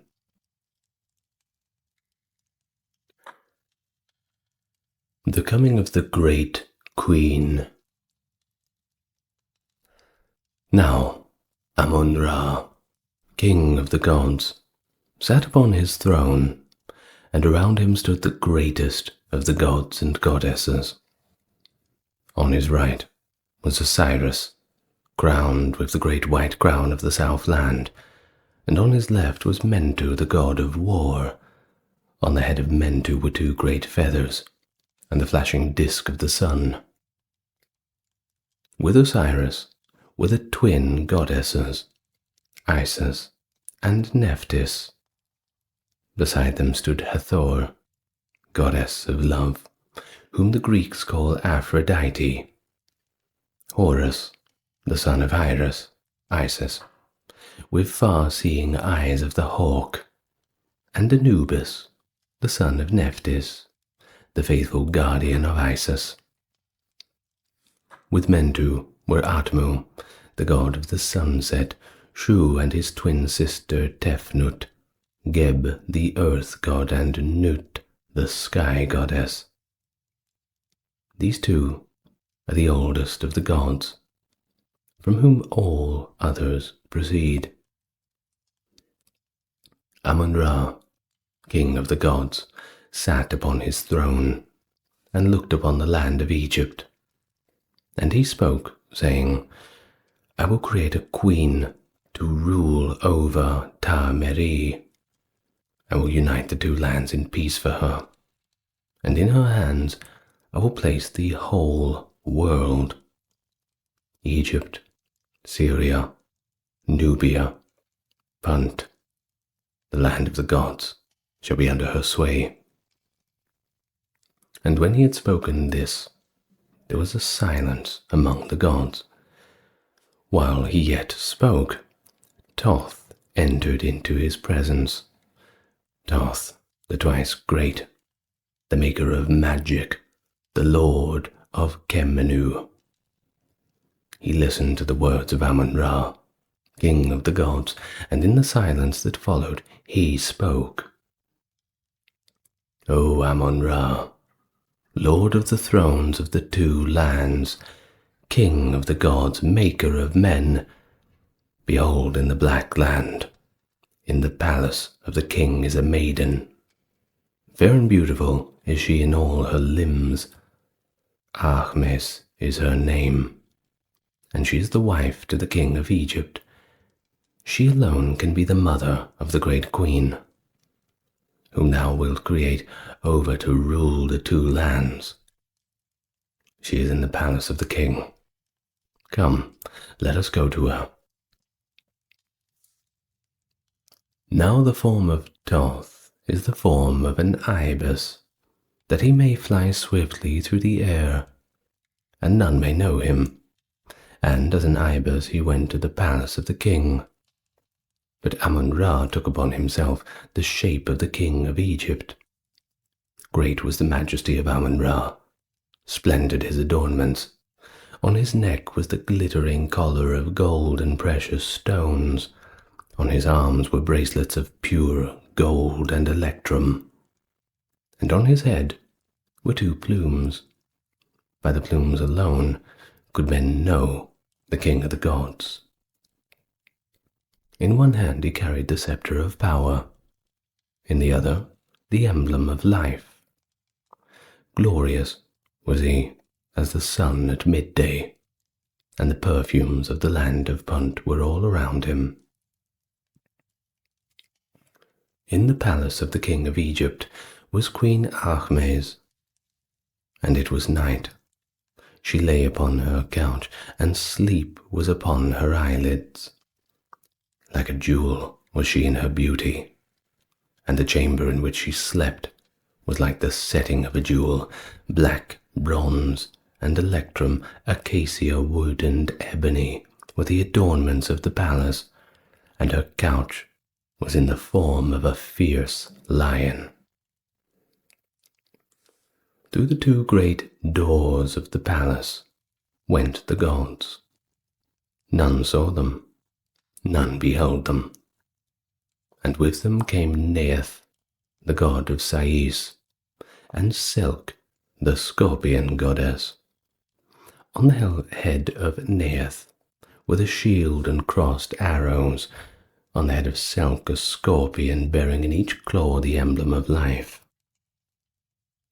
The fragrance of the perfumes of Punt filled the chamber, and Queen Ahmes awoke and beheld Amun-Ra, the king of the gods. maker of men. In majesty and beauty he appeared before her, and her heart was filled with joy. He held towards her the sign of life, and in her hand he laid the sign of life and the scepter of power. And Nath and Silk lifted the couch on which the queen reposed, and held it high in the air, that she might be raised above the ground on which mortal men live, while she spoke with the immortal gods. Then Amun-Ra returned and was enthroned among the gods, and he summoned to his presence Khnum the Creator, he who fashions the bodies of men, who dwells beside the rushing waters of the cataract. To Khnum he gave the command, "O Khnum, fashioner of the bodies of men, fashion for me a daughter, she who shall be the great queen of Egypt. For I will give to her all life and satisfaction, all stability, and all joy of heart forever." Khnum the Creator, the fashioner of the bodies of men, the dweller by the cataract, made answer to Amun-Ra, "I will form for thee thy daughter, and her form shall be more glorious than the gods, for the greatness of her dignity as king of the south and the north." Then he brought his potter's wheel, and took clay, and with his hands fashioned the body of the daughter of Queen Ahmes into the body of her Ka. And the body of the child and the body of the Ka were alike in their limbs and faces, and none but the gods could know them apart. Beauty were they with the beauty of Amun-Ra, more glorious were they than the gods. Beside the potter's wheel knelt Heqt, lady of Herur, the goddess of birth. In each hand she held the sign of life, and as the wheel turned and the bodies were fashioned, she held it towards them, that life might enter into the lifeless clay. Then Khnum, the fashioner of the bodies of men, and Heqt, the goddess of birth, came to the palace of the king of Egypt, and with them came Isis, the great mother, and her sister Nephthys, Meshkent, and also Ta-Urt, and Bes, the protector of children. The spirits of Pe and the spirits of Dep came with them to greet the daughter of Amun-Ra and of Queen Ahmes.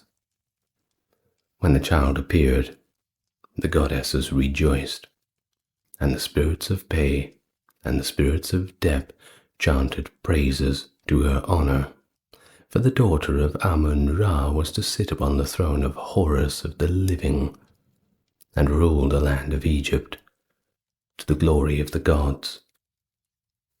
She was called Hatshepsut, chief of noble women, divine of diadems, favorite of the goddess, beloved of Amun-Ra. And to her the gods granted that she should be the mistress of all lands within the circuit of the sun, and that she should appear as a king upon the throne of Horus, before the glories of the great house. And upon her was the favor of Amun-Ra forever. The Book of Thoth.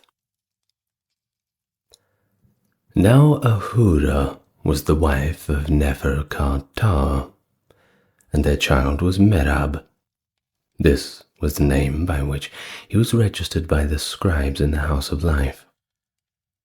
And Nefer-ka-Ptah, though he was the son of the king, cared for naught on earth but to read the ancient records written on papyrus in the house of life, or engraved on stone in the temples. All day and every day he studied the writings of the ancestors.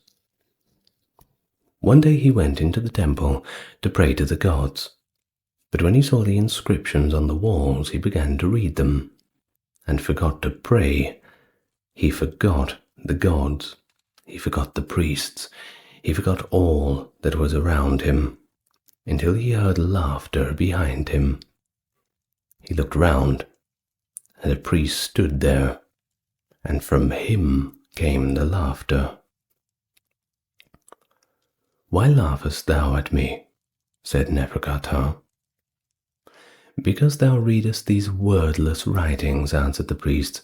"If thou wouldst read these writings that are worth the reading, I can tell thee where the book of Thoth lies hidden." Then Neferkata was eager in his questions, and the priest replied, "Thoth wrote the book with his own hand, and in all its magic in the world. If thou readest the first page, thou will enchant the sky, the earth, the abyss, mountains, and sea. You will understand the language of the birds of the air, and know what the creeping things of the earth are saying. You will see the fishes from the darkest depths of the sea. And if thou readest the other page, even though thou wert dead and in the world of ghosts, thou could come back to the earth in the form thou once had. And beside this, thou wilt see the sun shining in the sky with the full moon and stars, and thou wilt behold the great shapes of the gods."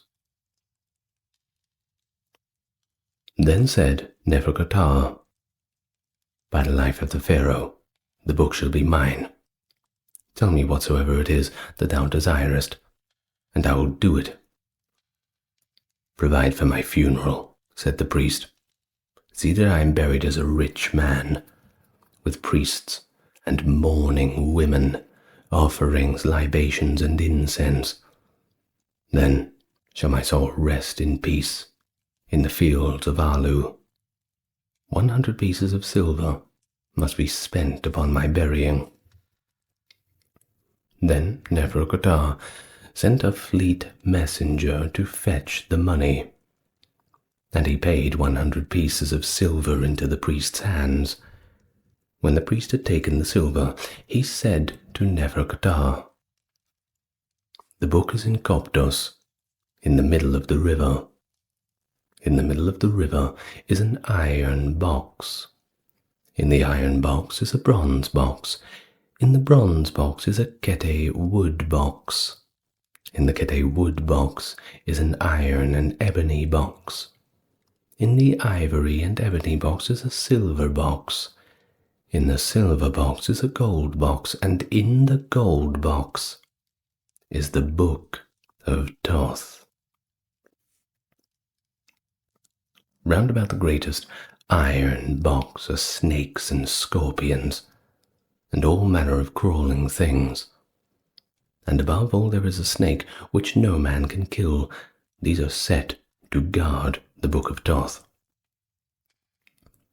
When the priest had finished speaking, Neferkata ran out of the temple, for his joy was so great, he knew not where he was. He ran quickly to find Ahura and tell her about the book, that he would go to Koptos and find it. But Ahura was very sorrowful, and said, "Go not on this journey, for trouble and grief await thee in the southern land." She laid her hand upon Neferkata, as though she would hold him back from the sorrow that awaited him, but he would not be restrained, and he broke away from her and went to the king his father.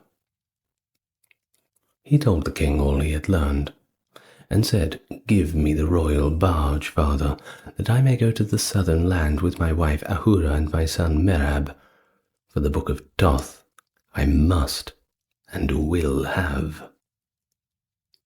So the king gave the orders, and the royal barge was prepared, and in it Neferkata, Ahura, and Merab sailed up the river to the southern land as far as Coptos. When they arrived at Coptos, the high priest and all the priests of Isis of Coptos came down to the river to welcome Neferktar, Ahura, and Merab. And they went in a great procession to the temple of the goddess, and Neferktar sacrificed an ox and a goose, and poured a libation of wine to Isis of Coptos and her son Harpocrates. After this, the priests of Isis and their wives made a great feast for 4 days in the honor of Neferktar and Ahura. On the morning of the 5th day, Neferktar called to him a priest of Isis, a great magician, learned in all the mysteries of the gods. And together they made a little magic box, like the cabin of the boat, and they made men and a great store of tackle, and put the men and the tackle in the magic cabin. Then they uttered a spell over it, and the men breathed and were alive, and began to use the tackle. And Neferktar sank the magic cabin in the river, saying, "Workmen, workmen, work for me."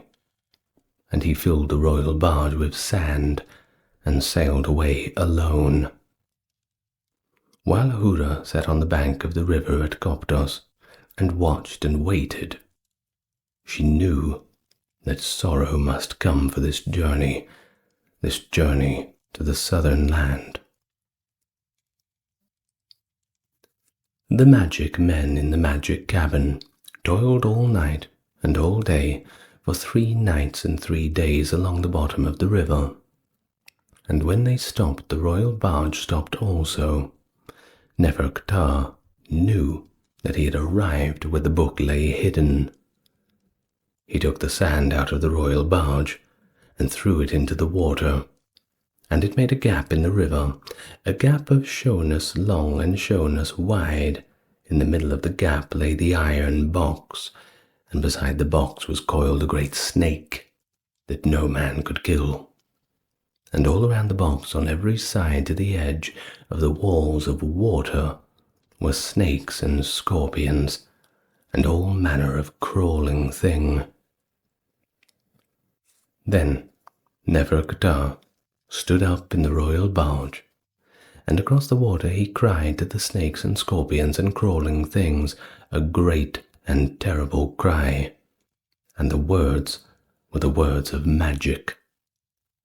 As soon as his voice was still, the snakes and scorpions and crawling things were still also, for they were enchanted by the means of the magical words of Neferktar, and they could not move.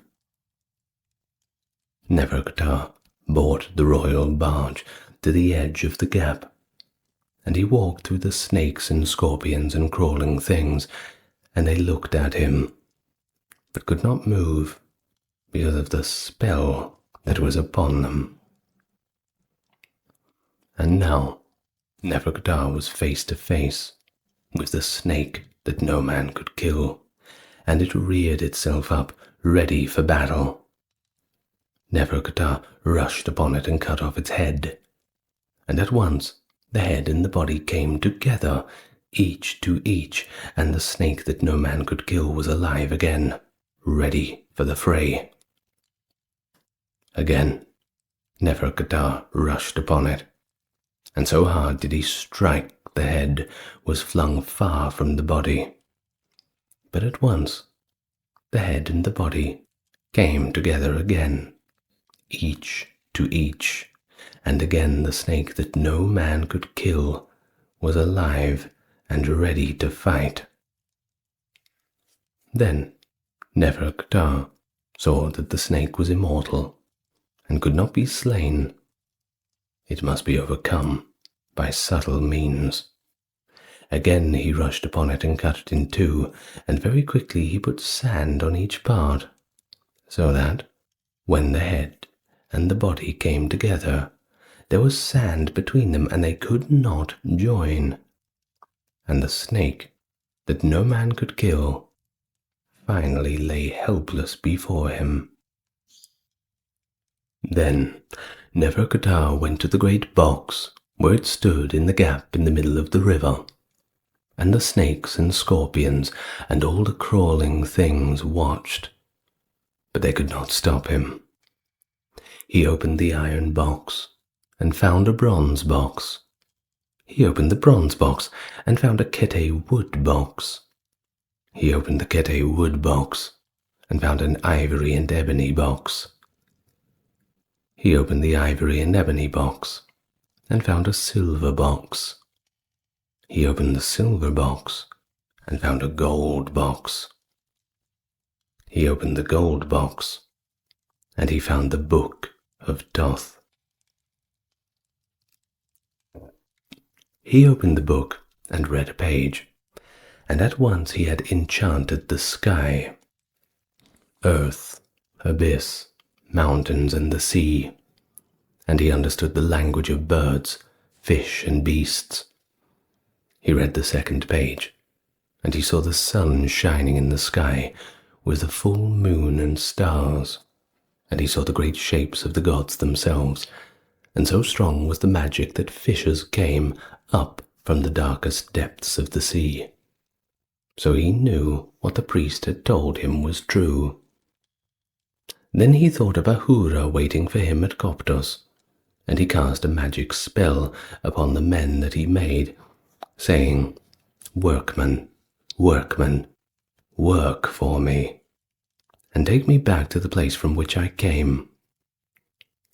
They toiled day and night until they came to Koptos, and there was Ahura sitting by the river, having eaten nothing and drunk nothing since Neferkata went away, for she sat waiting and watching for the sorrow that was to come upon them.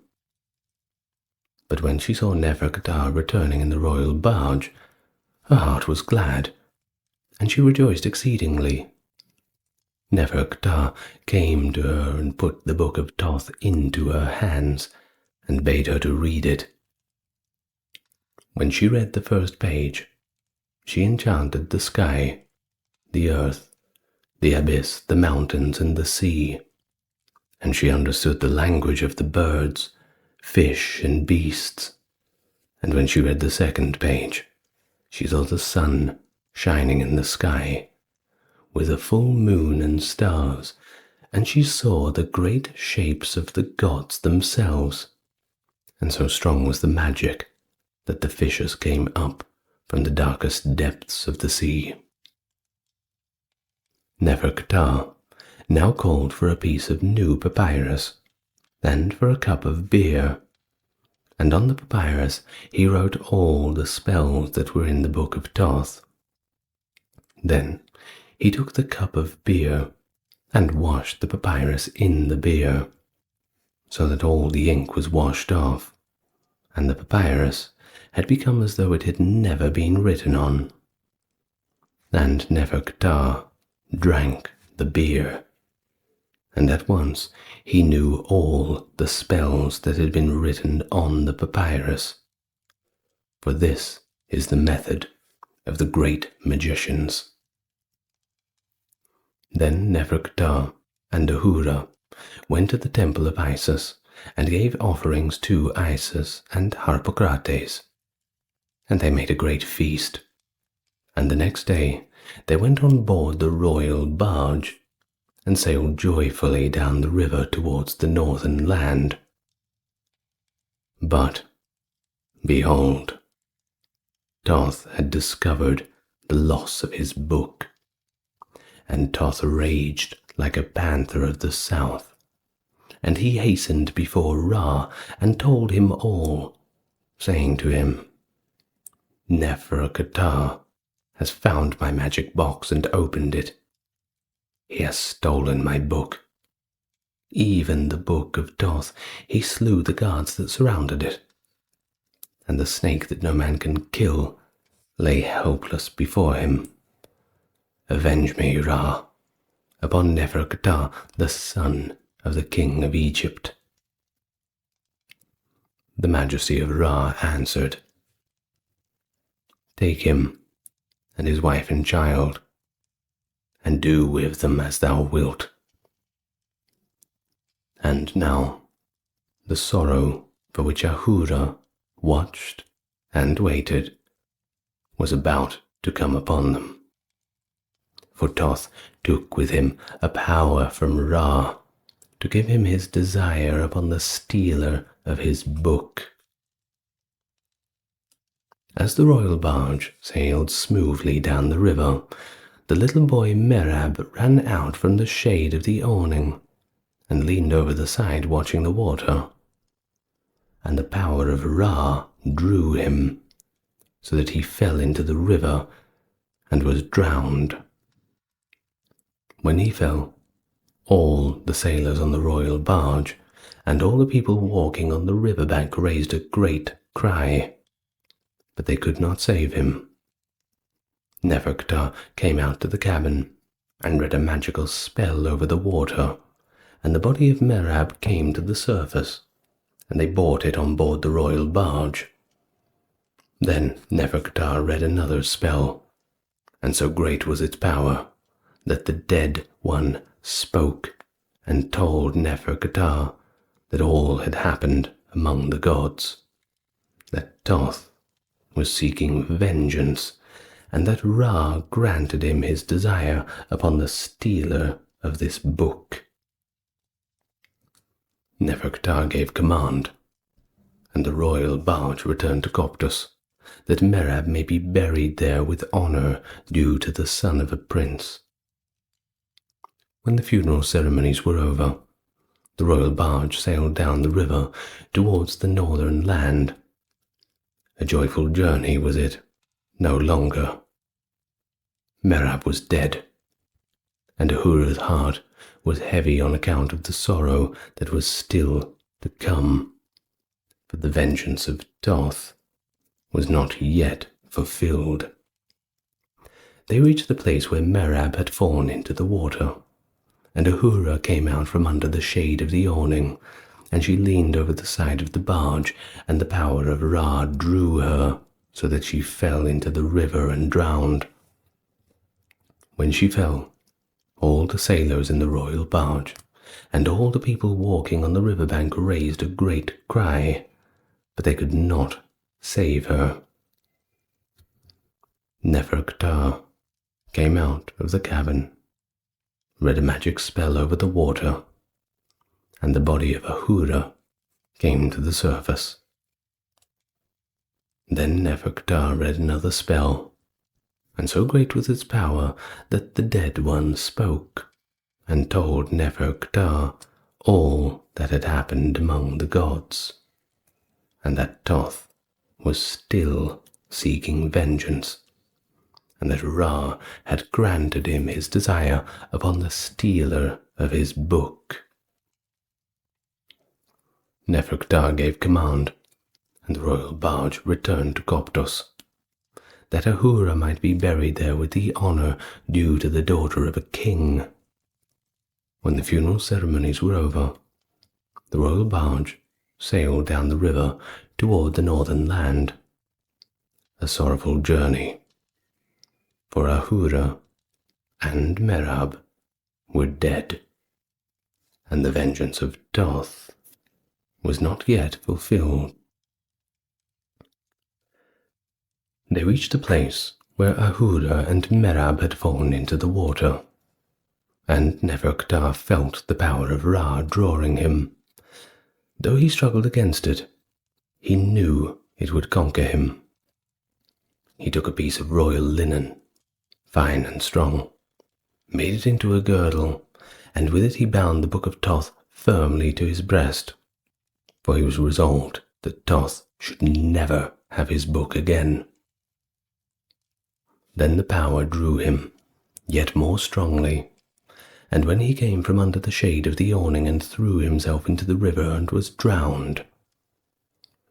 When he fell, all the sailors of the royal barge and all the people walking on the river bank raised a great cry, but once again they could not save him. and when they looked for his body, they could not find it. So the royal barge sailed down the river till they reached the northern land and came to Memphis. And the chiefs of the royal barge went to the king and told him all that had happened.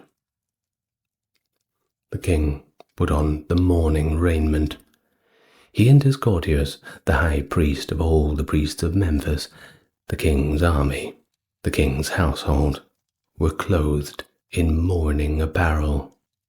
And they had walked in procession to the haven of Memphis to the royal barge. When they came to the haven, they saw the body of Nefer-Ktar floating in the water besides the barge, close to the great steering oars. And this marvel came to pass because of the magical powers of Nefer-Ktar. Even in death, he was a great magician, by reason of the spells he had washed off the papyrus and drunk in the beer. Then they drew him out of the water, and they saw the book of Thoth bound to him with a girdle of royal linen. And the king gave command that they should bury Nefer-Ktar with honor due to the son of a king, and that the book of Thoth should be buried with him. Thus was the vengeance of Thoth fulfilled, but the book remained with Nefer-Ktar.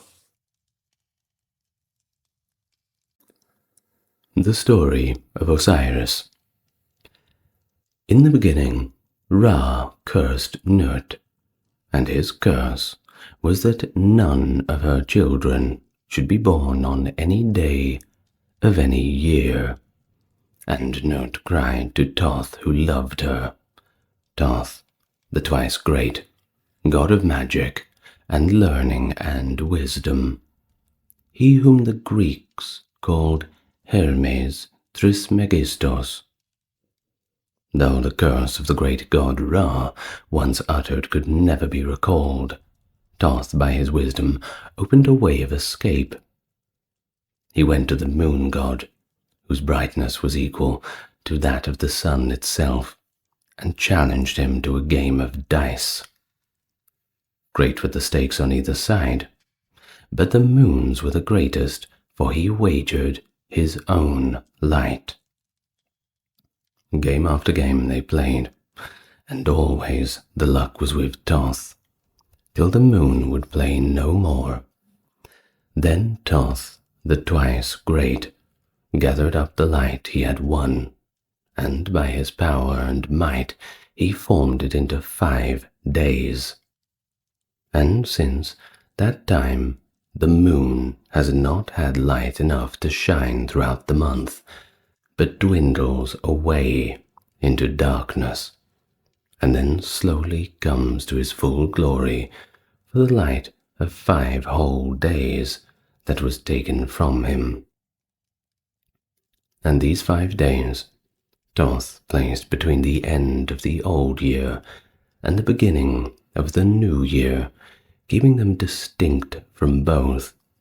And on these 5 days the 5 children of Nut were born: Osiris on the first day, Horus the second, Set on the third, Isis on the fourth, and Nephthys on the 5th.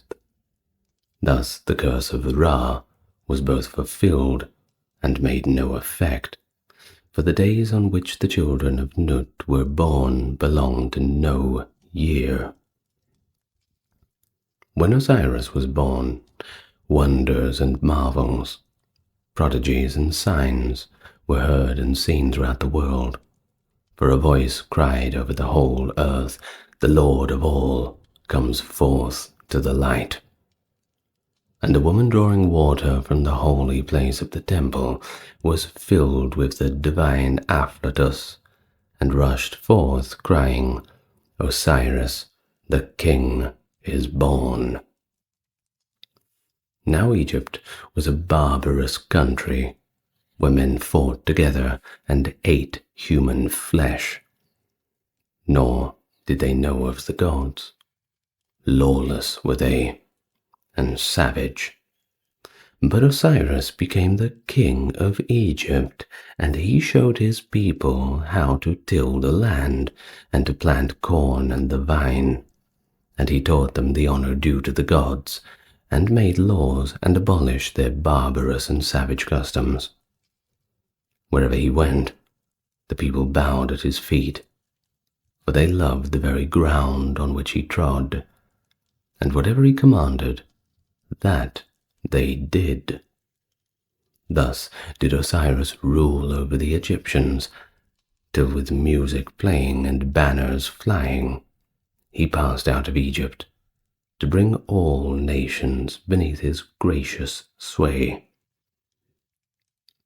But Set hated his brother Osiris, and he gathered to himself 72 conspirators, and with them was Aso, the queen of Ethiopia, and they made a plan that when Osiris returned, they should kill him and place Set on the throne. But they hid their plans, and with smiling faces went out to meet Osiris when he re-entered Egypt in triumph. In secret, they met again and again.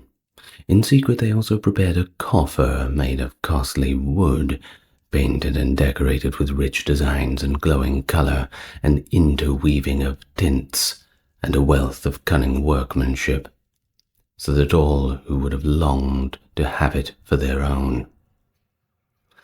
Set, that wicked one, had in secret measured the body of Osiris, and the coffer was made to fit the body of the king, for this was part of the plan. When all was ready, Set bade his brother and the 72 conspirators to a feast in his great banqueting hall. But when the feast was over, they sung the chant of Maneros, as was the custom, and slaves carried around cups of wine and threw garlands of flowers round the necks of the guests and poured perfume upon them, till the hall was filled with sweet odors. And while their hearts were glad, slaves entered bearing the coffer, and old guests cried out at the sight of its beauty. And then Set stood up in his place, and he said, "He who lies down in this coffer, and whom it fits, to that man I will give it." His words were as sweet as honey, but in his heart was the bitterness of evil. One after one, the conspirators lay down in the coffer with jests and laughter. For one, it was too long, and for another, too short, and for a third, too wide, and for a fourth, too narrow. Then came Osiris to take his turn, and he, all unsuspecting, lay down inside it. At once the conspirators seized the lid and clapped it on. Some nailed it firmly in its place, while others poured molten lead into all the openings, lest he should breathe and live. Thus died the great Osiris, he who is called Unifer the Triumphant, and by his death he entered the Duat, and became the king of the dead, and the ruler of those who are in the west. The conspirators lifted the chest, which was now a coffin, and carried it to the bank of the river. They flung it far into the water, and Hapi, the Nile god, caught it, and carried it upon his stream to the sea. The great green waters received it, and the waves bore it to Byblos, and lifted it into a tamarisk tree that grew by the shore. Then the tree shot forth great branches, and put out leaves and flowers, to make a fit resting place for the god, and the fame of its beauty went throughout the land. In Byblos ruled the king Malcander and his wife, Queen Athenais. They came to the seashore to gaze upon the tree, for naught could be seen but leaves and blossoms which hid the coffin from all eyes. Then King Malcander gave command, and the tree was cut down and carried to the royal palace to make a pillar therein, for it was worthy to be used in a king's house. All men wondered at its beauty, though none knew that it held the body of a god. Now Isis feared Set exceedingly. His smooth words did not deceive her, and she knew of his enmity to Osiris, but the great king would not believe in his brother's wickedness. When the soul of Osiris passed from his body, at once Isis was aware that he was dead, though no man had told her. She took her little son, whom men call Harpocrates, or Horus the child, and fled with him to the marshes of the Delta, and hid him in the city of Pe. Ancient and grey was this city of Pe, and it stood on an island. There dwelt the goddess Uazet, whom men call also Buto and Latona, for she is worshipped by many names. Uazet took the child and sheltered him, and Isis by her divine power loosed the island from its moorings, and it floated on the surface of the great green waters, so that no man could tell where to find it. For she feared the power of Set, lest he should destroy the child, just as he had destroyed the father. As the souls of men cannot rest until the funeral rites are performed and the funeral sacrifices offered, she journeyed, solitary and alone, to seek the body of her husband and bury it as became his greatness. Many people did she meet, both men and women, but none had seen the chest, and in this matter her power was of no avail. Then she thought to ask the children, and at once they told her of a painted coffer floating on the Nile. And to this day, children have prophetic power, and can declare the will of the gods and the things that are yet for to come. Thus, asking always of the children, Isis came to Byblos. There she sat by the great green waters, and the maidens of Queen Athenais came to bathe and disport themselves in the waves. Then Isis spoke to them, and braided their hair and adjusted their jewels. The breath of the goddess was sweeter than the odors of the land of Punt, and it perfumed the hair and the jewels and the garments of the maidens. When they returned to the palace, Queen Athenais asked them from whence they had attained the perfume. And they answered, "A woman, strange and sad, sat by the seashore when we went to bathe, and she braided our hair and adjusted our jewels. And from her came the perfume, though we do not know how." Queen Athenais went to the shore to see the strange woman and conversed with her, and they spoke together as mothers would speak, for each had a little son. The son of Isis was far away, and the son of Athenais was sick unto death. Then rose up Isis, the mighty in magic, the skillful healer, and said, "Bring me to your son." Together the goddess and the queen returned to the palace, and Isis took little Dictys in her arms and said, "I can make him strong and well, but in my own way will I do it, and none must interfere." Every day Queen Athene marveled at her son. From a little puling babe, he became a strong and healthy child, but Isis spoke no word, and none knew of what she did.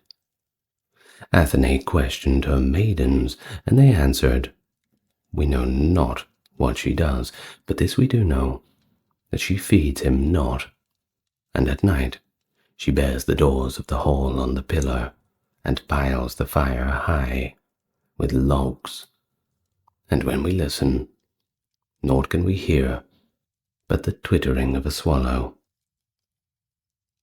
Athene was filled with curiosity, and hid herself at night in the great hall, and watched how Isis barred the doors, and piled the logs high up upon the fire, till the flames rose high and scorching. Then, sitting before the fire, she made a space between the blazing logs, a space that glowed red and crimson, and in that space she laid the child, and turning herself into the form of a swallow, she circled round the pillar, mourning, lamenting, and the lamentation was like the twittering of a swallow. Queen Athene shrieked and snatched the child from the fire and turned to flee, but before her stood Isis, the goddess, now tall, now terrible. "O foolish mother," said Isis, "why dost thou seize the child?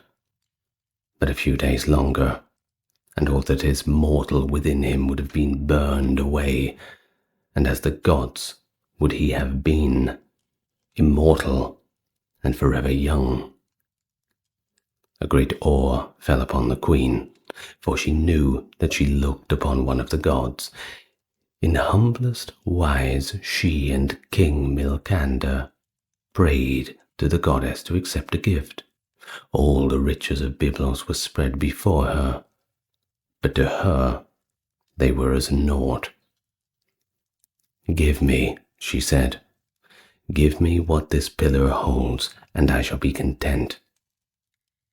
At once the workman was summoned, and they took down the pillar and split it open, and lifted out the coffin. And Isis took sweet spices and scented blossoms.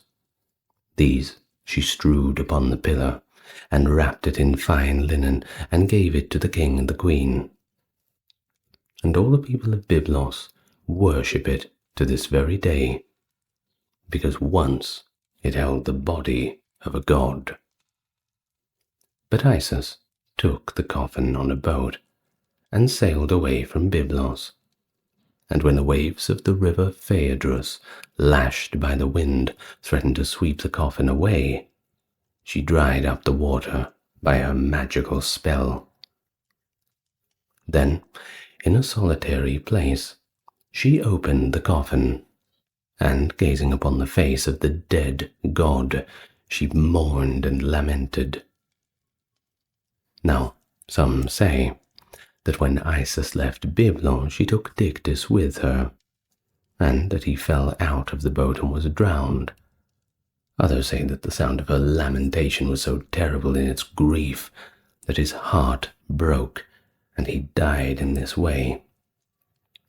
But I think that he remained in Byblos, and because he had lain in the arms of the Divine Mother, and had passed through the purifying fire, he grew up to be a great and noble king, ruling his people wisely. Then Isis hid the coffin and set out for the city of Pe, where it stood on the floating island, where her little son Harpocrates, Horus, was safe under the care of Uazet, the goddess of the north country. And while she was away, Set came hunting wild boars with his terrible dogs. He hunted by moonlight, for he loved the night, when all evil red things are abroad, and the air was filled with the whoop and holler of the huntsmen and the cries of the dogs as they rushed after their prey. And as he dashed past, Set saw the painted chest, the colours glinting and gleaming in the moonlight. At that sight, hatred and anger came upon him like a red cloud, and he raged like a panther of the south. He dragged the coffin from the places where it was hidden and forced it open.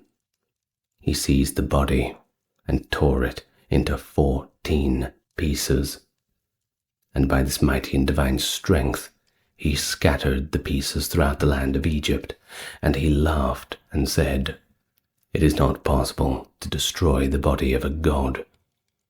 But I have done what is impossible. I have destroyed Osiris." And his laughter, his evil, wicked laughter, echoed across the world, and all who heard it fled, trembling with fear. When Isis returned, she found naught but the broken coffin, and knew that Set had done this thing. All her search was now to begin again. She took a little shallop made of papyrus reeds lashed together and sailed through the marshes to look for the pieces of Osiris's body. And all the birds and beasts went with her to help, and to this day the crocodiles will not touch a boat of papyrus reeds, for they think that the weary goddess is still pursuing her search. A mighty and cunning enemy was hers, and by a wisdom only could he be overcome. Therefore, wheresoever she found a fragment of the divine body, she built a beautiful shrine and performed her funeral rites as though she had buried it there. But in truth, she took the fragments with her, and when after long wanderings she had found all, by the mighty power of her magic she united them again as to one body. For when Horus the child should be grown to manhood, then he should fight with Set and avenge his father. And after he had obtained the victory, Osiris should live again. But until that day, Osiris lives in the Duat, where he rules the dead wisely and nobly as he ruled the living when on earth.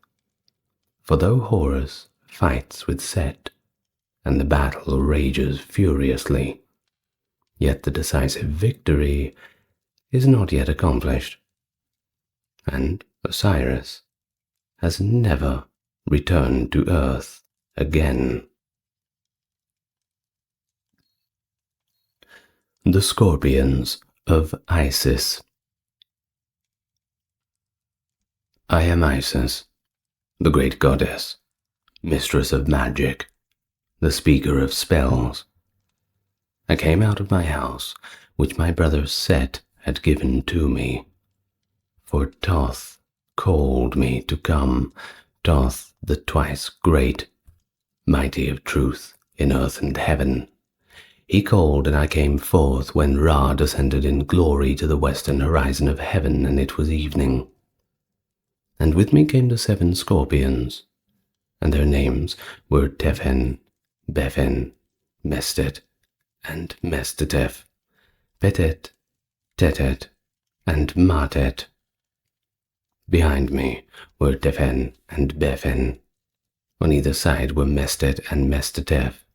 In front were Petet, Tetet, and Matet, clearing the way that none should oppose or hinder me. I called aloud to the scorpions, and my words rang through the air and entered into their ears. Beware the black one.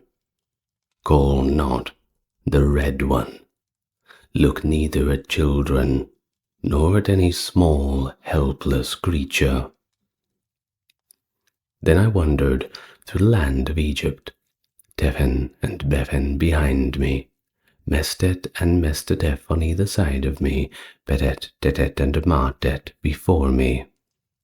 And we came to Persue, where the crocodile is god, and to the town of the two sandals, which is the city of the twin goddesses.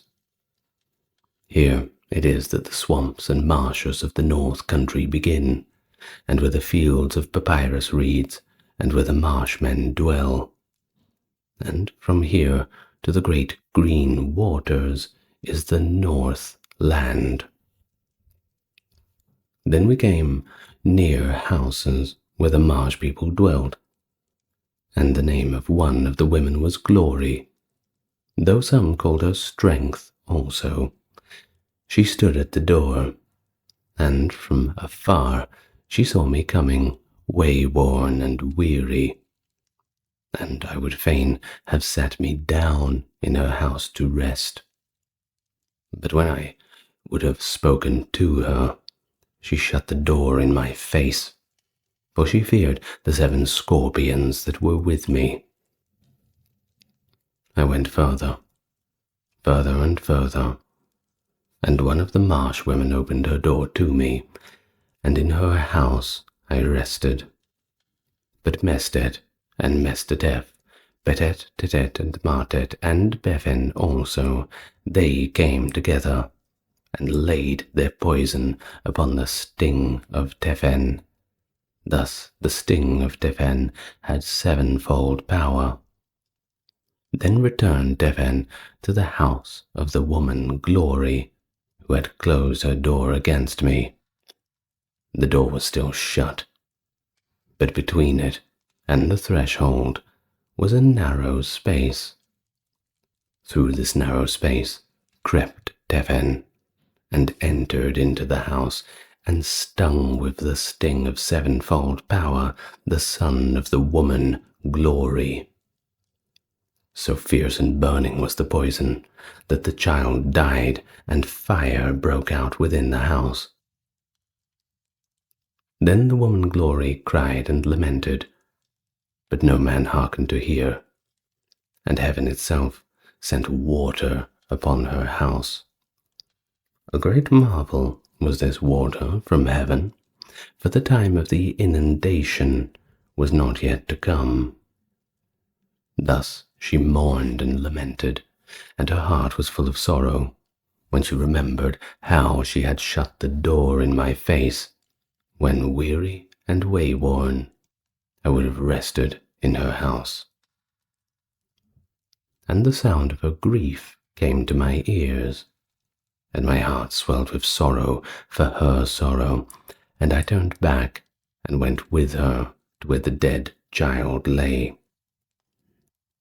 And I, Isis, mistress of magic, whose voice can awake the dead, I called aloud the words of power, the words that even the dead can hear.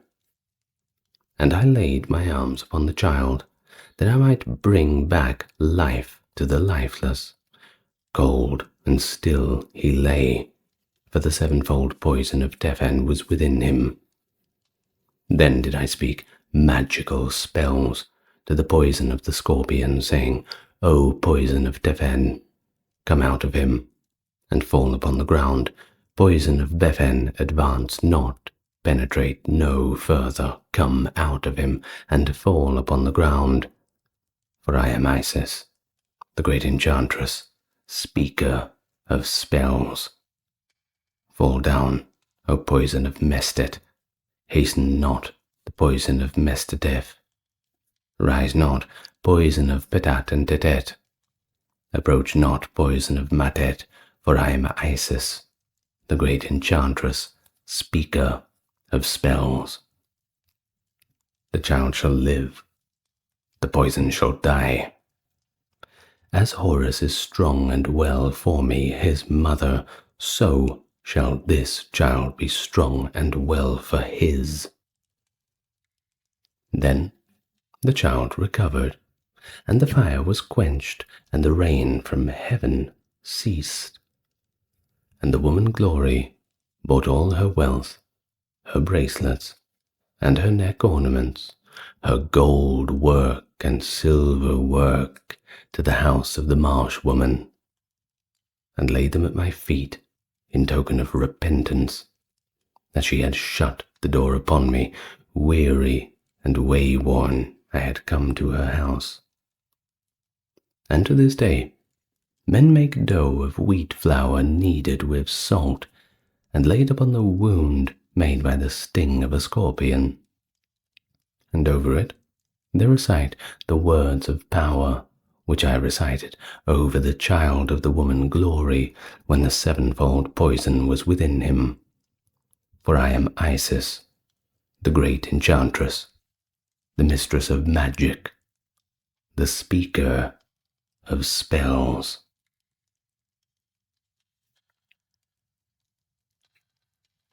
Hope you're enjoying this so far. Aren't we having good fun talking about the ancient Egyptian legends? If you are enjoying it, give us a like and subscribe. You'll get plenty more of these in the future. Now, let's move on to the next story. The Black Pig. The reason why the city of Pe was given to Horus, I know, and I will tell you. Between Horus and Set there is enmity and hatred, war and battle. Ever the fight goes on, and the combatants rage furiously, and victory is not yet declared to either. Though the gods, well, they are with Horus. Now, Set is cunning and crafty, and seeks to conquer by subtlety rather than by courage and skill in the fray, and such power is his that he can take what form he will and deceive both men and gods. This is the power of Set, but the power of Horus is not the same, for to Horus belong righteousness and truth. Deceit and falsehood are not in him. Whoso gazes into the blue eyes of Horus can see the future reflected there, and both gods and men seek Horus to learn what shall come to pass.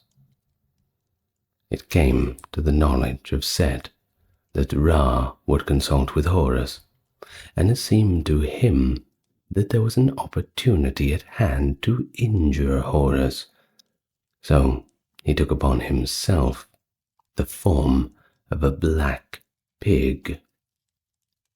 Fierce was his aspect, long and sharp his tushes, and his colour was the blackness of a thundercloud. Savage and evil was his look, and struck fear into all the hearts of men who saw him. Then came the majesty of Ra to Horus, and spoke to him, saying, Let me look into thine eyes, and behold what is to come. And he gazed into the eyes of Horus, and their colour was that of the great green waters when the summer sky shines upon them. And while he gazed, the black pig passed by.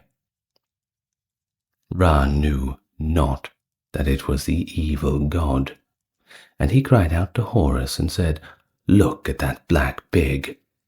Never have I seen one so huge, never have I seen one so fierce. And Horus looked, neither did he know Set in his strange form, and thought it was a wild boar from the thickets of the north country. Thus he was off his guard, and unprotected against his enemy.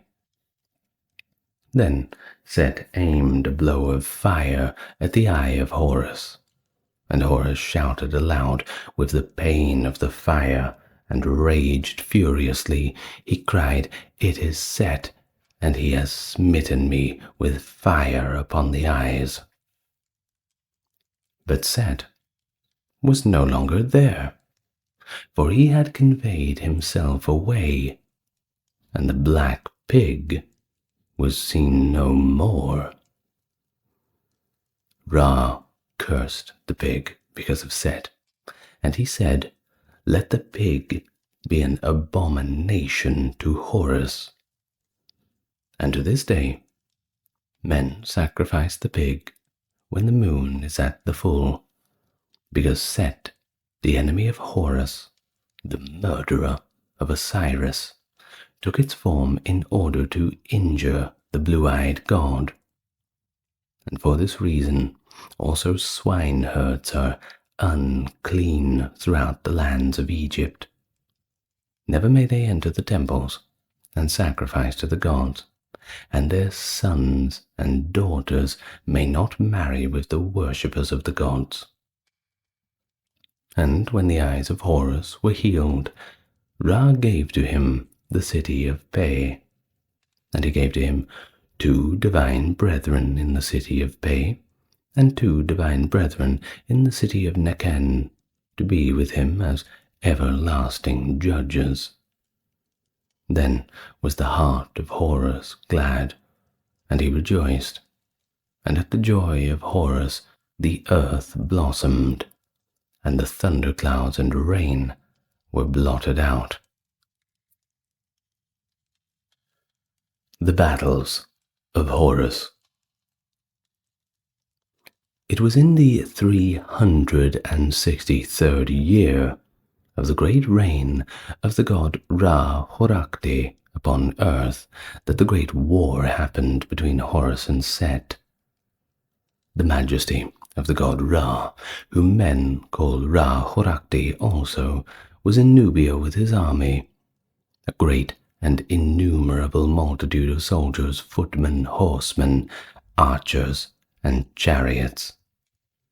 He came in his boat upon the river.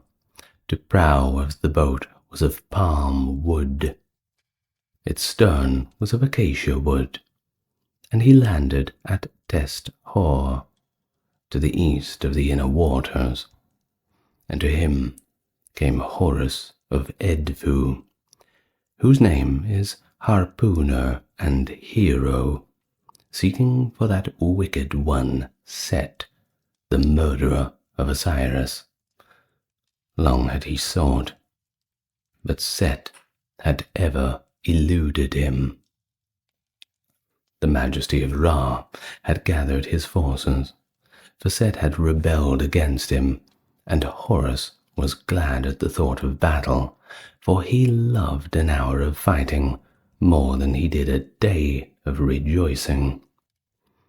He entered into the presence of Thoth, the twice great god of magic, and Thoth gave him the power to change himself into a great winged disk, a disk that glowed like a ball of fire, with great wings on either side like the colors of the sky at sunset, when the blue shades from dark to light, and is shot with golden flame. Men tried to copy these hues when they carved the winged disk above the temple doors, or make it into a breast ornament of gold inlaid with turquoise and carnelian and lapis lazuli. Thus Horus, as a great winged disk, sat on the prow of the boat of Ra, and his splendor flashed across the waters and fell upon his foes as they lay for him in ambush. Upon his glorious wings he rose into the air, and against his crafty enemies he made a curse terrible and fear-striking, saying, "Your eyes shall be blinded, and you shall not see, and your ears shall be deaf, and you shall not hear." And at once, when each man looked at his neighbor, he saw a stranger and when he heard his own familiar mother tongue, it sounded like a foreign language, and they cried out that they were betrayed and that the enemy had come among them. They turned their weapons against each other, and in the quickness of a moment, many had ceased to live, and the rest fled, while over them flew the gleaming disk, watching for Set. But Set was in the marshes of the north country, and these were but his advance guard. Then Horus flew back to Ra, and Ra embraced him and gave him a draught of wine mixed with water. And to this day, men pour a libation of wine and water to Horus at this place of remembrance. When Horus had drunk the wine, he spoke to the majesty of Ra and said, "Come and see thine enemies, how they lie overthrown in their blood." Ra came, and with him came Astarte, mistress of horses, driving her furious steeds, and they saw the corpse-strewn field where the army of Set had slain one another. Now, this is the first encounter in the south, but the last great battle was not yet. Then the associates of Set came together and took counsel, and took upon themselves the likeness of crocodiles and hippopotamuses, for these great beasts can live under water, and no human weapon can pierce their hides. They came up the river, the water swirling behind them, and rushed upon the boat of Ra to overturn it. But Horus had gathered together his band of armorers and weaponsmiths, and they had prepared arrows and spears of metal, smelted and welded, hammered and shaped, with magical words and spells chanted over them. When the fierce beasts came up the river in waves of foam, the followers of Horus drew their bowstrings, and let fly their arrows. They cast their javelins and charged with their spears, and the metal pierced the hides and reached the hearts, and of these wicked animals 650 were slain. The rest fled. Now, this is the second encounter in the south, but the last great battle was not yet. The associates of Set fled, some up the river, some down the river. Their hearts were weak, and their feet failed for fear of Horus, the harpooner, the hero. And those whose faces were towards the south land fled fastest, for Horus was at their back in the boat of Ra, and with him came his followers, their weapons in hand. At the southeast of Dendera, the city of Hathor, Horus saw the enemy, and he rushed upon them with his followers, while Ra and Thoth watched the conflict as they waited in the boat. Then said the majesty of Ra to Thoth, "See how he wounds his enemies. See how Horus of Edfu carries destruction among them." And afterwards men built a shrine in this place in remembrance of the flight, and the gods of the shrine were Ra and Miri and Horus of Edfu.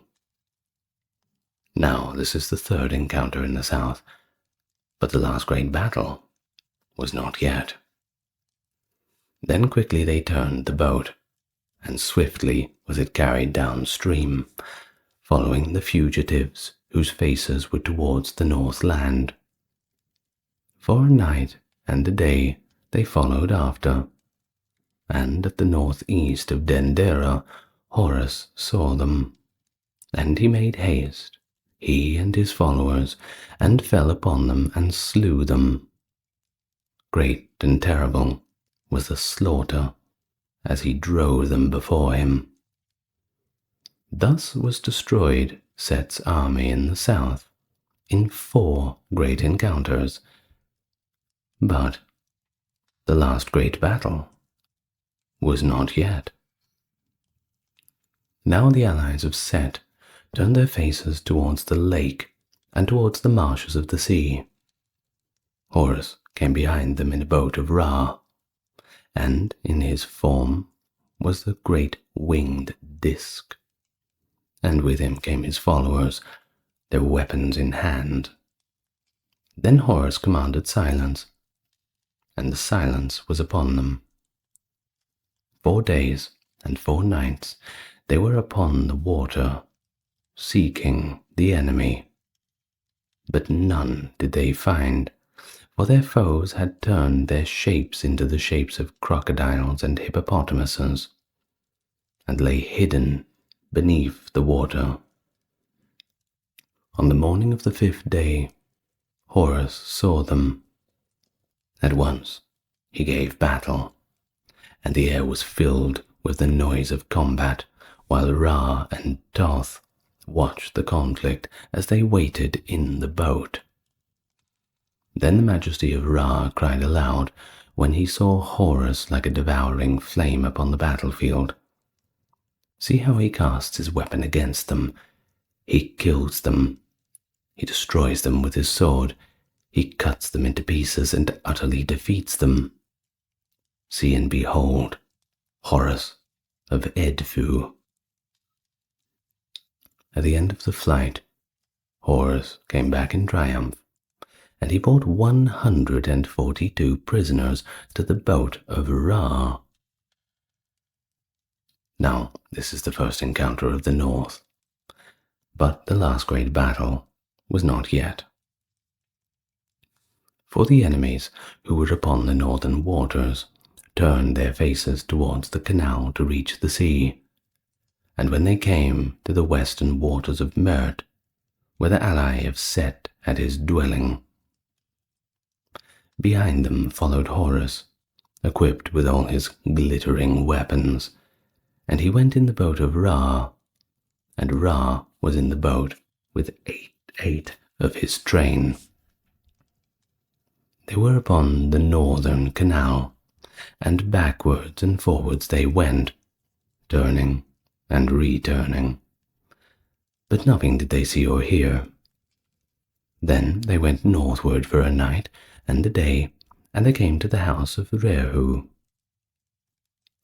There Ra spoke to Horus, and said, Behold, thy enemies are gathered together at the western waters of Mert, where dwell the allies of Set. And Horus and Edfu prayed to the majesty of Ra to come in his boat against them. Again they travelled northward, where the never-setting stars wheel round a certain point in the sky, and on the banks of the western waters of Mert were the allies of Set, ready for battle.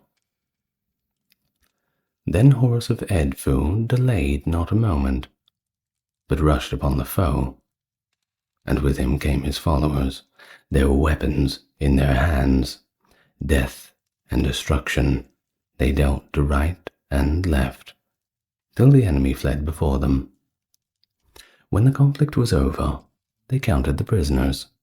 381 were taken, and these Horus slew before the boat of Ra, and their weapons he gave to his followers.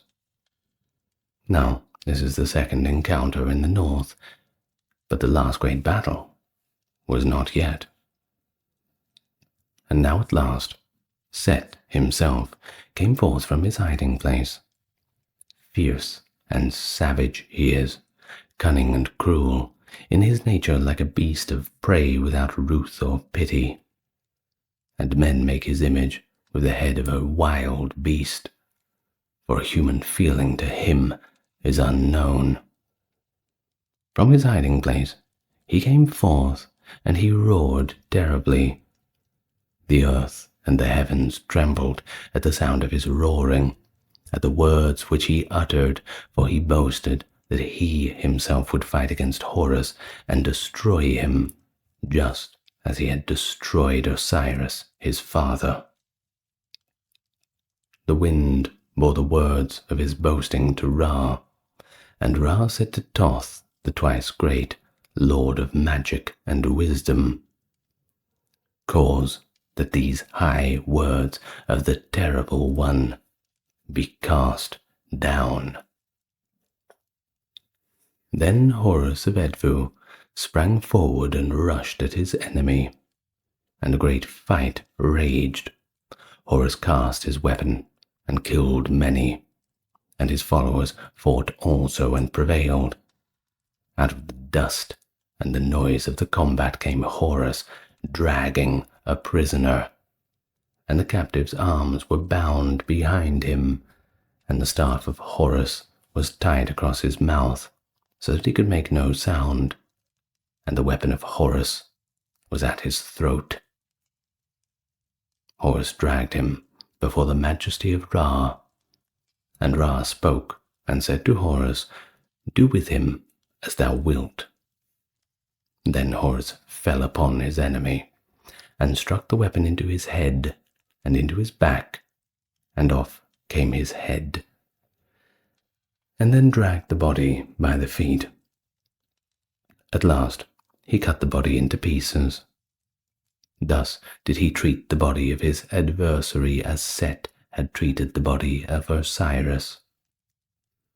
This took place on the 7th day of the 1st month of the season when the earth appears after the inundation, and the lake, to this day, is called the Lake of Fighting. Now this is the 3rd encounter in the north, but the last great battle was not yet, for it was the ally of Set whom Horus had slain, and Set himself was still alive. And he raged against Horus as a panther of the south. And he stood up and roared in the face of heaven, and his voice was the voice of thunder, and as he roared he changed himself into a great snake and entered into the earth. None saw him go, none saw him change, but he was fighting against the gods, and by their power and knowledge are they aware of what comes to pass, though no man tells them. And Ra said to Horus, Set has transformed himself into a hissing snake and has entered the earth. We must cause that he never comes forth, never, never no more. The associates of Set took courage, knowing that their leader was still alive, and they assembled again, and their boats filled the canal. The boat of Ra was against them, and above the boat shone the glory of the great winged disk. When Horus saw the enemy gathered together in one place, he drove them and routed them, slew them without number. Now this is the 4th encounter in the north, but the last great battle was not yet. Then Horus of Edfu remained in the boat of Ra upon the canal for 6 days and nights, watching for the enemy. But he saw none, for they lay as corpses upon the water. And to this day men make ceremonies in remembrance of the battles of Horus on the 1st day of the 1st month of the inundation, on the 7th day of the 1st month of the appearing of the earth after the inundation, and on the 21st and 24th days of the 2nd month of the earth's appearing. These days are kept holy at Astabat, which is the south side of Andrudef, where is one of the graves of Osiris. And Isis made magical spells round Andrudef, that no enemy might come near it, and the priestess of Andrudef is called the Lady of Spells to this day in remembrance, and the waters are called the Waters of Seeking, for there it was that Horus sought for his foe. And Horus sent out his followers, and they hunted down the enemy, and brought in prisoners, 106 from the east, and 106 from the west. These they slew before Ra in the sanctuaries. Then Ra gave Horus and his fighters 2 cities, which are called the Mesen cities to this day, for the followers of Horus are Mesenti, the metal workers. In the shrines of the Mesen cities, Horus is god, and his secret ceremonies are held on 4 days in the year. Great and holy are these days in the Mesen cities, for they are in remembrance of the battles of Horus, which he fought against Set, the murderer of Osiris. Now these enemies, they gathered in the east, and they travelled towards Tharu. Then was a boat launched, the boat of Ra, to follow after them. And Horus of Edfu transformed himself into the likeness of a lion, with the face of a man. His arms were like flint, and on his head was the Artef crown, which is the white diadem of the Southland, with feathers and horns, and on either side a crowned serpent. And he hastened after his enemies, defeated them, and brought of prisoners 142. Then said Ra to Horus of Edfu, "Let us journey northwards to the great green waters, and smite the foe there, as we have smitten him in Egypt." Northwards they went, and the enemy fled before them, and they reached the great green waters, where the waves broke on the shore with the noise of thunder. Then Thoth arose, and he stood in the midst of the boat, and he chanted strange words over the boats and barges of Horus and his followers, and the sea fell calm as the sound of words floated across its waves. And there was silence on the great green waters, for the wind was lulled, and naught was in sight save the boats of Ra and Horus. Then said the majesty of Ra, "Let us sail round the whole extent of the land. Let us sail to the Southland." And they knew that Ra was aware of the enemy. They made haste and sailed to the Southland by night, to the country of Tarkens. They came to the town of Shais, but until they reached Shais, they saw naught of an enemy.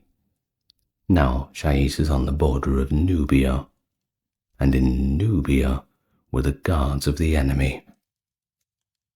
Then Horus of Edfu changed himself into a great winged disk with gleaming pinions outspread, and on either side of him came the goddess Nekbet and Uazet, and their form was the form of great hooded snakes, with crowns upon their heads.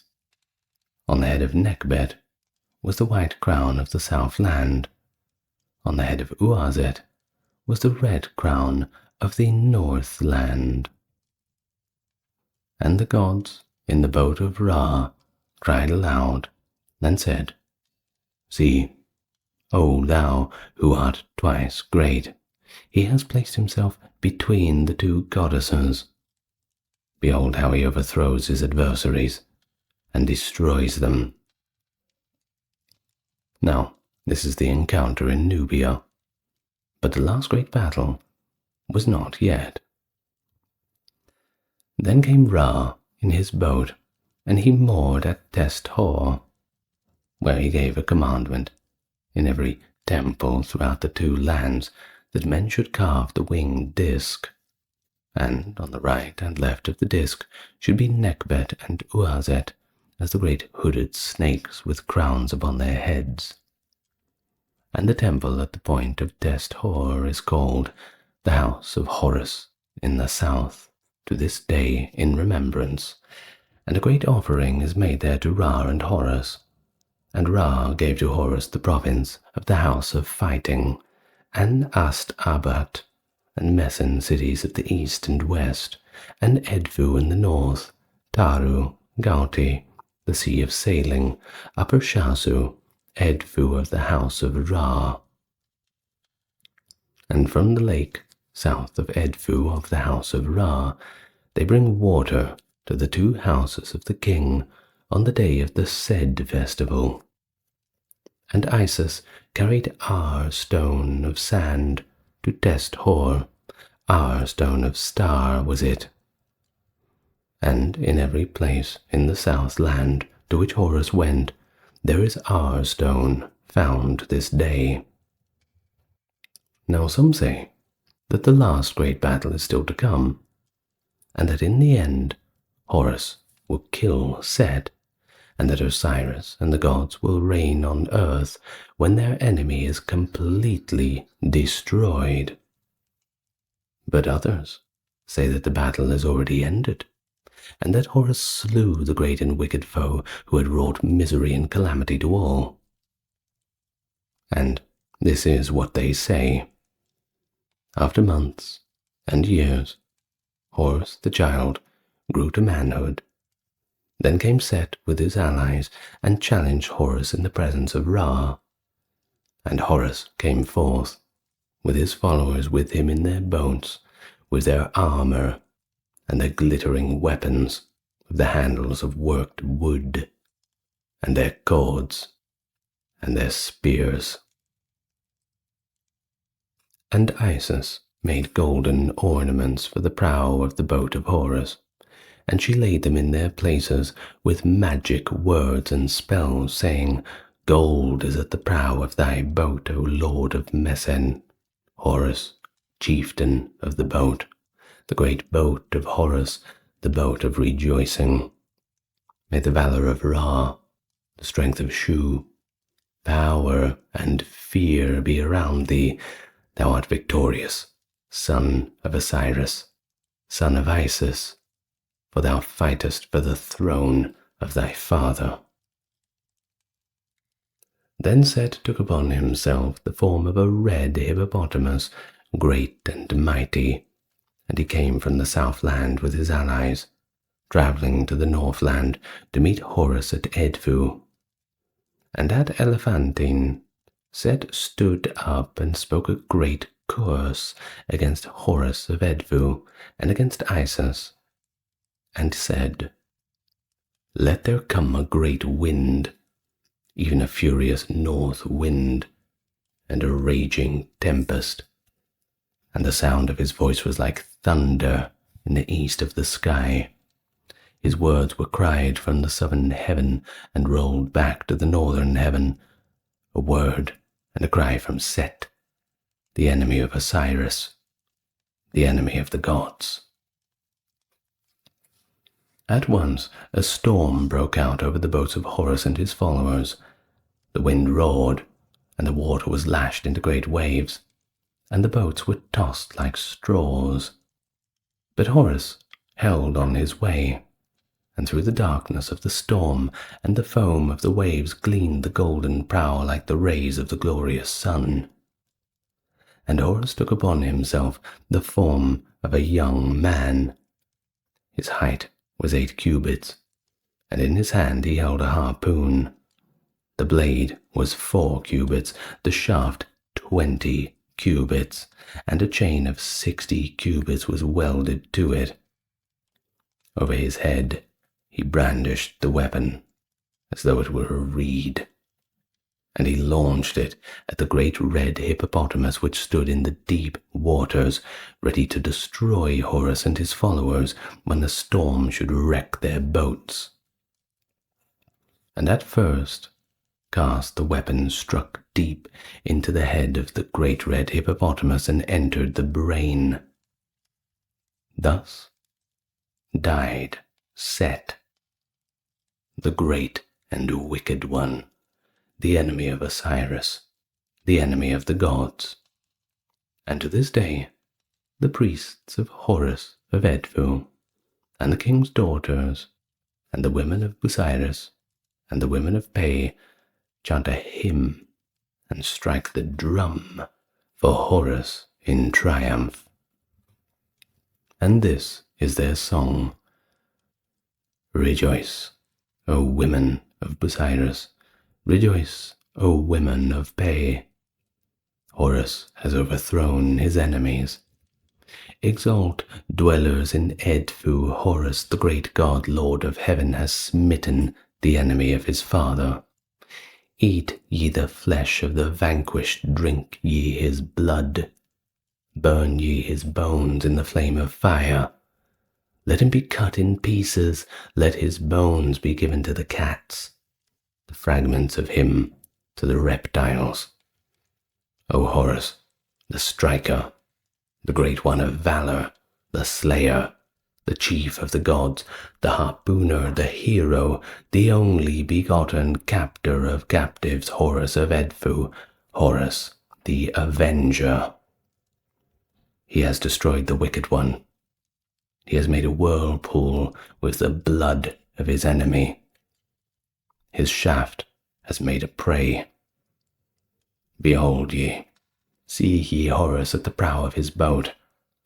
Like Ra, he shines on the horizon. He is decked in green linen, in blinding linen, in fine linen and byssus. The double diadem is upon thy head, the two serpents upon thy brow, O Horus the avenger. Thy harpoon is of metal, thy shaft is of the sycamore of the desert. The net is woven by Hathor of the roses. Thou hast aimed to the right, thou hast cast to the left. We give you praise to thee, the height of the heaven, for thou hast chained the wickedness of thine enemy. We give praise to thee, we worship thy majesty, Horus of Edfu, Horus the avenger. The bier of Heliopolis. Now the majesty of Ra reigned over the two lands. He was the second king of Egypt, and in his reign peace was on earth, and harvests were so plentiful that to this day men speak of good things which happened in the time of Ra. By his own power he created himself, and he created heaven and earth, gods and men, and he ruled over them all. But hundreds and hundreds of years he ruled until he waxed old, and men no longer feared him, but laughed and said, Look at Ra. He is old, his bones are like silver, his flesh like gold, and his hair like true lapis lazuli. Then Ra was wroth when he heard their jests and their laughter, and he called to those who were in his train, Summon hither my daughter, the apple of my eye, and summon also the gods of Shu and Tefnut, Geb and Nut, and the great god Nun, whose dwelling is in the waters of the sky. Do my bidding secretly, lest men should hear you and see you. For then will they be afraid and hide themselves away. In secret went the messengers. Very softly they came to summon the gods and goddesses. Secretly and softly came the gods and goddesses to the mansion of Ra in the hidden place. Naught did men see or hear, and they laughed again at Ra, not knowing the punishment that should fall upon them. On each side of the throne came the gods and goddesses, and they bowed before the majesty of Ra with their foreheads to the ground, saying, Speak, that we may hear. Then said Ra to Nun, the great god whose dwelling is in the waters of the sky, O eldest of the gods, and all ye ancestor gods, behold the men whom I have created, how they speak against me. Tell me what you would that I should do to them. For verily, I will not slay them till I have heard your words. And Nun, the great god whose dwelling is in the waters of the sky, made the answer, My son, Ra, greatest of gods, mightiest of kings, thy throne is set fast, and thy fear will be upon all the world when thou sendest out thy daughter, the apple of thine eye, against those who attack thee. The majesty of Ra spoke again. Lo, they will flee to the deserts and the mountains and hide themselves, if fear falls upon their hearts on account of their jests and laughter, and in the deserts and mountains none can find them. Then said the gods and goddesses, bowing before him with their foreheads on the ground, Send forth thy daughter, the apple of thine eye, against them. And at once there came the daughter of Ra. Sekhmet is she called, and Hathor, the fiercest of the goddesses. Like a lion she rushes upon her prey. Slaughter is her delight, and her pleasure is in blood. At her father's bidding, she entered the two lands to slay those who had rebelled against the majesty of Ra, and had turned their rebellion to jest and laughter. In the land of Tamari she killed them, and on the mountains which lie to the east and the west of the great river. To and fro she hastened, slaying all who crossed her path, and before her fled the rebels against Ra. And Ra looked forth upon the earth and cried to his daughter, the apple of his eye, Come in peace, Hathor. Hast thou done that which I gave thee to do? And Hathor laughed as she answered, and her laugh was the terrible voice of the lioness as she tears at her prey. By thy life, O Ra, she cried, I work my will upon men. My heart rejoices. For many nights the Nile ran red, and the goddess waded in the blood of men, and her feet were red as she strode through the land of Egypt as far as Henenseten. Then Ra looked forth upon the earth again, and his heart was filled with pity for men, though they had rebelled against him. But none could stop the ruthless goddess, not even the majesty of Ra himself. Of herself must she cease to slay, for neither gods nor men could compel her. By subtlety alone could this be accomplished. Ra gave command, saying, Call hither to me messengers who are swift as the blast of the storm wind. And when they were brought, he said, Run to Elephantine.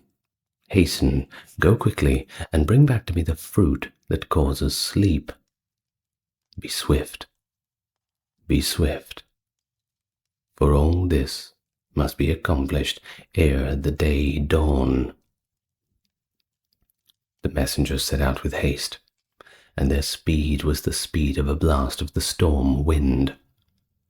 They came to Elephantine, where the great river rages among the rocks that bar its passage. They took the fruit that causes sleep, and with the fleetness of the wind they brought it to Ra. Crimson and scarlet was the fruit, and its juice was the color of man's blood, and the messengers carried it to Heliopolis, the city of Ra.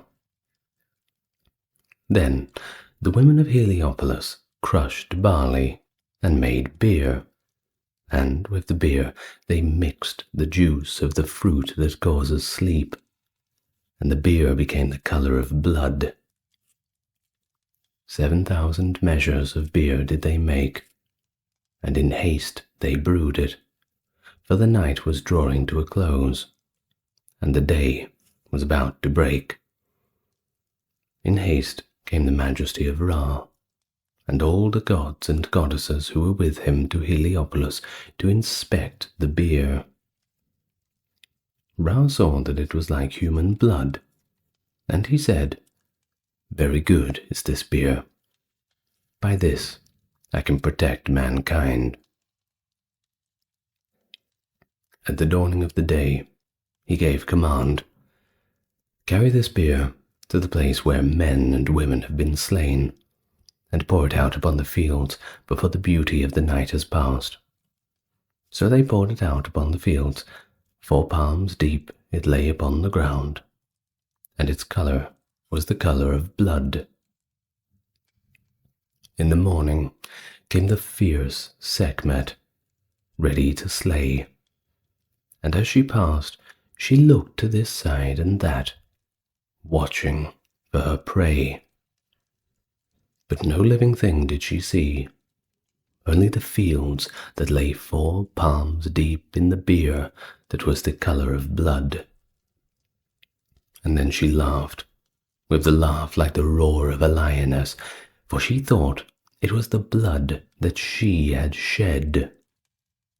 And she stopped and drank.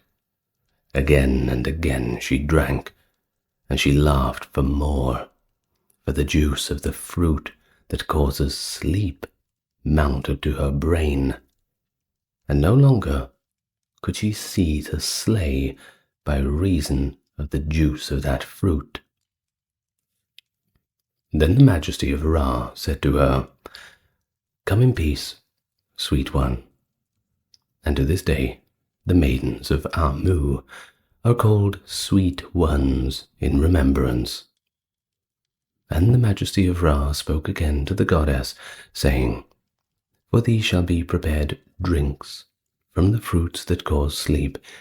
Every year shall these be made at the great festival of the new year, and the number of them shall be according to the number of the priestesses who serve me." And to this day, on the festival of Hathor, drinks are made of the fruits that cause sleep, according to the number of the priestesses of Ra, in remembrance of the protection of mankind from the fury of the goddess. The name of Ra.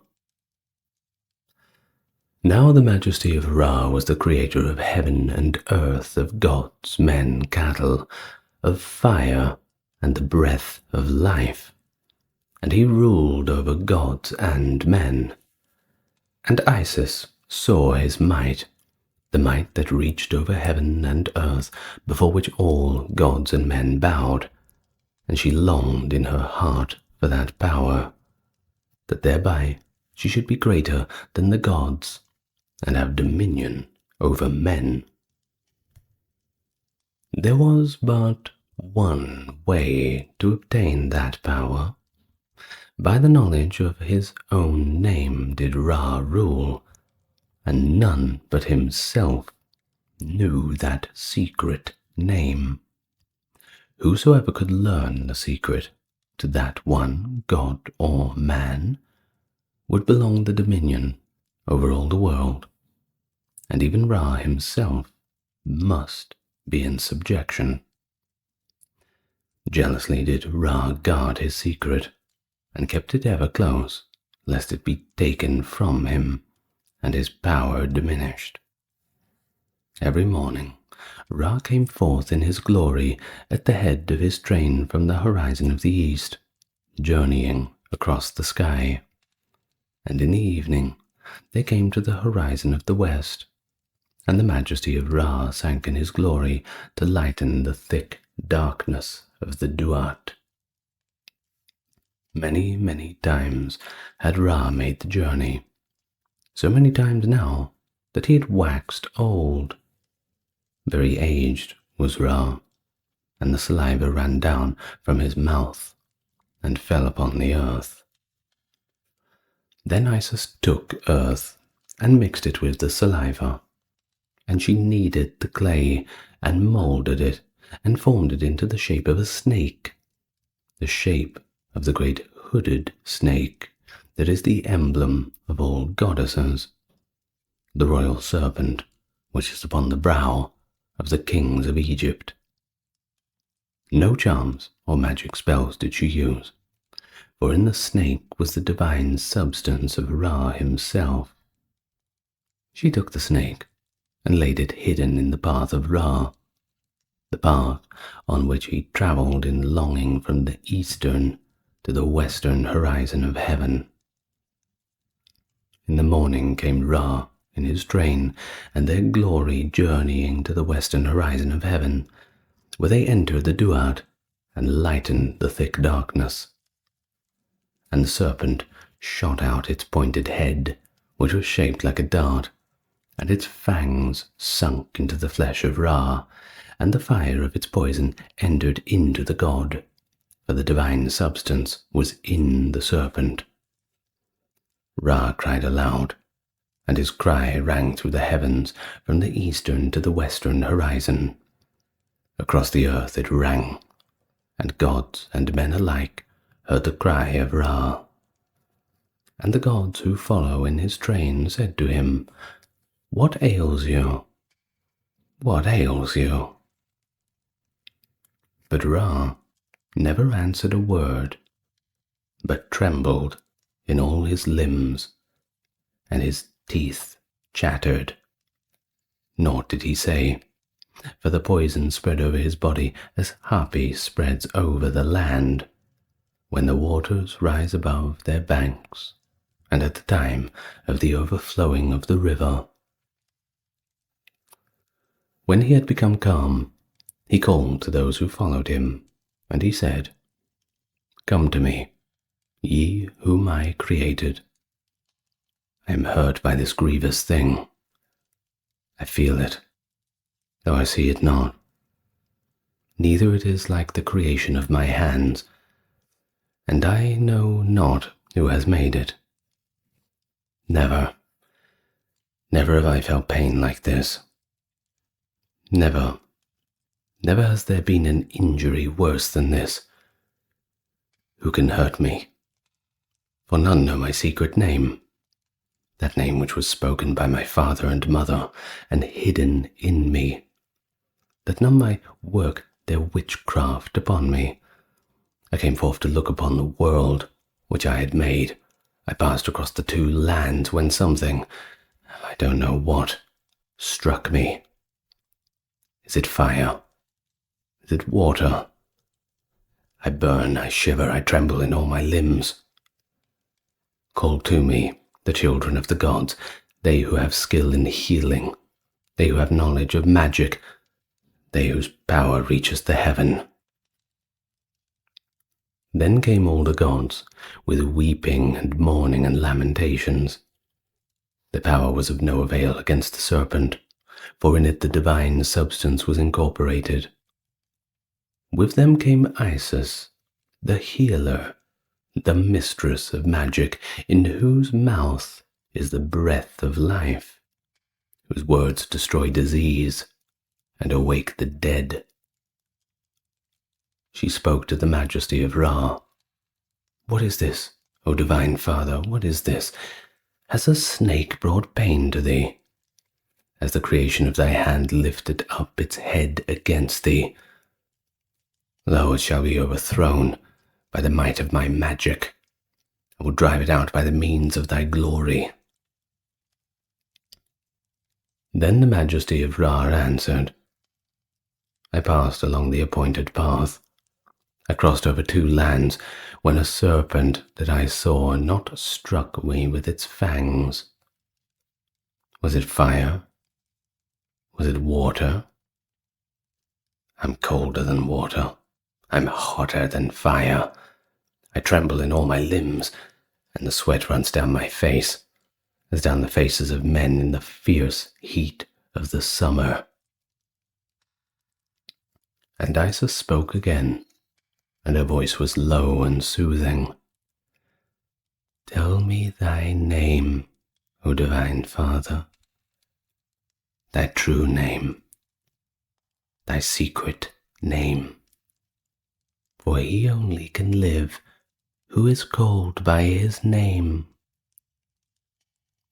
Then the majesty of Ra answered, I am the maker of the heaven and the earth. I am the establisher of mountains. I am the creator of the waters, the maker of the secrets of the two horizons. I am light. I am the darkness. I am the maker of hours, the creator of days, the opener of festivals, the maker of running streams. I am the creator of living flame. I am Khepera in the morning, Ra at noontide, and Atmu in the evening. But Isis held her peace. Never a word did she speak, for she knew that Ra had told her the names that all men know. His true name, his secret name, was still hidden in his breast, and the power of the poison began to increase, running through his veins like a burning flame. After a silence, she spoke again. Thy name, thy true name, thy secret name, it was not among those. Tell me thy name that the poison may be driven out, for only he whose name I know can be healed by the power of my magic. The power of the poison increased, and the pain was as the pain of living fire. And then the majesty of Ra cried out and said, Let Isis come with me, and let my name pass from my breast to hers. And he hid himself from the gods that followed in his train. Empty was the boat of the sun. Empty was the great throne of the god, for Ra had hidden himself from his followers and from the creations of his hands. When the name came forth from the heart of Ra to pass to the heart of Isis, the goddess spoke to Ra and said, Bind thyself with an oath, O Ra, that thou wilt give thy 2 eyes unto Horus. Now, the 2 eyes of Ra are the sun and the moon, and men call them the eyes of Horus to this very day.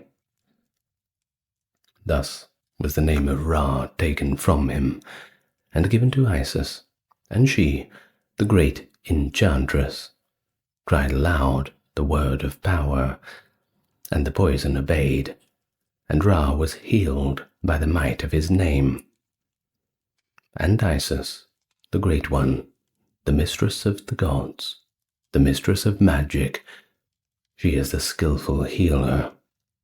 In her mouth is a breath of life. By her words she destroys pain, and by her power she awakes the dead. And what is the true name of Ra? Only she knows. The regions of the night and the thick darkness. When the world came into being, there were 2 rivers, the river of Egypt and the river of the sky. Great is the Nile, the river of Egypt, rising on his 2 caverns in the south beyond the cataract, flooding the land of Egypt and bringing joy and good harvests to Tamari. Great and mighty is the river of the sky, flowing across the heavens and through the Duat, the world of the night and of thick darkness. And on that river floats the boat of Ra. Boat of millions of years is its name, but men call it the Manzet boat in the dawn. When Ra rises in splendor on the eastern horizon of heaven, the Meseket boat is called in the evening. When Ra enters in glory with the portals of the Duat, where the mountains of Manu lifts its peak to the western sky. On the western horizon is the mountain of Manu, and on the eastern horizon the mountains of Baku. Vast and huge are they, raising their crests above the earth, and the sky rests upon their summits. And on the topmost peak of the mountain of Baku dwells a serpent. 30 cubits in length is he, and his scales are of flint and of glittering metal. He guards the mountain and the great green waters, and none can pass by him save Ra and his boat. In the evening, Ra descends in majesty to the western horizon of heaven, to the portals of the Duat at the gap of Abydos. Splendid is the Meseket boat, glorious its trappings, and its colors are of amethyst and emerald, jasper and turquoise, lazuli, and the luster of gold. At the gap of Abydos waits a company of gods to prepare the boat for the journey through the Duat, land of night and of thick darkness. Stripped is the boat of its splendor. Bare and without glory is it when it passes through the portals of the Duat, and in it is the body of Ra, lifeless and dead. Then the gods take the great towing ropes. Slowly the boat moves along the river. The portals of the Duat are flung wide, and the 12 goddesses of the night take their place upon the boat to guide it through the gloom and perils of the Duat. Pilots of the river are they, and without them, not Ra himself could pass through unscathed. Watercourse of Ra is the name of the first country of the Duat. Sombre is this land, yet not wholly dark, for on either side of the river are 6 serpents, coiled with heads erect, and the breath of their mouths is a flame of fire. In the cabin of the boat is Ra, dead and lifeless. In the prows are Up-Uat, the opener of the ways, and Sa, the goddess of the hour. Round about the cabins are a company of gods. These are they who guard Ra from all perils and dangers, and from the attack of the abominable Apep. Slowly goes the boat of Ra, passing through the Duat, to regions of thick darkness, of horror, of dismay, where the dead have their habitations, and Apep lies in wait for the coming of Ra. Thus passes his first hour of the night, and the second hour is at hand. At the entrance of every country of the Duat is a gate. Tall are the walls, and narrow is the passage. Upon the walls are spearheads sharp and pointed, that no man may climb over. The door of the gate is wood, turning on a pivot, and a monstrous snake guards the door. None may pass by him, save those only to whom his name is known. At the turn of the passage, there are 2 great hooded snakes, the one above, the other below. The great breath of their mouths is fire and poison mingled. Through the narrow portal on every side they send forth streams of flame and venom. At either end of the passage stands a warder, keeping watch. Then the goddess of the first hour makes way for the goddess of the second hour, and she calls aloud the name of the guardian of the gate. Flung wide are the portals. The fire and the poison cease, and the boat of Ra passes through. Ur-Nes do we name the second county of the Duat, but the Hanebu and those who inhabit the isles of the great green waters call it Oranos. The river is wide and bears on its dark waters 4 shallops. They have no oars, neither masts nor rudders, but float upon the stream and are carried by the current. Mysterious and strange are they, and the shadowy shapes which fill them have forms like the forms of men. In this country, Ra is lord and king, and those who live here are in peace, for none can pass the great hooded snakes who guard the gates, whose breath is mingled flame and venom. Happy are those who inhabit this land, for here dwell the spirits of the corn, Bessa and Nepra and Tepuyin. These are those who make their wheat and barley to flourish and cause the fruits of the earth to increase. Slowly goes the boat of Ra, passing through the Duat, to regions of thick darkness, of horror and dismay, where the dead have their habitation and Apep lies in wait for the coming of Ra. Thus passes the 2nd hour of the night, and the 3rd hour is at hand. Then the goddess of the 2nd hour makes way for the goddess of the 3rd, and she calls aloud the name of the guardian of the gate. Flung wide are the portals, and the boat of Ra passes through. Watercourse of the only god is the name of the 3rd country of the Duat, and here in the beautiful Amentet is the kingdom of Osiris. On either side of the river are the great shapes of the gods surrounding the form of Osiris himself. Enthroned is he, appearing in splendor as king, with the white crown of the south land and the red crown of the north land upon his head. Great is Osiris, the god of the dead, for all who die come before him for judgment, and their hearts are weighed in the balance against the feather of truth. His throne is set upon a running stream, clear and deep, and from the waters rises a single lotus blossom, the color of the sky at morning.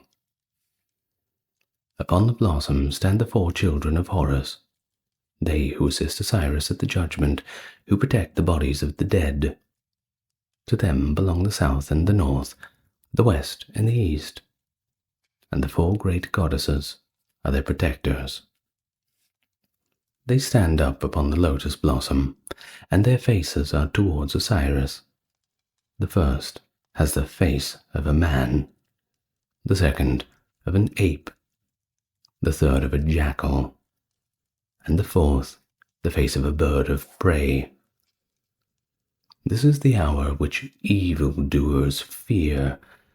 By their own actions they are judged, and naught can avail them.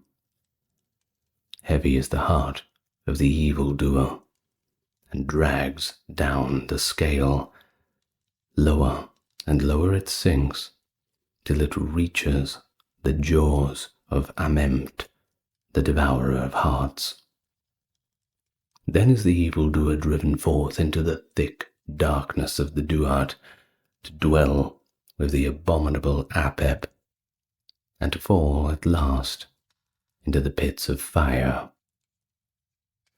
But some there are who have wrought righteousness upon earth, who have hurt no man by fraud or violence, who have succored the widow, the orphan, and the shipwrecked mariner, who have given food to the hungry and clothes to the naked, who have not stirred up strife, nor caused the shedding of tears. When these come to the judgment of Osiris, and their hearts are put upon the balance, then is the feather of truth the heavier. The scale with the feather sinks down, and the scale with the heart rises up. Then does Thoth, the twice great, take the heart and place it again in the breast of the man. And Horus takes him by the hand and leads him to the foot of the throne of Osiris, that he may dwell in the kingdom of Osiris forever and evermore. And now only can he see the most pure and truly holy Osiris, for the souls of men are not able to participate of the divine nature whilst they are encompassed about with bodies and passions. When they are freed from these impediments and remove into those purer and unseen regions, 'tis then that this god becomes their leader and king. Upon him they wholly depend, still beholding without satiety, and still ardently longing after that beauty which 'tis not possible for man to express or think. Slowly goes the boat of Ra, passing through the Duat to regions of thick darkness, of horror and dismay, where the abominable Apep lies in wait for the coming of Ra, and where the pits of fire are prepared for the wicked. Thus passes the 3rd hour of the night, and the 4th is at hand.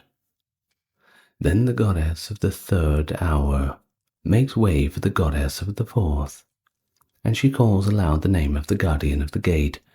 Flung wide open are the portals, and the boat of Ra passes through.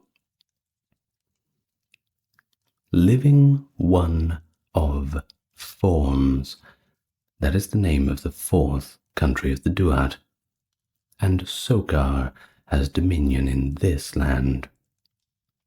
Dreary is the waste of sand, limitless the desert, gloomy and sombre the landscape. No blade of grass is seen, no tree, no herbage, naught grows nor lives save monstrous, many-headed serpents gliding along the ground or creeping upon legs. Terrible are they of aspect as they writhe and turn and hiss and roar. They raise their hideous crests on high, and hold their dusky wings outspread, but their anger is not towards Ra, as he passes safely through their midst. Engulfed is the great river, and lost beneath the shifting sands, and where it ran is now a deep ravine. The walls of rock rise high and steep, and ever the way winds and turns between the rocks. Men call this place Re Stao, the mouth of the tomb. Even in this gloomy desert Osiris has dominion. The Lord of Re Stao he is called. Therefore none need fear when traversing the narrow path. And now the boat of Ra can no longer float upon the water, but is changed into a great and mighty serpent with glittering scales, and the prow is a serpent's head with eyes watchful and fierce. At the stern is a serpent's head with poison fangs prepared. Over the sand it glides, as a boat glides over water. Slowly goes the boat of Ra, passing through the Duat, through regions of thick darkness, of horror and dismay, to the place where Apep lies in wait for the coming of Ra. Thus passes the 4th hour of the night, and the 5th is at hand. Then the goddess of the 4th hour makes way for the goddess of the 5th, and she calls aloud the name of the guardian of the gate. Flung wide are the portals, and the boat of Ra passes through. hidden. That is the name of the fifth country of the Duat, and in this dark and gloomy region dwells Sokar, its lord and king, god of those who are buried. Beside a turn of the winding way is his dwelling deep below the ground. Above it rises a high mountain of sand. Guarding it on either side are two sphinxes. Lions are they in their bodies, with the faces of men, and their claws are outstretched like the talons of a beast of prey. In the midst lies a serpent with 3 heads, and between his wings stands Sokar in the form of a man with the head of a hawk. Savage and fierce as a hawk is Sokar, and terrible is the punishment he metes out on those who rebel against him. Hard by his dwelling is a lake where water boils and bubbles with heat, as water boils in a pot. Into the boiling lake are cast the rebels, and they cry to Ra for help. But Ra lies cold and lifeless, waiting for the coming of Khepera, and their cries are unheeded while the boat passes on its way.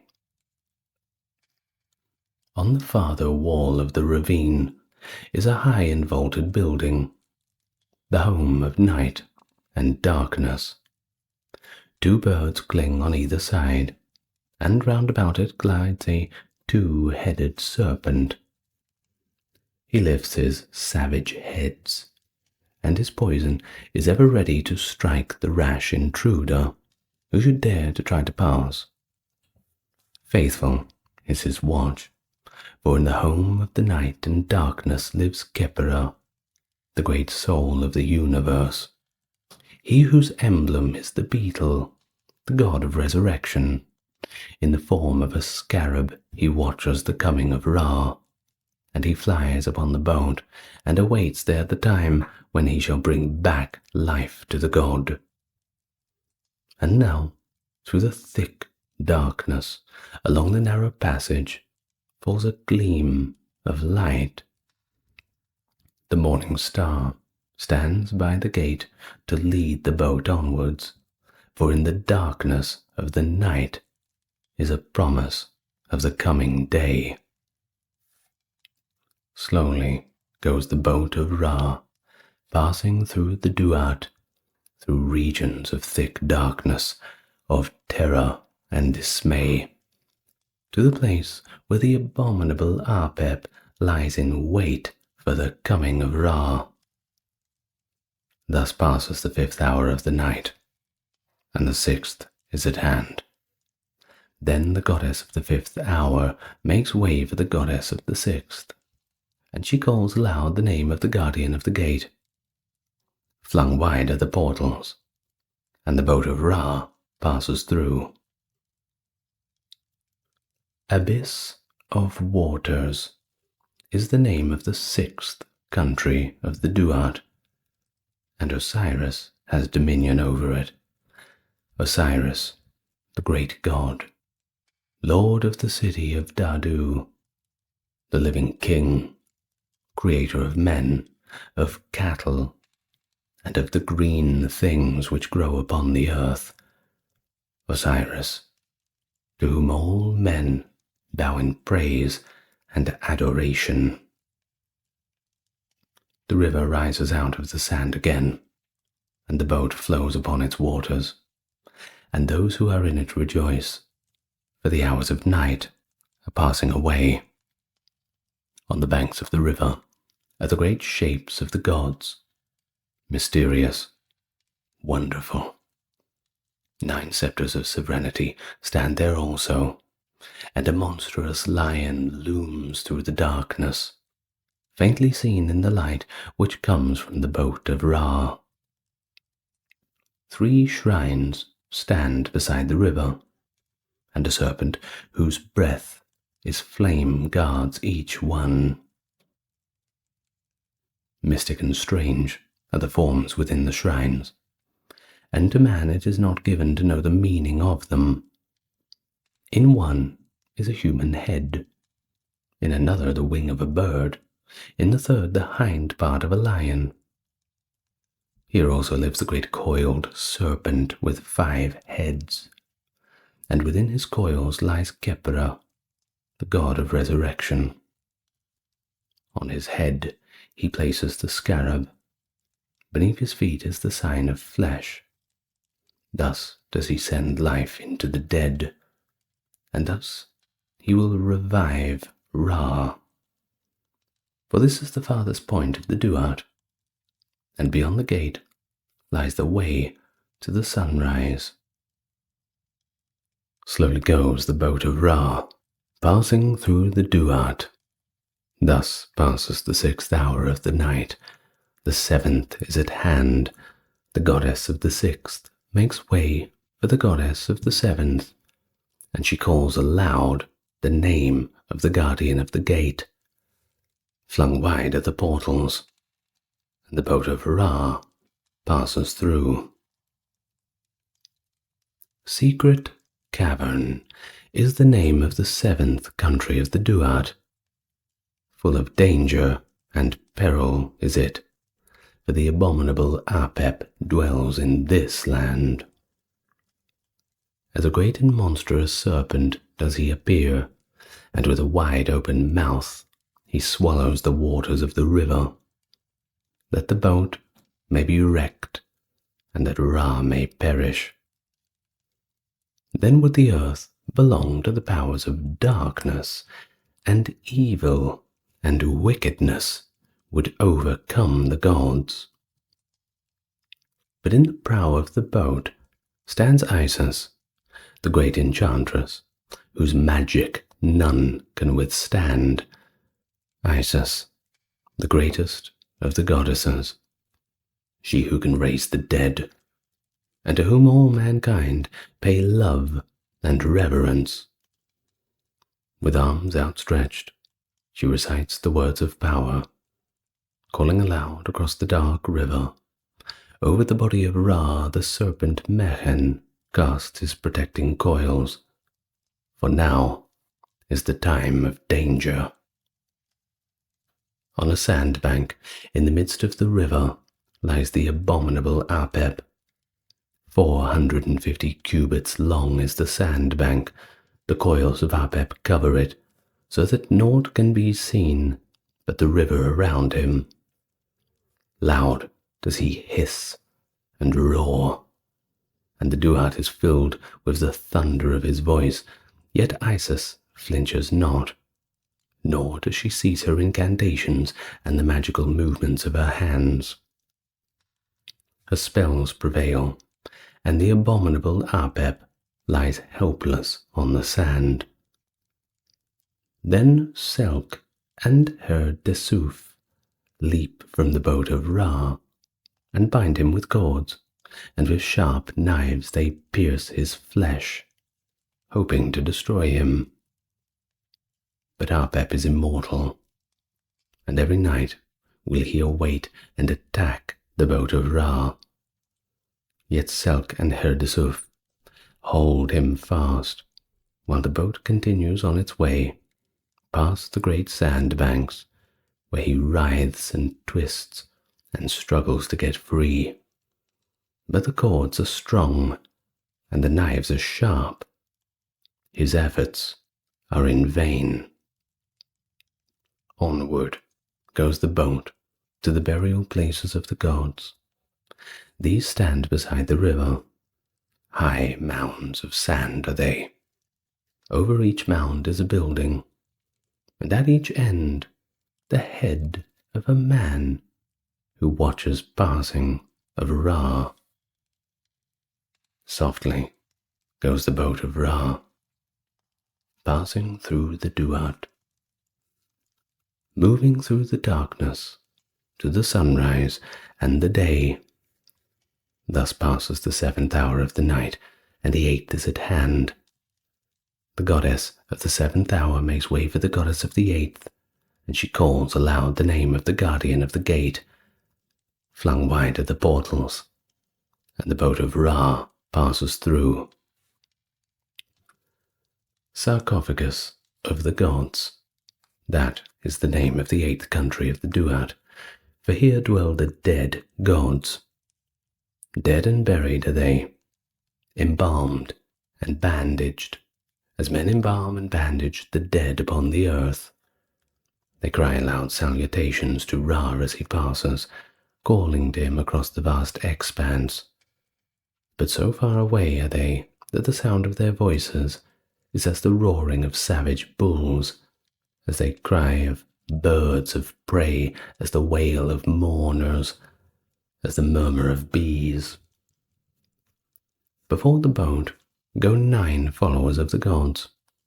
Strange are their forms, mysterious and wonderful, like naught that there is upon the earth.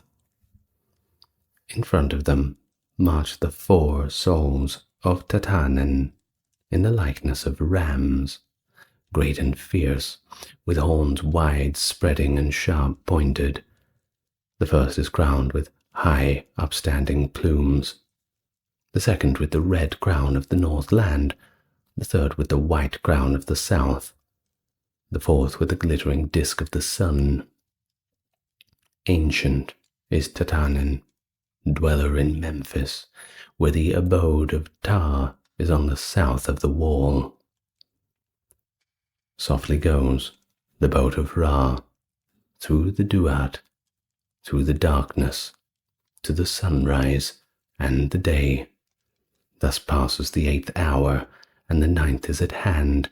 The goddess of the 8th makes way for the goddess of the 9th, and she calls aloud to the guardian of the gate. Flung wide open are the portals, and the boat of Ra passes through.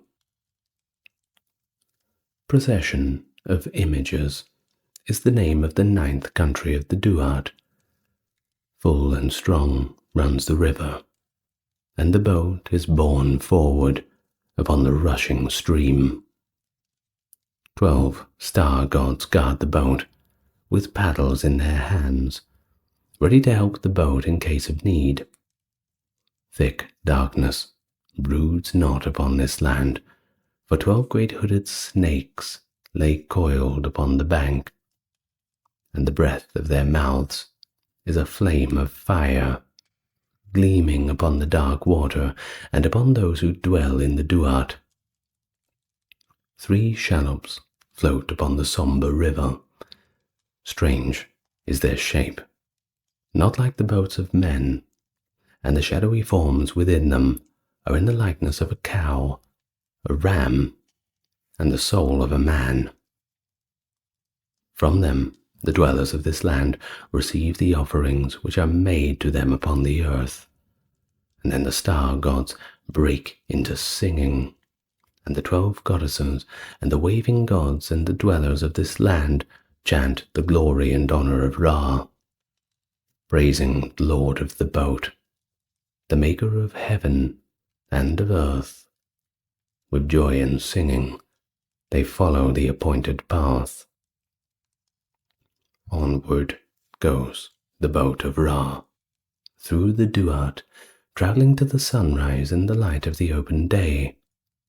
Thus passes the 9th hour, and the 10th is at hand. Then the goddess of the 9th hour makes way for the 10th, and she calls aloud the name of the guardian of the gate. Flung wide are the portals. The boat of Ra passes through. Abyss of waters, lofty of banks, is the name of the 10th country of the Duat, and the ruler is Ra. The dwellers in this land come to meet their king as he passes by upon the swelling river. Deep and full and strong runs the stream, and the boat is borne forward upon the rushing current. Divine warriors aimed with glittering weapons of war are a guard for their king. Light is on their faces, like the light of the sun. By the side of the river are 4 goddesses.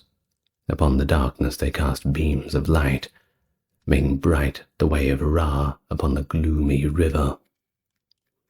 Before the boat of Ra moves the star of morning in the form of a double-headed serpent walking upon legs, and upon his heads are the crowns of the Southland and the Northland. Between his coils is the great hawk of the sky. Leader of heaven is his name, for the stars of heaven follow him. But men call him Hesper, and Lucifer also. In a shallop on the stream is a snake. Life of the earth is he called, and he watches in the Duat, the enemies of Ra. The greatest of all the countries of the Duat is this, for in this realm of wonder and mystery, Khepera joins himself to Ra, and Ra himself is created anew. Yet the dead body of Ra remains in the boat, but his soul is united to the soul of Khepera.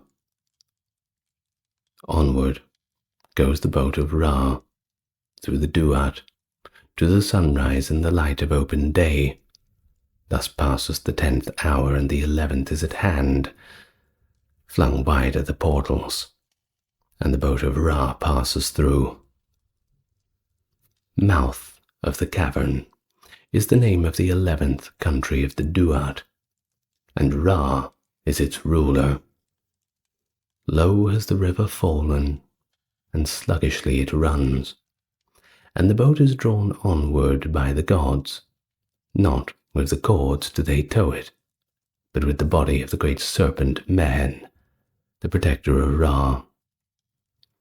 On the prow of the boat is a fiery star, but its light is not redder than the strange and lurid glow which fills this land.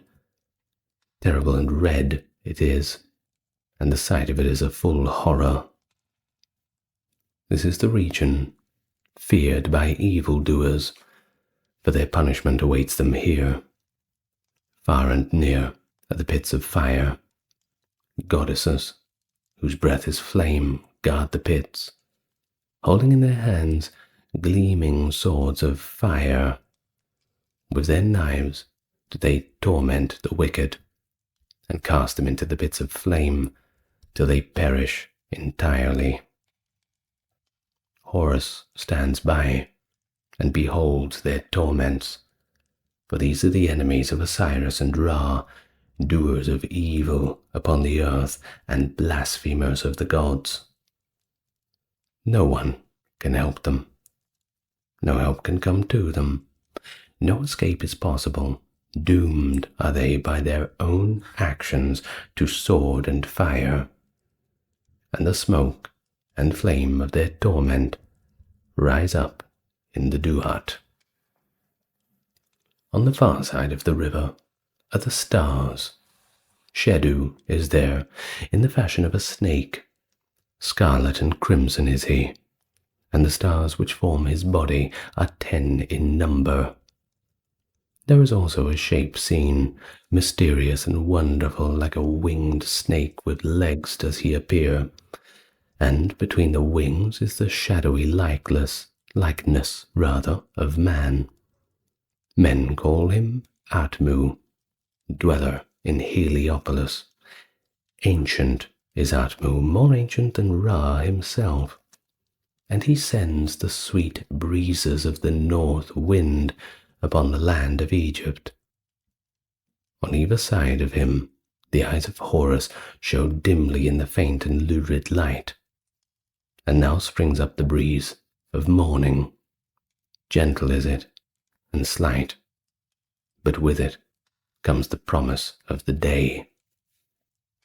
And onward goes the boat of Ra, through the Duat, to the sunrise. Thus passes the 11th hour, and the 12th hour with the dawn are at hand. Flung wide open are the portals. The boat of Ra passes through. Darkness has fallen, and births shine forth, is the name of the 12th country of the Duat. On the prow of the boat is the great scarab of Khepera. ready to make the transformations of Ra ere he reached the end of the Duat. Not like the other lands is this 12th region, for it is enclosed in the body of a vast and monstrous serpent. Life of the gods is his name, and through this great and huge frame travels the boat of millions of years. 12 of the worshippers of Ra seize the towing ropes and drag the boat onward. And here in the body of the serpent is Ra transformed into Khepera, and is alive once more. For now, the journey of the Duat is near the end. Standing by the mouth of the serpent are 12 goddesses. To these the worshippers of Ra yield the towing ropes, and they draw the boat to the eastern horizon of heaven. And now the dead corpse of Ra is cast out of the boat, as the husk is cast away when grain is winnowed out. For the soul and the life of Ra are in the scarab of Khepera, and the transformations of Ra are complete. With shouting and singing, with joy and gladness, the boat of Ra passes out of the Duat. Glorious is the Manzet boat, speeding to the sunrise.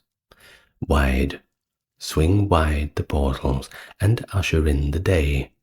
Between the sycamores of turquoise comes the boat of Ra, and the mountains of Baku is flushed with light. The serpent, guardian of the great green waters, beholds Ra in glory in the eastern horizon of heaven, and the rays glitter on his scales. Glorious is the Manzet boat borne upon the river, flashing in splendor and the light of the open day. In the foam at the prow of the boat sports the Abdu fish, darting through the gleaming spray, and the antfish is seen in the whirlpool of turquoise. From the earth rises up the sound of rejoicing, for all created things praise Ra at his rising. Hail to thee, Ra, at thy rising. The night and the darkness are past.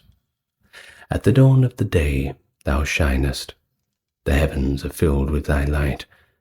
King of the gods art thou, all glory and triumph are thine. The gods come as dogs to thy feet, rejoicing to greet thee at dawn. Hail to thee, Ra, at thy rising. At thy coming all men are glad. In joy dost thou come in the morning. With glory thou rulest the world. The stars of the heavens adore thee. The gods of the earth exalt thee. Lord of the heavens art thou. Hail to thee, Ra, at thy rising. None can express thy glory, Lord of all wisdom and truth. The souls of the east attend thee. The souls of the west are thy servants. The north and the south adore thee. Worshipped art thou, our ruler. By those whom thou hast created, thou risest in heaven's horizon. Thou causest mankind to rejoice. Hail thee, Ra, at thy rising in beauty, O Ra. The Minoans were an ancient civilization that flourished on the island of Crete during the Aegean Bronze Age, approximately 2600 to 1100 BC. Renowned for their vibrant cities and palaces, such as the famous Knossos, the Minoans are considered Europe's first advanced civilization. They developed a sophisticated society with impressive artistic achievements, characterized by intricate frescoes and pottery, which depict a deep connection with nature and also maritime activities. They were also known for their unique writing systems, nowadays referred to as Linear A and Linear B, with the latter being deciphered as an early form of Greek. Their civilization gradually declined under mysterious circumstances, including possible natural disasters or perhaps invasions, leading to the eventual rise of the Mycenaean civilization on mainland Greece. Do you want to learn more about them? Well, you are in the right place. Welcome to the channel. If you're new here, it's good to meet you, and if you're coming back, it's great to have you back here with me again. As always, if you want to support the channel, there's a link to the Patreon in the description. Otherwise, if you think YouTube should show my videos to more people, clicking the like button will push them in the right direction. Now, without further ado, let's begin our exploration into the Minoans. Before we do begin, much of our references will be archaeological ones. And do keep in mind that there is a lot of speculation involved, particularly since we are talking about a civilization that existed around 4,000 years ago. So, please bear that in mind. The Minoan civilization of Crete is categorized using two primary systems of chronology. The first is based on pottery styles and divides Minoan history into three main periods. There's a few abbreviations, so we'll go through them. The first is EM, Early Minoan. That's from around 3100 to 2100 BC. MM is Middle Minoan, from around 21 to 1600 BC, and LM being Late Minoan. That's from 1600 to 1100 BC. Now each period is further divided using Roman numerals and letters, such as EM1, so Early Minoan 1, EM2, EM3, and then of course LM1, MM2, and so on. Do you get it? Great. Well, there's another system that was developed by Nikolaos Platon, and it organizes Minoan history into four broad periods, those being pre-palatial, proto-palatial, neo-palatial, and post-palatial. Now, both of these systems are okay to use, but we'll generally be using the former one around the EM, MM, and LM. Though if you do hear mentions of the one from Nicholas Platon, that is completely fine too. Now, establishing an absolute chronology for Minoan civilization has always been complex, due to many discrepancies between the historical synchronisms and scientific dating methods, such as carbon dating. For instance, the volcanic eruption at Terra, a crucial event in the LM1A period, remember, late Minoan, is dated around 1600 BC by carbon dating. But it is placed about a century later when aligned with Egyptian historical records, which we have a few more of and we tend to understand a little bit better. Now, we have mentioned the early Minoan periods being from 31 to 2100 BC. Of course, that is true.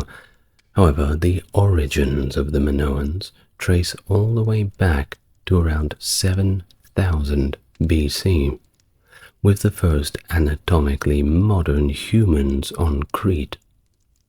Evidence points to significant cultural influences and possibly migrations from Anatolia or the Levant, both rather close by. So, early Minoan periods saw the development from Neolithic farming, Neolithic being New Stone Age, New Stone, farming communities to more structured urban settlements. EM1, around 3100 to 2650, introduced the first painted ceramics, and by EM2, being from 2650 to 2200, Minoans engaged in significant trade with not only Egypt, but also Syria, and this is marked as well by the emergence of masted ships. The period also saw the start of monumental building projects that prefigured later palaces, and indeed the Minoans were very famous for their palaces. Now, the Middle Minoan period is defined by the emergence of proto-palatial society, using Nicholas's terminology. MM1, around 2100 to 1875, seems to have witnessed a rapid population growth, and along with it, major construction, including the initial palace structures at famous sites like Knossos.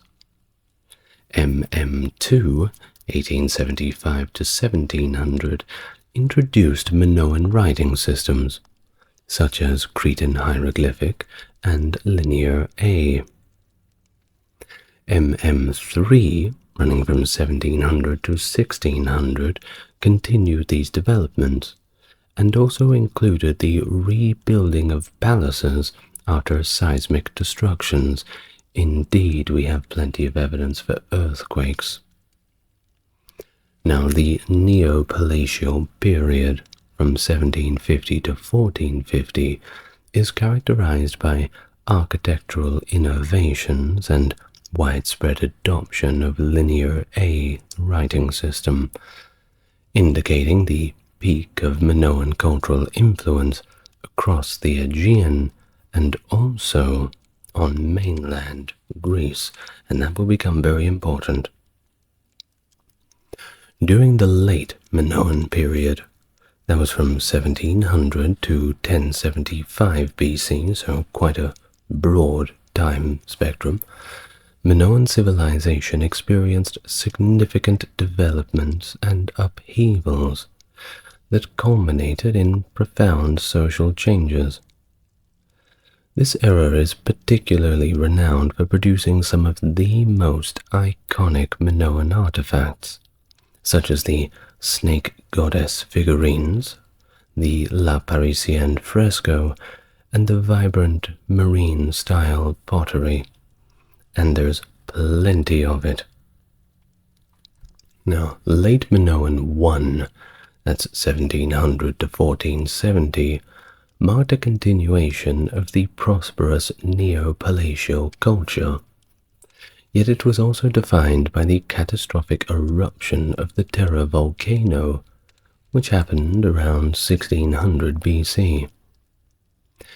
This eruption, one of the largest volcanic events in recorded history, devastated the Cycladic settlement of Akrotiri and impacted several sites in northeastern Crete. Despite these disruptions, other regions, notably around Knossos, witnessed a flurry of construction, flourishing trade, and cultural flowering post-eruption during the LM1B period, circa 1625 to 1470. Now, late Minoan 1B ended with widespread destructions across Crete, signaling the collapse and breakdown of Neo-Palatial society.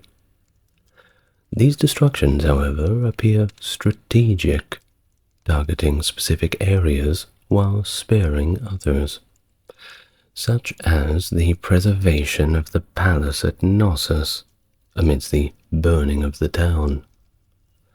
The reason behind these destructions has been widely debated, and there's no real solid theory.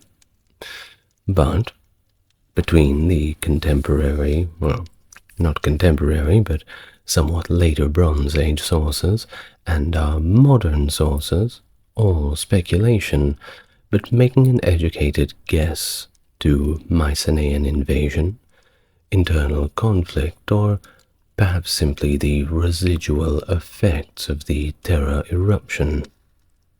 We're yet to find anything really conclusive, but one of those three. I suppose it's a roll of the dice. Now, late Minoan II, that was from 1470 to 1420, is less well represented in archaeological findings, and is generally perceived as a period of decline, with fewer records of substantial achievements or any real developments at all.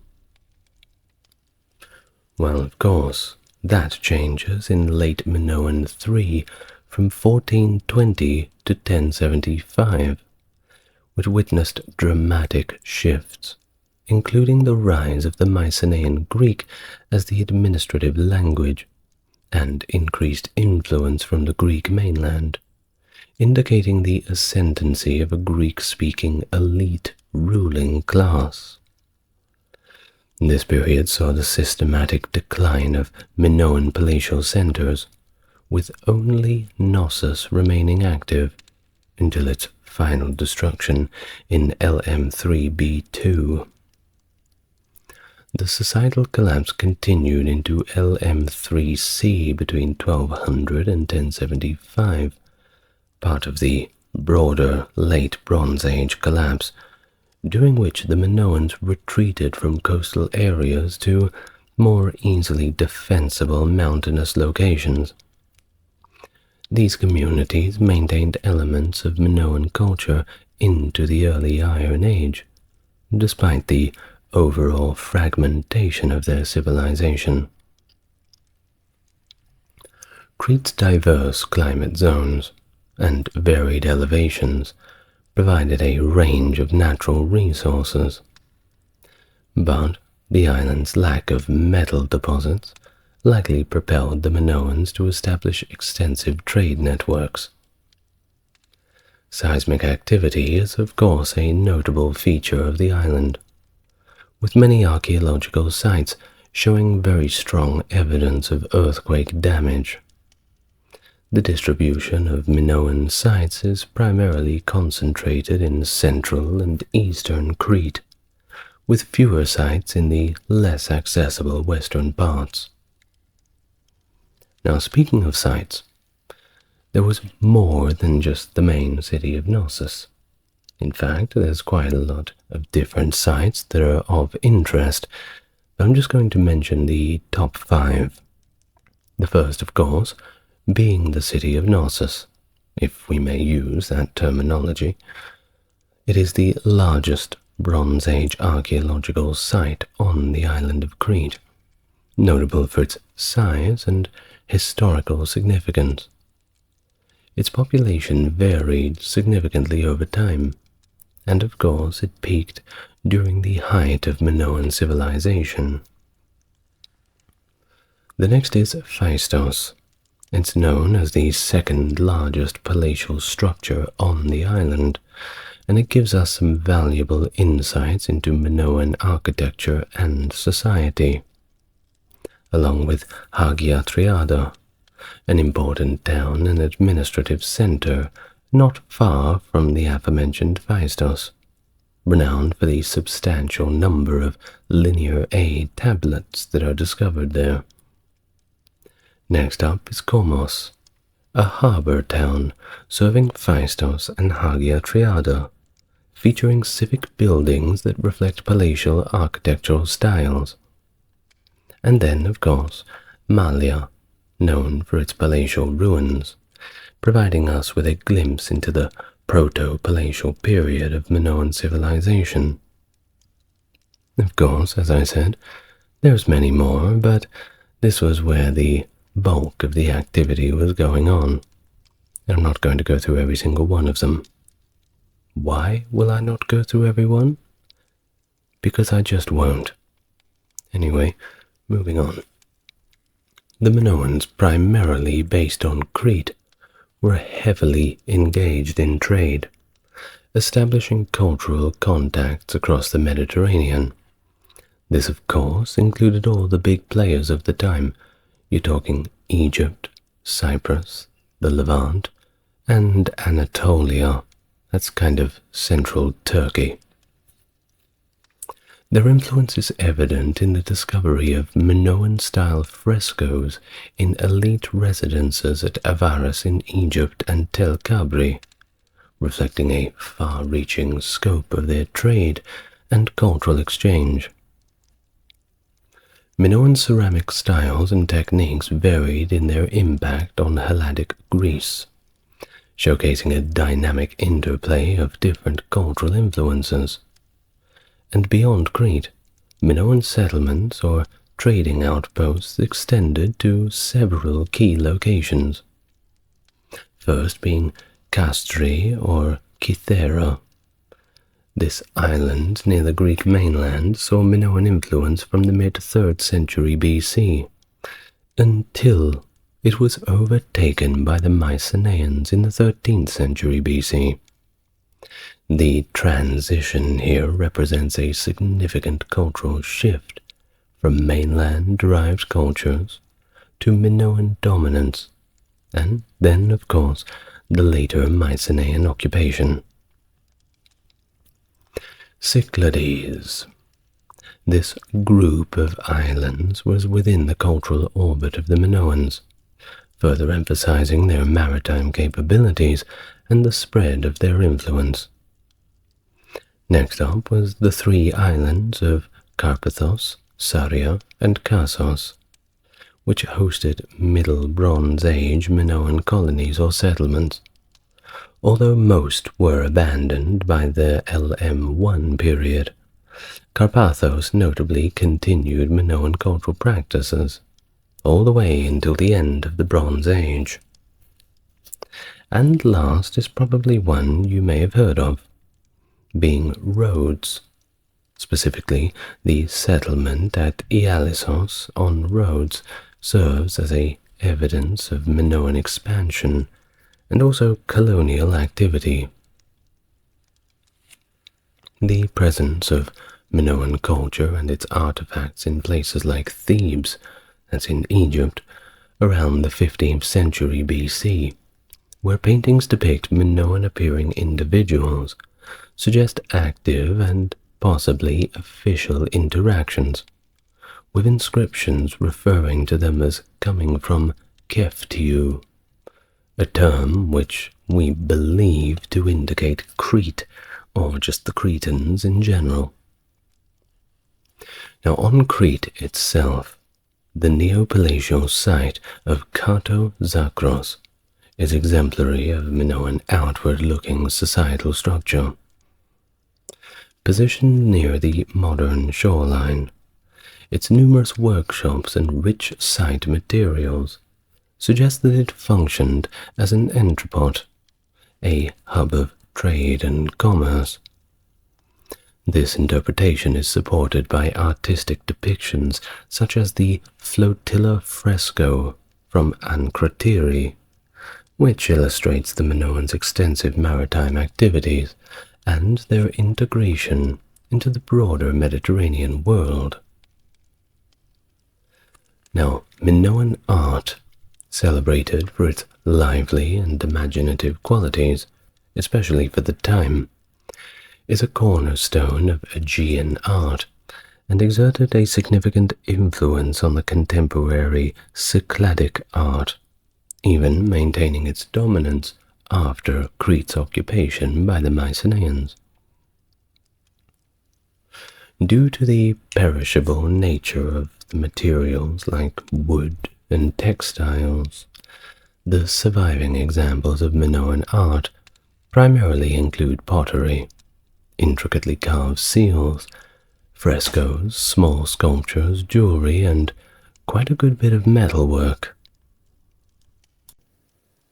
The subject matter in Minoan art, of course, varies widely. often recurring across different media. Iconic scenes such as bull leaping, which likely held religious significance, are depicted in both paintings and sculptures.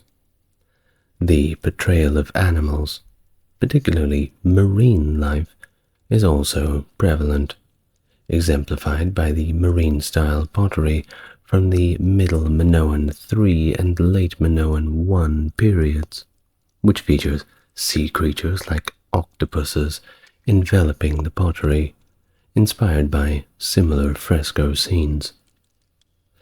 Minoan art also includes representations of hunting, warfare, and equestrian scenes, especially in later periods, and was likely to cater to Mycenaean tastes, or perhaps simply just under Mycenaean influence.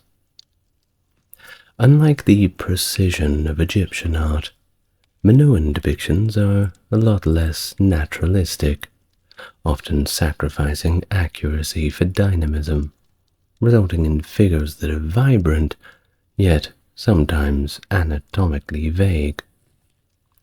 One notable aspect of Minoan art is its frequent depiction of female figures, a contrast to the predominantly male representations in many other ancient cultures. However, this brought about the notion that Minoan religion was solely matriarchal, but this is not really the case. Of course, that was believed for a while, but it's been somewhat revised. Perhaps we'll find something that makes us think again about that. Well, figures typically adhere to the Egyptian convention of portraying heads and legs in profile while presenting torsos frontally, though Minoan art exaggerates certain features like male waists and the female chest. Landscape painting in Minoan art generally involves floral and faunal elements, framing or interspersed within a scene. There is a distinctive stylistic convention where environments are depicted as viewed from above, yet individual elements are shown in profile. This unique perspective is also evident in the seascapes that accompany scenes of fish and boats, providing expansive backdrops that are unusual for the time. The Heraklion Archaeological Museum near Knossos hosts the most extensive collection of Minoan art, offering a comprehensive view of the artistic achievements of this ancient civilization. And if it's not on your list, well, it's certainly on mine. Throughout the history of Crete, a variety of pottery styles and production techniques can be observed, reflecting changes in taste and also power structures. Early Minoan ceramics were distinguished by their decorative patterns, including spirals, triangles, and fish bones, with regional variations pointing to shifts in societal dynamics. Accompanying these ceramics were numerous small terracotta figurines. As the Middle Minoan period unfolded, the designs of pottery began to become more naturalistic, featuring motifs like fish, squid, birds, and lilies. However, depictions of human figurines remained extremely rare throughout Minoan ceramics, contrasting sharply with later ancient Greek vase painting, where human portrayals were very common. Minoan jewelry, predominantly found in graves, initially had a focus on hair ornaments and diadems for women, crafted primarily from hammered gold.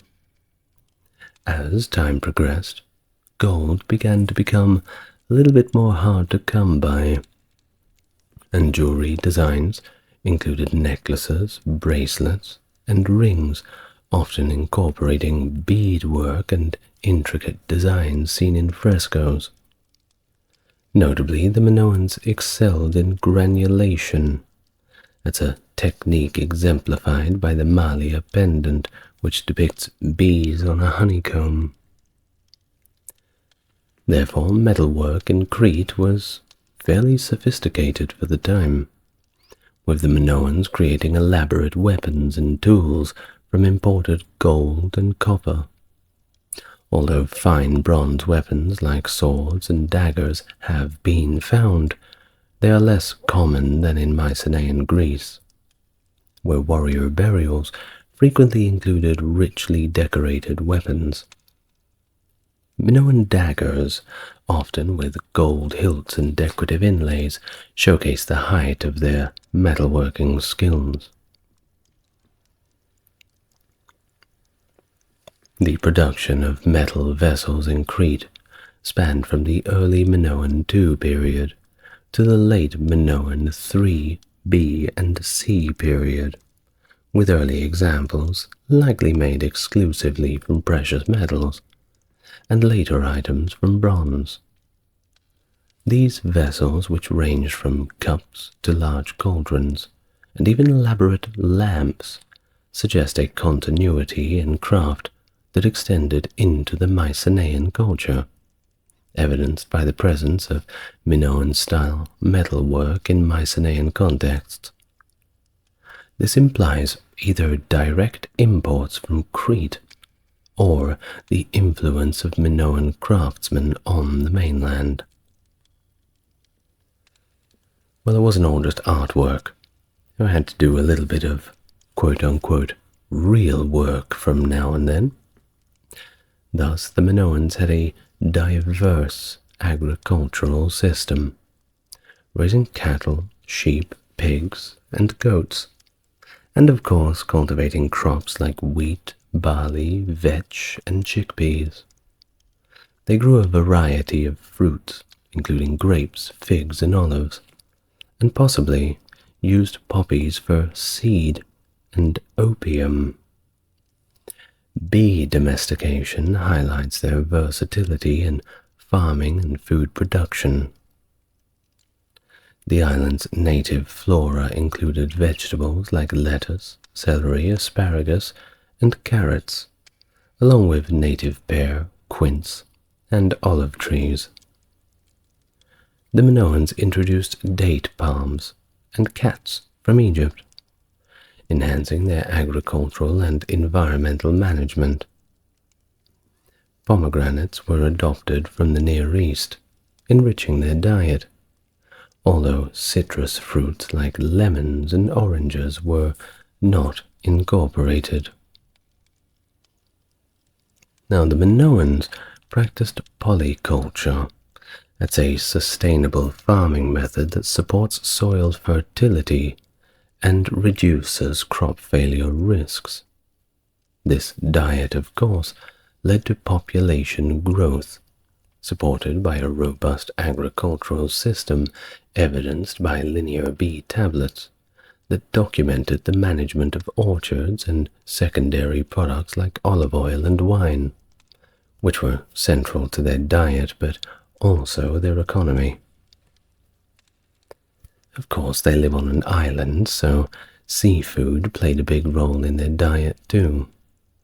But the primary focus was on the agriculture on land, as suggested in the presence of marine life in art and poetry. Like the LM3C octopus stirrup jar.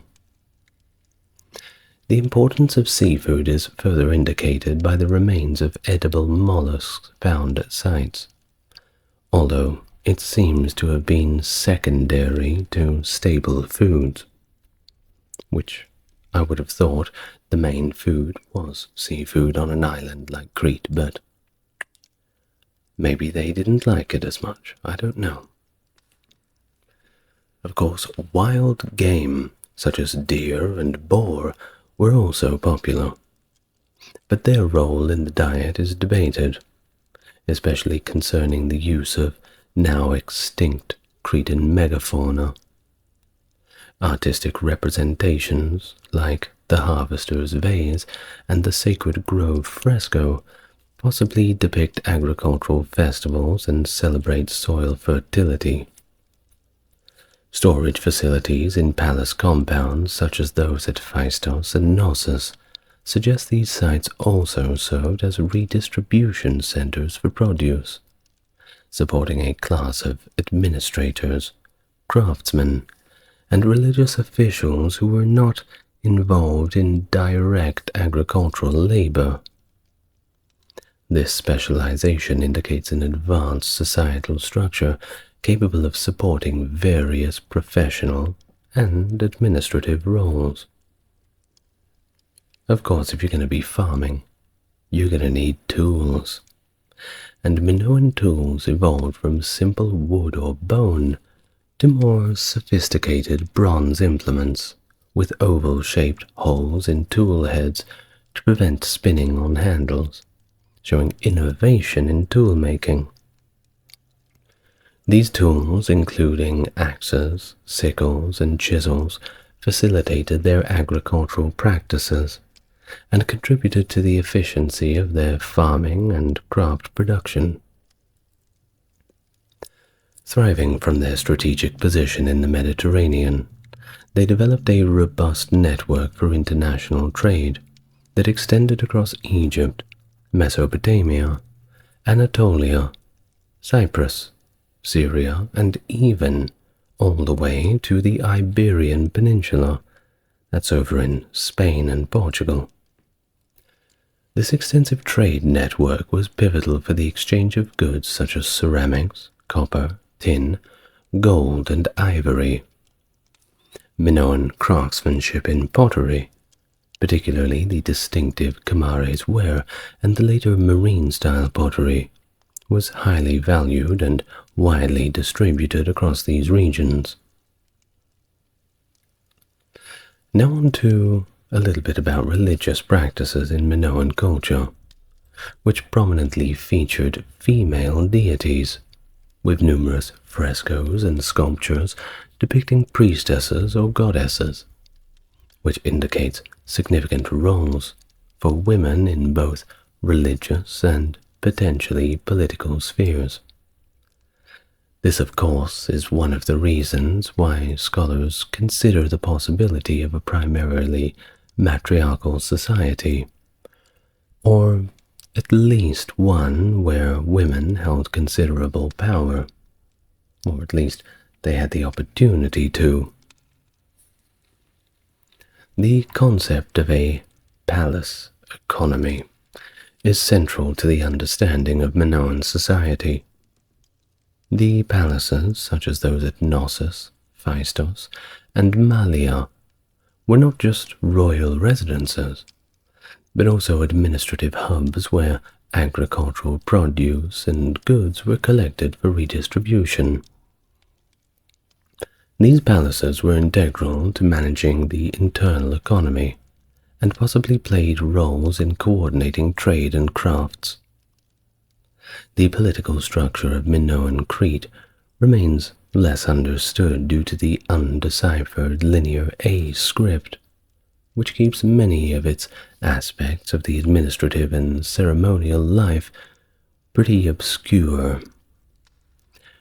Well, while earlier theories posited a monarchical system, possibly centered at Knossos, more recent interpretations suggest a more complex scenario involving powerful elite families or clans who might have controlled different regions of Crete through their respective palaces. This shift from a singular monarchical system to a more distributed power structure may explain the absence of clear kingly figures in Minoan iconography, which of course contrasts with the explicit representations of rulers in contemporary civilizations like Egypt and Mesopotamia. Indeed, I think that this may be the explanation. Now what about women? What do we know about them in Minoan society? Well, a little bit. Not much, but a little bit. What we have primarily comes from art and some of the deciphered linear B tablets. Of course, we have plenty of linear A tablets, but we don't know how to read them, which leads one to think that perhaps there is some kind of Rosetta Stone-like tablet underground somewhere that perhaps holds the key to unlocking those secrets. But as of the 13th of April 2024, we are yet to find one, so keep looking, I suppose. Now, in artistic depictions, men and women were distinguished by skin color, actually. Men were shown with darker skin, and women were shown with lighter skin. Women's clothing evolved to become more elaborate over time as represented in the art, emphasizing on displaying the more sexual characteristics. This is evident from the portrayal of women's garments that often featured low necklines to expose cleavage, or even give away the whole show. Both genders were of course depicted with slim waists, a feature accentuated in the attire of the time. Now, Minoan art categorizes women into different societal roles, as the following were elite women, common women, and servants. And, of course, there were those who were engaged in religious activity who were a category unto their own. Elite women were portrayed as significantly larger than those of lower status, highlighting their higher social standing. Women's roles in society were primarily centered around household management and childcare, with older men possibly taking on responsibilities of managing the household and mentoring the younger women. There is also evidence that women participated in crafts, such as ceramics and textiles, not just your normal weaving and pottery sort of thing. Now, interestingly, while women were often depicted in roles associated with childcare, pregnant women and scenes of childbirth are conspicuously completely absent in Minoan art, at least what we have discovered so far, suggesting that these aspects of women's lives were either considered socially sacred or somewhat sensitive topics, and thus kept predominantly as private affairs. Archaeological findings indicate that childbirth was of course a perilous ordeal, with numerous skeletal remains of pregnant women suggesting high mortality rates during pregnancy and childbirth. Of course, this was not something that was unique to the Minoans, but just generally the kind of situation you would face in the Bronze Age. The remains often include fetal bones, highlighting the commonality of death during childbirth, with mothers buried alongside their newly born and quickly diminished children. Do not want to say those two words in the same sentence. Now, additionally, evidence suggests that nursing women also faced significant health risks due to the intense nutritional demands of breastfeeding, which of course could lead to malnourishment and death.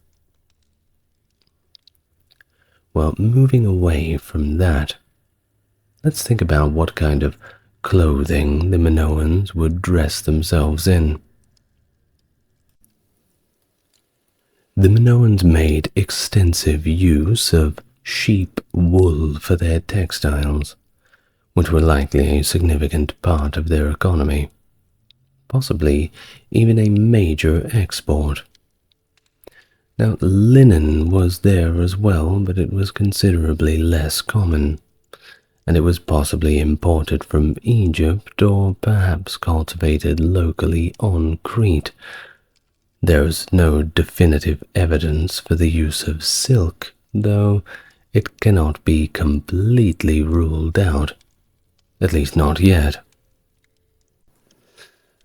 Minoan clothing styles, as depicted in art, show a distinct fashion sensibility. Men, if they were poor, typically wore loincloths or more elaborate robes or kilts, which could actually be quite long.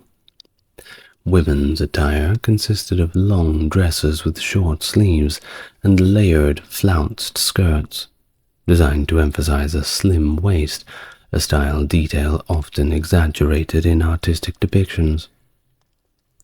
Both men and women wore thick belts or girdles around the waist to highlight this feature, kinda like those weightlifting belts you see when you're doing deadlifts.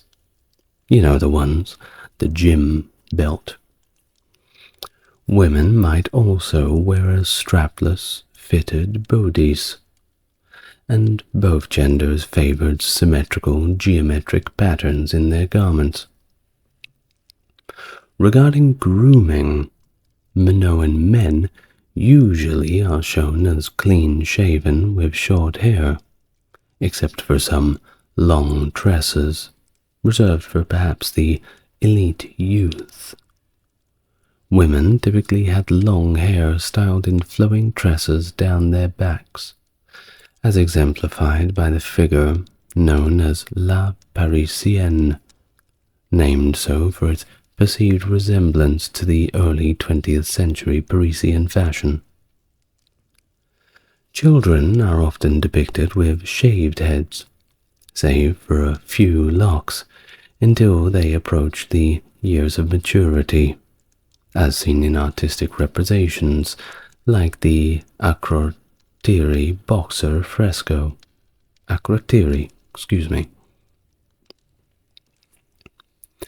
Now onto Minoan jewelry.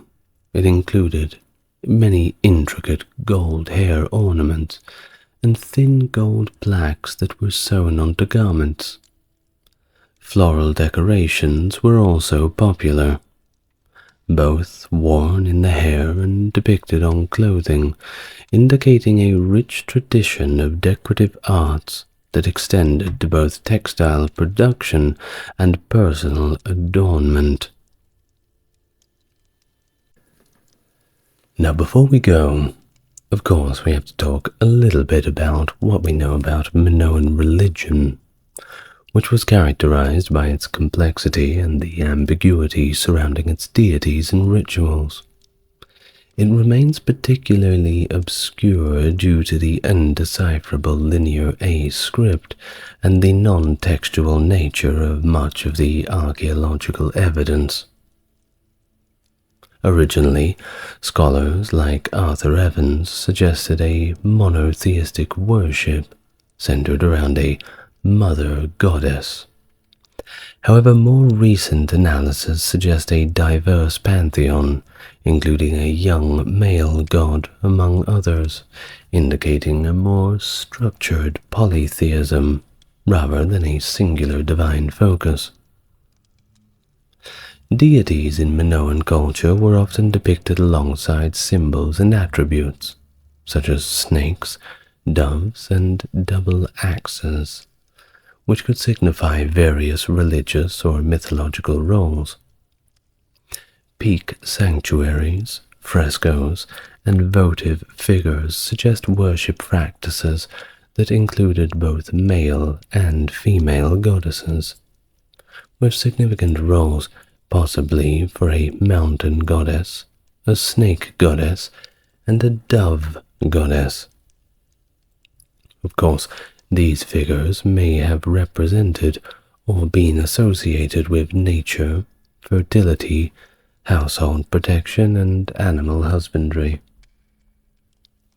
The line between deity and clergy seems to be somewhat blurred in Minoan art, at least depending on your interpretation, which often depicts figures in ritualistic attire that could either denote priests, priestesses, or the deities themselves.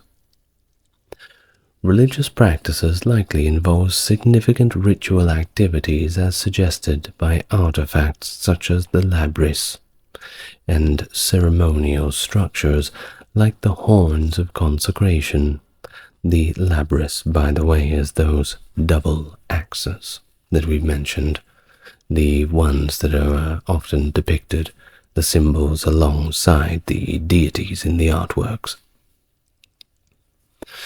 Bull leaping, a prominent ritual depicted in numerous frescoes, may have also been a religious or perhaps a social rite, potentially connected to elite status or perhaps a rite of passage. Now, late Minoan artifacts, such as the Hagia Triada sarcophagus, illustrate complex funeral rituals and possibly sacrifices of bulls, hinting at beliefs surrounding death and the afterlife. Also, the use of saffron in ceremonies depicted in frescoes suggests it had a ritualistic importance, possibly in purification or as an offering. Minoan sacred symbols, the bull's horn, those double-headed axes, pillars, serpents, and sun discs found across Crete and as far off as Cyprus, point to a religion that integrated natural and celestial elements together, perhaps influenced by or influencing contemporary Near Eastern and later Greek religious practices. Burial customs were varied. There wasn't a one-size-fits-all for the Minoans, with regional differences in practices such as circular tombs in southern Crete and house tombs in the north and the east. The use of tholoi and complex burial structures, like those at Malia, indicates that burial rites were an important aspect of Minoan culture, possibly involving rites of passage, ancestor worship, or even, disturbingly, human sacrifice, as suggested by some archaeological evidence at sites like Anem Soplia and Forno Coryphi. The Hyksos were a group of mixed Semitic Asiatic peoples who rose to power in Egypt, establishing the 15th dynasty around 1650 to 1550 BC. Originating from the Near East, they settled in the eastern Nile Delta and brought with them significant technological advancements, such as the horse-drawn chariot and the composite bow. Their rule, often referred to as the Hyksos invasion, is a period known as the Second Intermediate Period in ancient Egyptian history. They governed northern Egypt from their capital, Avaris, and maintained Egyptian customs and administrative practices, which of course helped legitimize their rule and integrate their culture with that of the natives. Their influence extended beyond military innovations, as they also introduced new tools and agricultural techniques. But the end of the Hyksos reign eventually came when Ahmose I, the founder of the 18th dynasty, successfully waged a war against them, eventually driving them out of Egypt and initiating a new era known as the New Kingdom.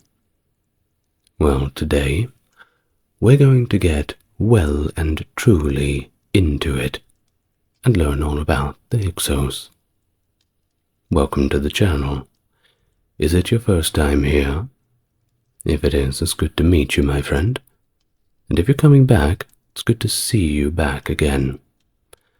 Now, as always, if you'd like to support the channel, surprise, you're already doing it.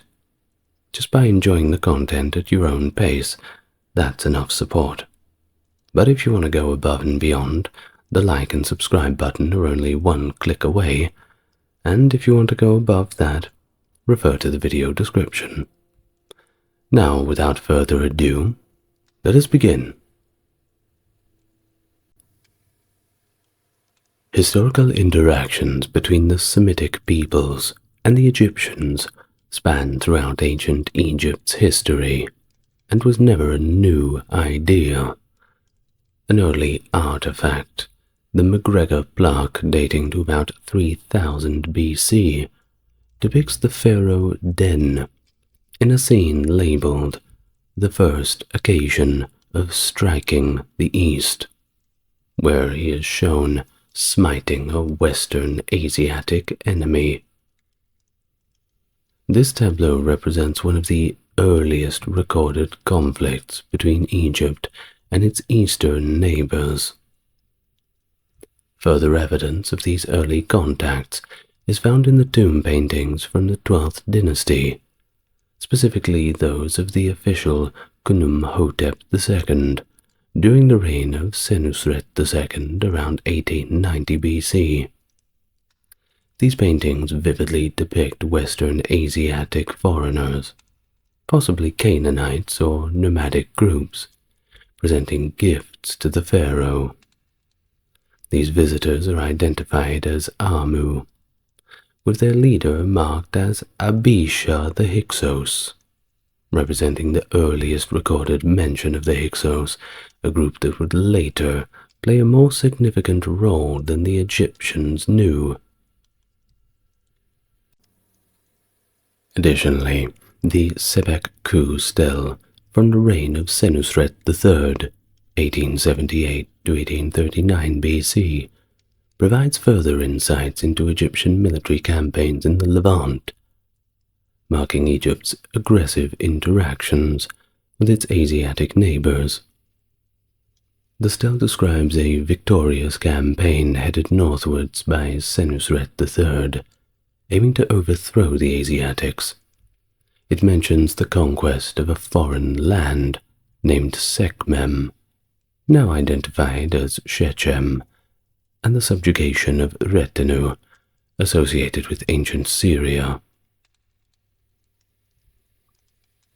Now, the ancient Hyksos period is primarily chronicled through the works of Manetho, an Egyptian priest and historian from the Hellenistic period.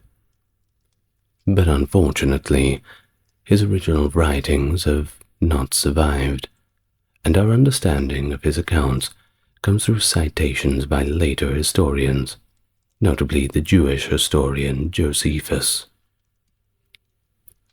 Manetho's narrative, as recounted by Josephus, vividly describes the sudden and brutal invasion of Egypt by the Hyksos, this mysterious group from the east and of, according to Josephus and Manetho, ignoble origin. Now, according to Manetho's writing, this invasion was unexpected and overwhelmingly successful, achieved without significant resistance or battle. Thus the Hyksos swiftly dominated the Egyptian rulers, leading to a violent occupation characterized by the destruction of cities and religious temples. Manetho's account details the Hyksos' harsh treatment of the Egyptian population, involving mass killings and the enslavement of women and children. The full text, as written in the account, goes like this. A people of ignoble origin from the east, whose coming was unforeseen, had the audacity to invade the country, which they mastered by main force without difficulty or even battle. Having overpowered the chiefs, they then savagely burned the cities, razed the temples of the gods to the ground, and treated the whole native population with utmost cruelty, massacring some and carrying off the wives and children of others into slavery. This traditional narrative of a violent Hyksos invasion, as presented by the ancient Egyptian priest Manetho, has largely been reassessed and therefore rejected by contemporary scholars. You see, Manetho's accounts, which describe this sudden and brutal conquest, are now thought to be influenced by his experiences of later foreign invasions, rather than accurate depictions of Hyksos ascendancy. Modern archaeological and isotype analyses suggest a more gradual and peaceful integration of the Hyksos into Egyptian society.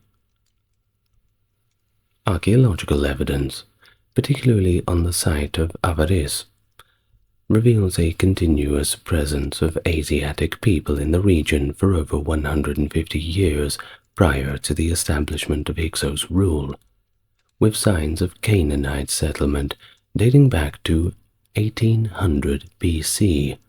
That's before Egypt's 12th dynasty. This suggests that the Hyksos' rise to power was a result of a migration and integration, rather than a bloodthirsty war and invasion. Strontium isotype analysis supports this, indicating a higher proportion of non-local females in the population, which contradicts the typical invasion model dominated by male warriors. Some scholars emphasize that the presence of Western Asiatic groups in Egypt was a long-standing phenomenon, driven by Egypt's allure as a land of opportunity, particularly in the fertile Nile Delta. This region, especially in the city of Avaris, became a magnet for immigrants due to its pivotal role in international trade and seafaring. Historical records from Egypt's earlier dynasties, such as the 6th and 12th, show that the Asiatics were integrated into various societal roles, whether they be shipbuilders, soldiers, or temple workers. They were everywhere. Now, the politics of Egypt before the Hyksos ascension was admittedly fragmented, particularly after the decline of the 13th dynasty around 1725 BC. This period saw multiple regional kingdoms, including a West Asian-dominated 14th dynasty based at Avaris. The transition from the 14th to the Hyksos-controlled 15th does not appear to have been marked by any significant conflict at all, contrary to the earlier narrative from Manetho. But the exact nature of the 15th dynasty's rise to power does remain a subject of debate among historians. While some suggest a possible invasion or displacement of the 14th dynasty by the 15th, others simply find the evidence for such an event inconclusive. There are certain archaeological findings, such as the stela of Neferhotep III, which possibly indicates disruptions caused by mercenary activities rather than a structured military campaign. Well, the duration of the Hyksos rule in Egypt is another topic of scholarly debate, due to the fragmentary nature of the historical records of the 15th dynasty. The Turin king list, a key but incomplete source, indicates that 6 Hyksos kings ruled for a collective total of 108 years. However, recent studies by modern scholars have proposed longer durations, suggesting that the Hyksos may have governed for as much as 149 to 180. These estimates point to a more extended Hyksos presence during that second intermediate period, coexisting with the native Egyptian dynasties, specifically the 16th and 17th dynasties that came after. Geographically, the Hyksos control was primarily concentrated in the eastern Nile Delta. We've already made mention of their capital, Avaris, strategically located at the junction of the Pelusiac branch of the Nile, which in our modern times is unfortunately well and truly dry. While Memphis is thought to have possibly served as an important administrative center during their reign, there remains a lack of concrete evidence of Hyksos activity. Could have happened, but at the moment we're yet to find anything solid. So any suggestion of activity in Memphis is somewhat ambiguous. But archaeological findings do suggest a notable presence of Levantine populations throughout the Delta region in general. Sites such as Tel Farasha, Tel al-Magud, and El-Qatana, and Inshaz show signs of Levantine influence or habitation. Of course, Avaris, benefiting from increased prosperity, likely drew more Levantine settlers to the area. At Kom el-Hisin, located at the edge of the western delta, artifacts reveal Near Eastern goods, and burial practices show a mix of Egyptian and Levantine traditions, suggesting a population of, well, I suppose we can say Egyptianized Levantines. Another significant site, Tel Basta, or in the old tongue, Bubastis, contains monuments dedicated to Hyksos kings, Kian and Apepi, but it lacks any substantial evidence of a Levantine residential community. Meanwhile, Tel al-Habwa, positioned near a Nile branch close to Sinai, also displays signs of a non-Egyptian presence, predominantly Egyptian or Egyptianized Levantines, reflecting a blend rather than a displacement of cultures. The site would have been crucial in supporting Avaris with grain and trade goods, facilitating the Hyksos' economic and administrative activities.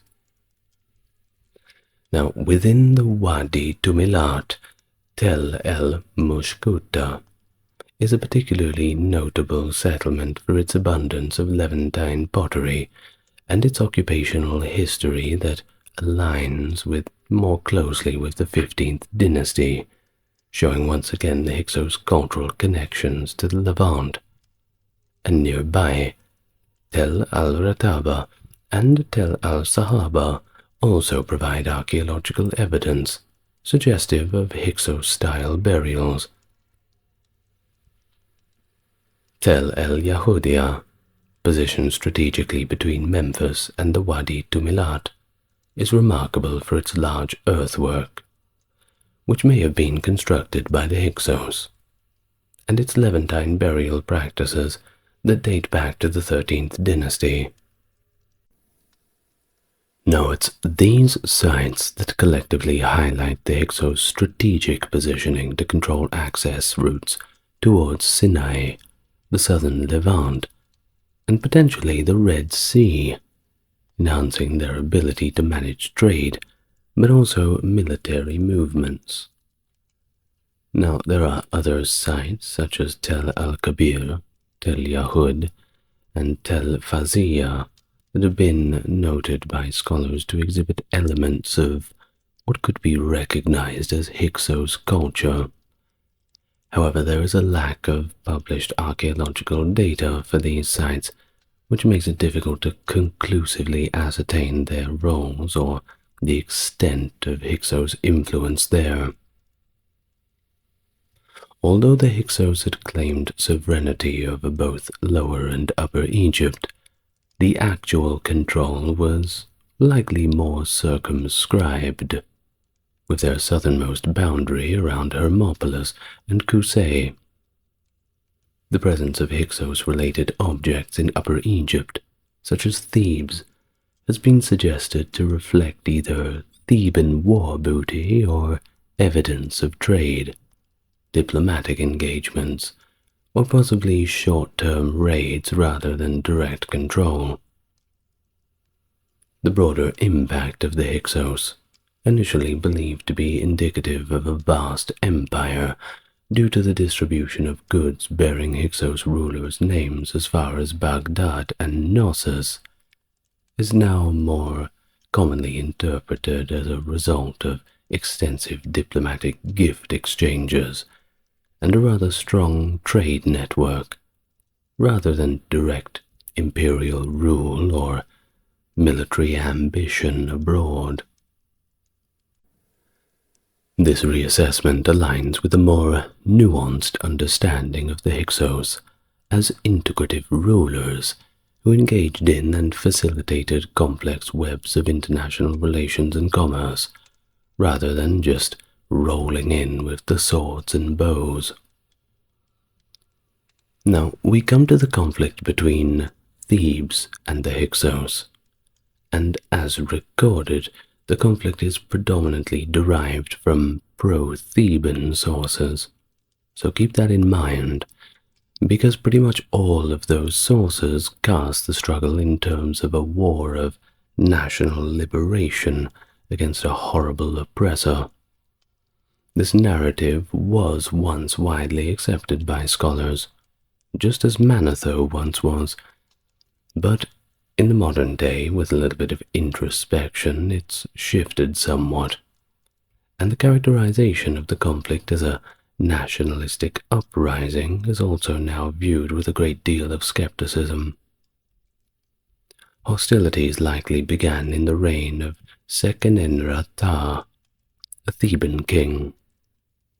Intriguingly, the cause of his death determined from his mummy, which shows multiple axe wounds to the head, suggesting that he died in battle against the Hyksos.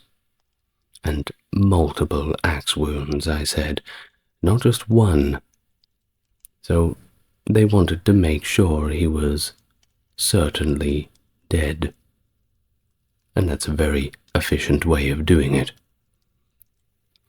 Well, the exact reasons for the outbreak of hostilities are admittedly not clearly documented, but there is one tale, a satirical one at that, titled The Quarrel of Apophis and Seqenenre, which suggests that the conflict was sparked by a demand from the Hyksos ruler Apepi, now known as Apophis, that Seqenenre silence a group of noisy hippopotamuses near Thebes, which were reportedly preventing Apepi from sleeping. Well, nobody likes being woken up. This narrative, however, is considered part of the King's novel genre, blending the entertainment factors with political allegory rather than providing a factual account. It's still a funny story, though. Well, approximately 3 years after Seqenenre's death, his successor, Kamose, aggressively resumed military actions against the Hyksos. His campaigns are well documented through inscriptions on 3 stelae at Karnak. The first of these, known as the Carnarvon tablet, poignantly expresses Kamose's frustration with Egypt's divided state. And we have the primary text here, which I will read now. To what effect do I perceive it, my might, while a ruler is in avarice and another in Cush, I sitting joined with an Asiatic and a Nubian, each man having his own portion of this Egypt, sharing the land with me. There is no passing him as far as Memphis, the water of Egypt. He has possession of Hermopolis, and no man can rest, being deprived by the levies of the Setiu. I shall engage in battle with him, and I shall slit his body, for my intention is to save Egypt, striking the Asiatics. Of course, this text not only shows the desperation of Kamose to reclaim and unify Egypt under native rule, but it also shows the complex political landscape at the time, with foreign rulers controlling significant territories within Egypt himself. You see, he mentioned a Nubian as well, so it wasn't just the Asiatics that were taking their territory. It was just a bad time. I suppose that's why they call it an intermediate period. In one vivid dramatization, quite typical of Egyptian royal narratives, Kamose's advisors are depicted urging caution, but the king boldly proceeds with his military campaigns. He describes his assaults on Nephrusi and other cities aligned with the Hyksos. In a notable account on a second stele, Kamose asserts that he captured Avaris, though he subsequently returned to Thebes after intercepting a messenger between Apepi, the Hyksos ruler, and the king of Kush. Kamose's reign ended shortly thereafter, around 1540 BC. The conflict continued under Ahmose, Kamose's successor, who launched early and effective campaigns, likely including the conquest of Memphis, Taru, and Heliopolis, as referenced in the Rhind mathematical papyrus. A detailed account of Ahmose's military actions comes from the tomb of Ahmose, son of Ibana, providing a first-hand testimony of the sack of Avaris, and it goes like this. Then there was fighting in Egypt to the south of this town, Avaris, and I carried off a man as a living captive. I went down into the water, for he was captured on the city side, and crossed the water carrying him. Then Avaris was despoiled, and I brought spoil from there. It's suggested that Ahmose's definitive conquest of Avaris occurred in the 18th year of his reign. However, archaeological investigations at Tel el-Daba, the site of the ancient Avaris, indicate that the city was not destroyed, but rather gradually abandoned. Little by little, the Hyksos simply left. The peaceful departure of the Hyksos is captured in the writings of Manetho, as quoted by Josephus, highlighting an arranged treaty that ended the siege. And I'll read that from Josephus, now retelling from Manetho. Tomosis invested the walls of Avaris with an army of 480,000 men, and endeavored to reduce the Hyksos to submission by siege. Despairing of achieving his object, he concluded a treaty under which the Hyksos were all to evacuate Egypt and go whither they would unmolested. Upon these terms, no fewer men than 240,000, entire households with their possessions, left Egypt and traversed the desert to Syria. End of the account from Josephus quoting Manetho.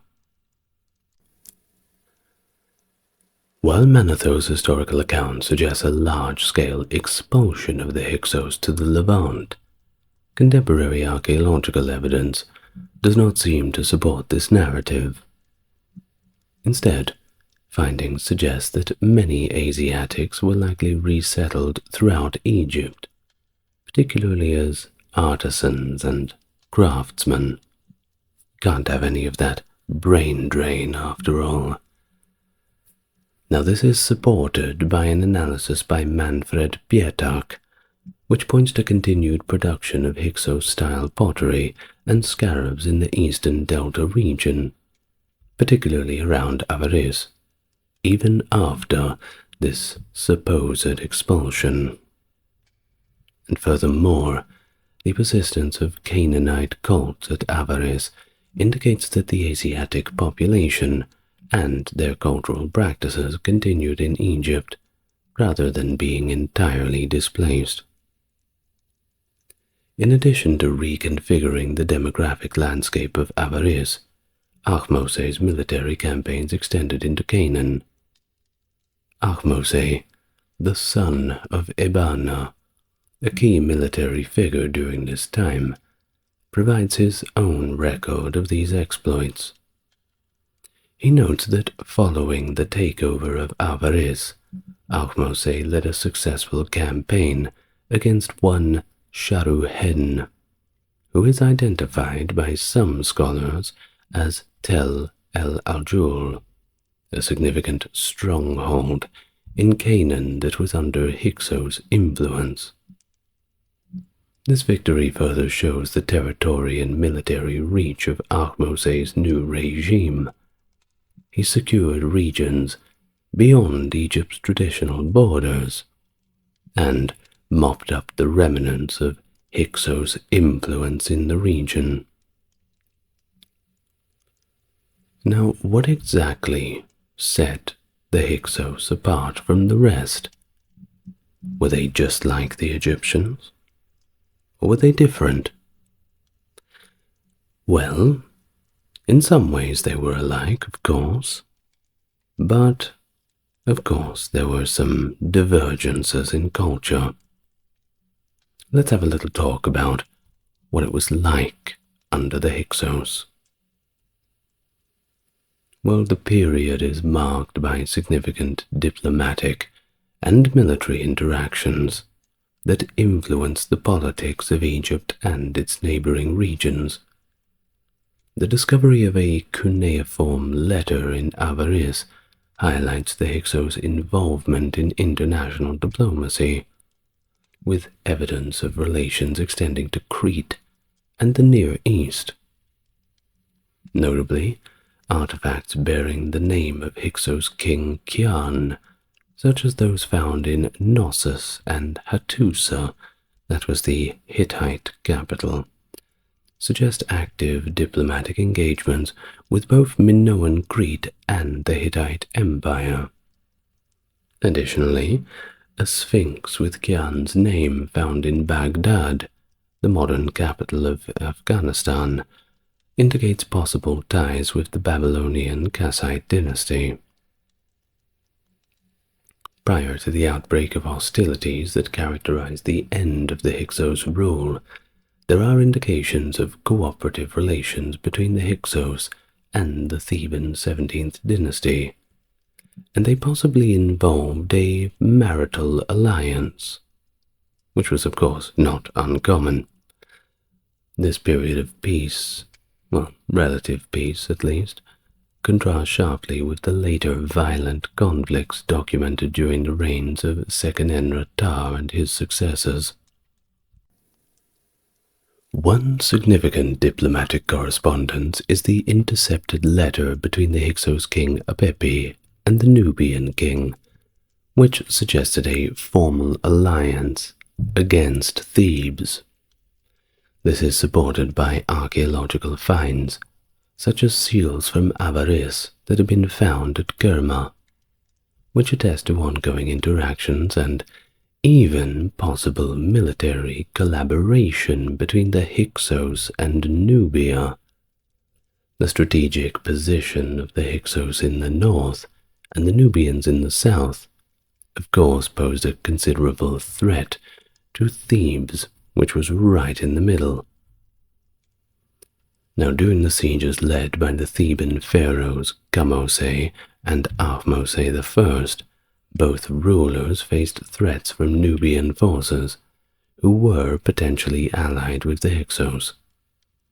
Ahmose's campaigns are particularly notable for his military successes, which included defeating the Nubian forces and killing their leader, a victory that is proudly recorded in his tomb at Thebes. The depiction of the Hyksos as overlords to other Egyptian dynasties, particularly in later Egyptian texts like the Quarrel of Apophis and Seqenenre, suggests a more complex relationship of tribute and vassalage. However, this depiction has been challenged by some modern scholars who argue against the assumption of vassalage as baseless. Instead, relationships were likely maintained through diplomacy and strategic alliances, rather than direct subjugation. The Hyksos rulers, despite their significant influence in Egypt during the Second Intermediate Period, left behind very little in the way of original court art. But they are noted for repurposing the Egyptian monuments that they already had, notably inscribing their own names on them. This appropriation is well illustrated by the actions of Hyksos king Khian, who left his mark on numerous artifacts originally created for earlier pharaohs. Similarly, other Hyksos kings followed suit, reinscribing monuments such as the so-called Hyksos sphinxes and the Tanite sphinxes.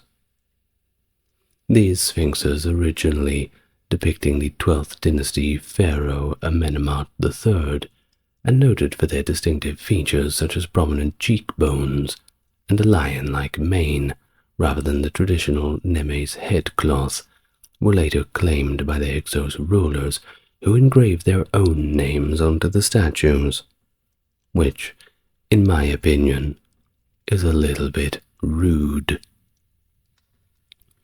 While a substantial architectural discovery in Avaris reveals a large palace constructed in Levantine style, predominantly under King Khian, indicating a departure from traditional Egyptian architectural norms in favor of styles native to Hyksos origins. Additionally, King Apepi is known to have engaged with Egyptian cultural practices, notably commissioning the copying of the Rhind mathematical papyrus, suggesting a level of integration and respect for the Egyptian scholarly traditions. Hyksos burial customs also diverge significantly from those of the Egyptians. The Hyksos buried their dead within their settlements, which is of course contrary to the Egyptian custom of burials outside of living areas. Certainly a clash of cultures, it seems.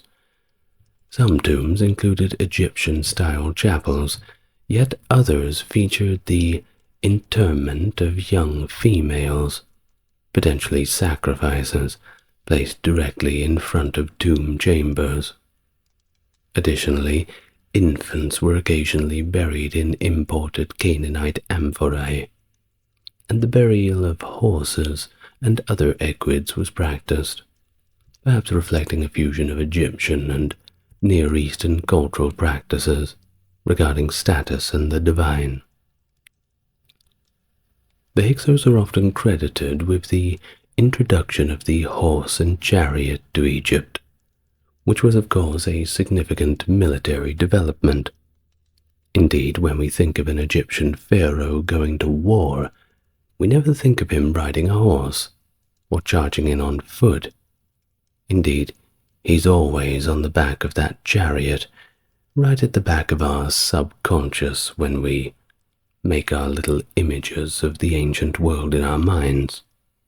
Well, it turns out that perhaps the Hyksos may or may not have used these. The archaeological and historical evidence directly linking the Hyksos to the use of chariots in warfare is a little ambiguous. While horse burials suggest an early familiarity with horses, there's no evidence that the Hyksos used chariots in battle. That being said, the Hittites up north were certainly doing so. Watch my video on the Battle of Kadesh. You'll find out. In fact, the first documented use of chariots in Egyptian warfare comes from the Egyptian sources describing battles against the Hyksos at the end of their rule. So perhaps if the Hyksos did introduce chariots to Egypt, they may have regretted telling the Egyptians about it a little later. Now, the question of whether the Hyksos introduced other military technologies, such as the sickle sword and the composite bow, is also debatable. While these weapons are indeed associated with the Hyksos period, it remains a little unclear whether they originated from the Hyksos themselves, or were simply adaptations from contact with other cultures during their rule. Similarly, advancements in bronze-working techniques attributed to the Hyksos could reflect broader technological advances, rather than direct innovations by them especially. Beyond military technologies, because of course there is more to life than war, the Hyksos are credited with bringing significant improvements in non-military domains as well. They introduced new weaving techniques, and even musical instruments, which enriched the cultural landscape of Egypt. Their influence on viniculture also suggests a broader impact on agricultural practices. The introduction of full-body armor, well, that is another area where the Hyksos may have diverged from Egyptian traditions, which typically did not include armor or helmets until the New Kingdom period. This possible introduction of more advanced protective gear could indicate a significant shift in military tactics and personal protection during combat. Now, during that time, Avaris emerged not just as the political capital, but as the new commercial hub in the Nile Delta. The city played a key role in establishing and maintaining wide-ranging trade relations that extended across the eastern Mediterranean and far into the old world of the Near East. The Hyksos had intensive trade relationships, particularly with Canaan and Cyprus, reflecting likely origins and strong cultural ties with Canaanite regions. And trade with Canaan was characterized by significant imports of Canaanite goods, indicating robust economic and possibly familial connections. Relations with Cyprus towards the end of the Hyksos period were also critical, which perhaps involved the exchange of luxury goods and raw materials that were pivotal for the survival of both regions. But culturally, the Hyksos appeared to integrate their native Levantine practices with those of the native Egyptians. Temples in Avaris were built in both Egyptian and Levantine styles, serving as a clear sign of cultural amalgamation.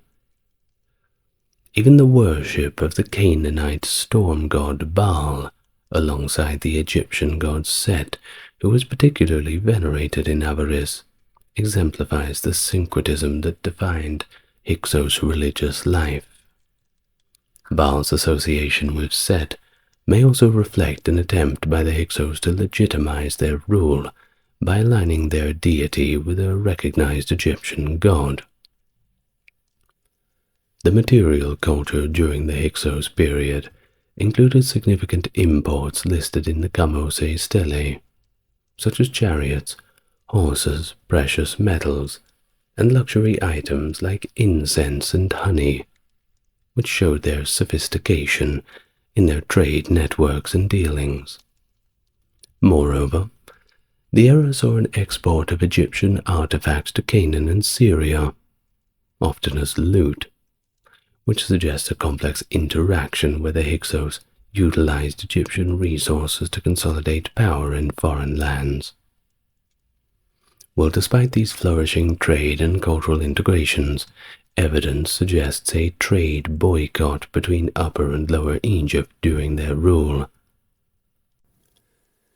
It may have contributed to some limited economic interactions between the two regions of Egypt, which of course potentially weakened the Hyksos economically by curtailing their access to Mediterranean trade.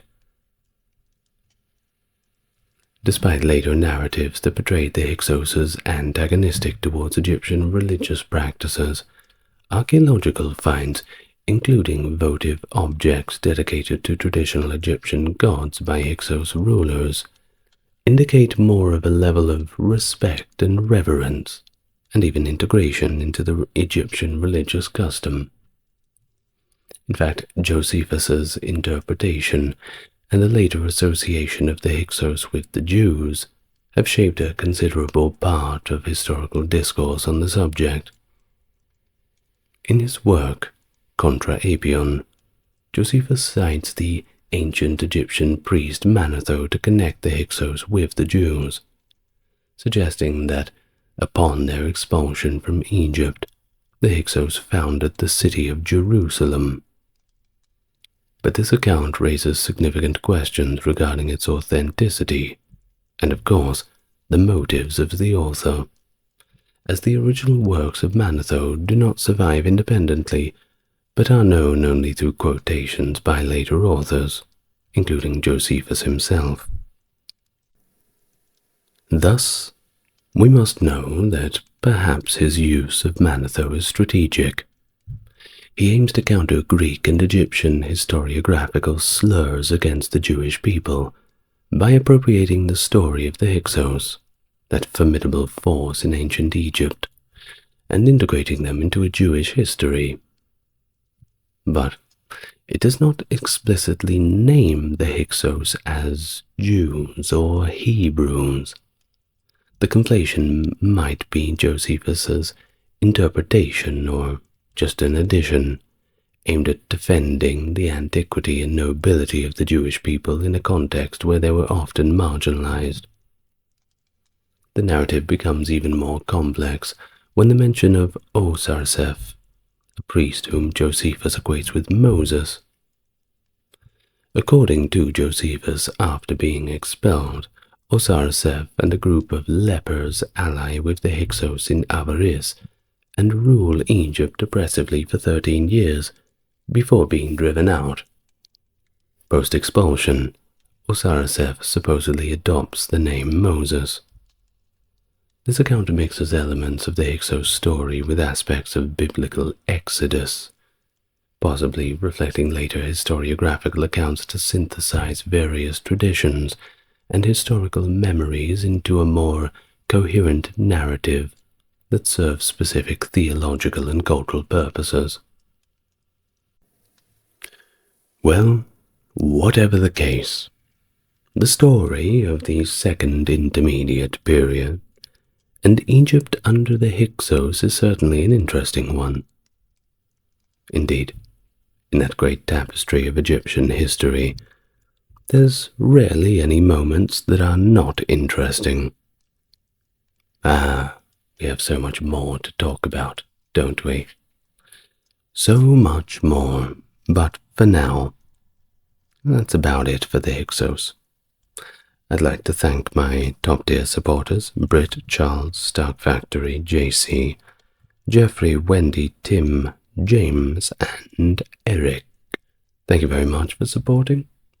And you know that I am going to be back here tomorrow, doing it all again for you, as I do every single day.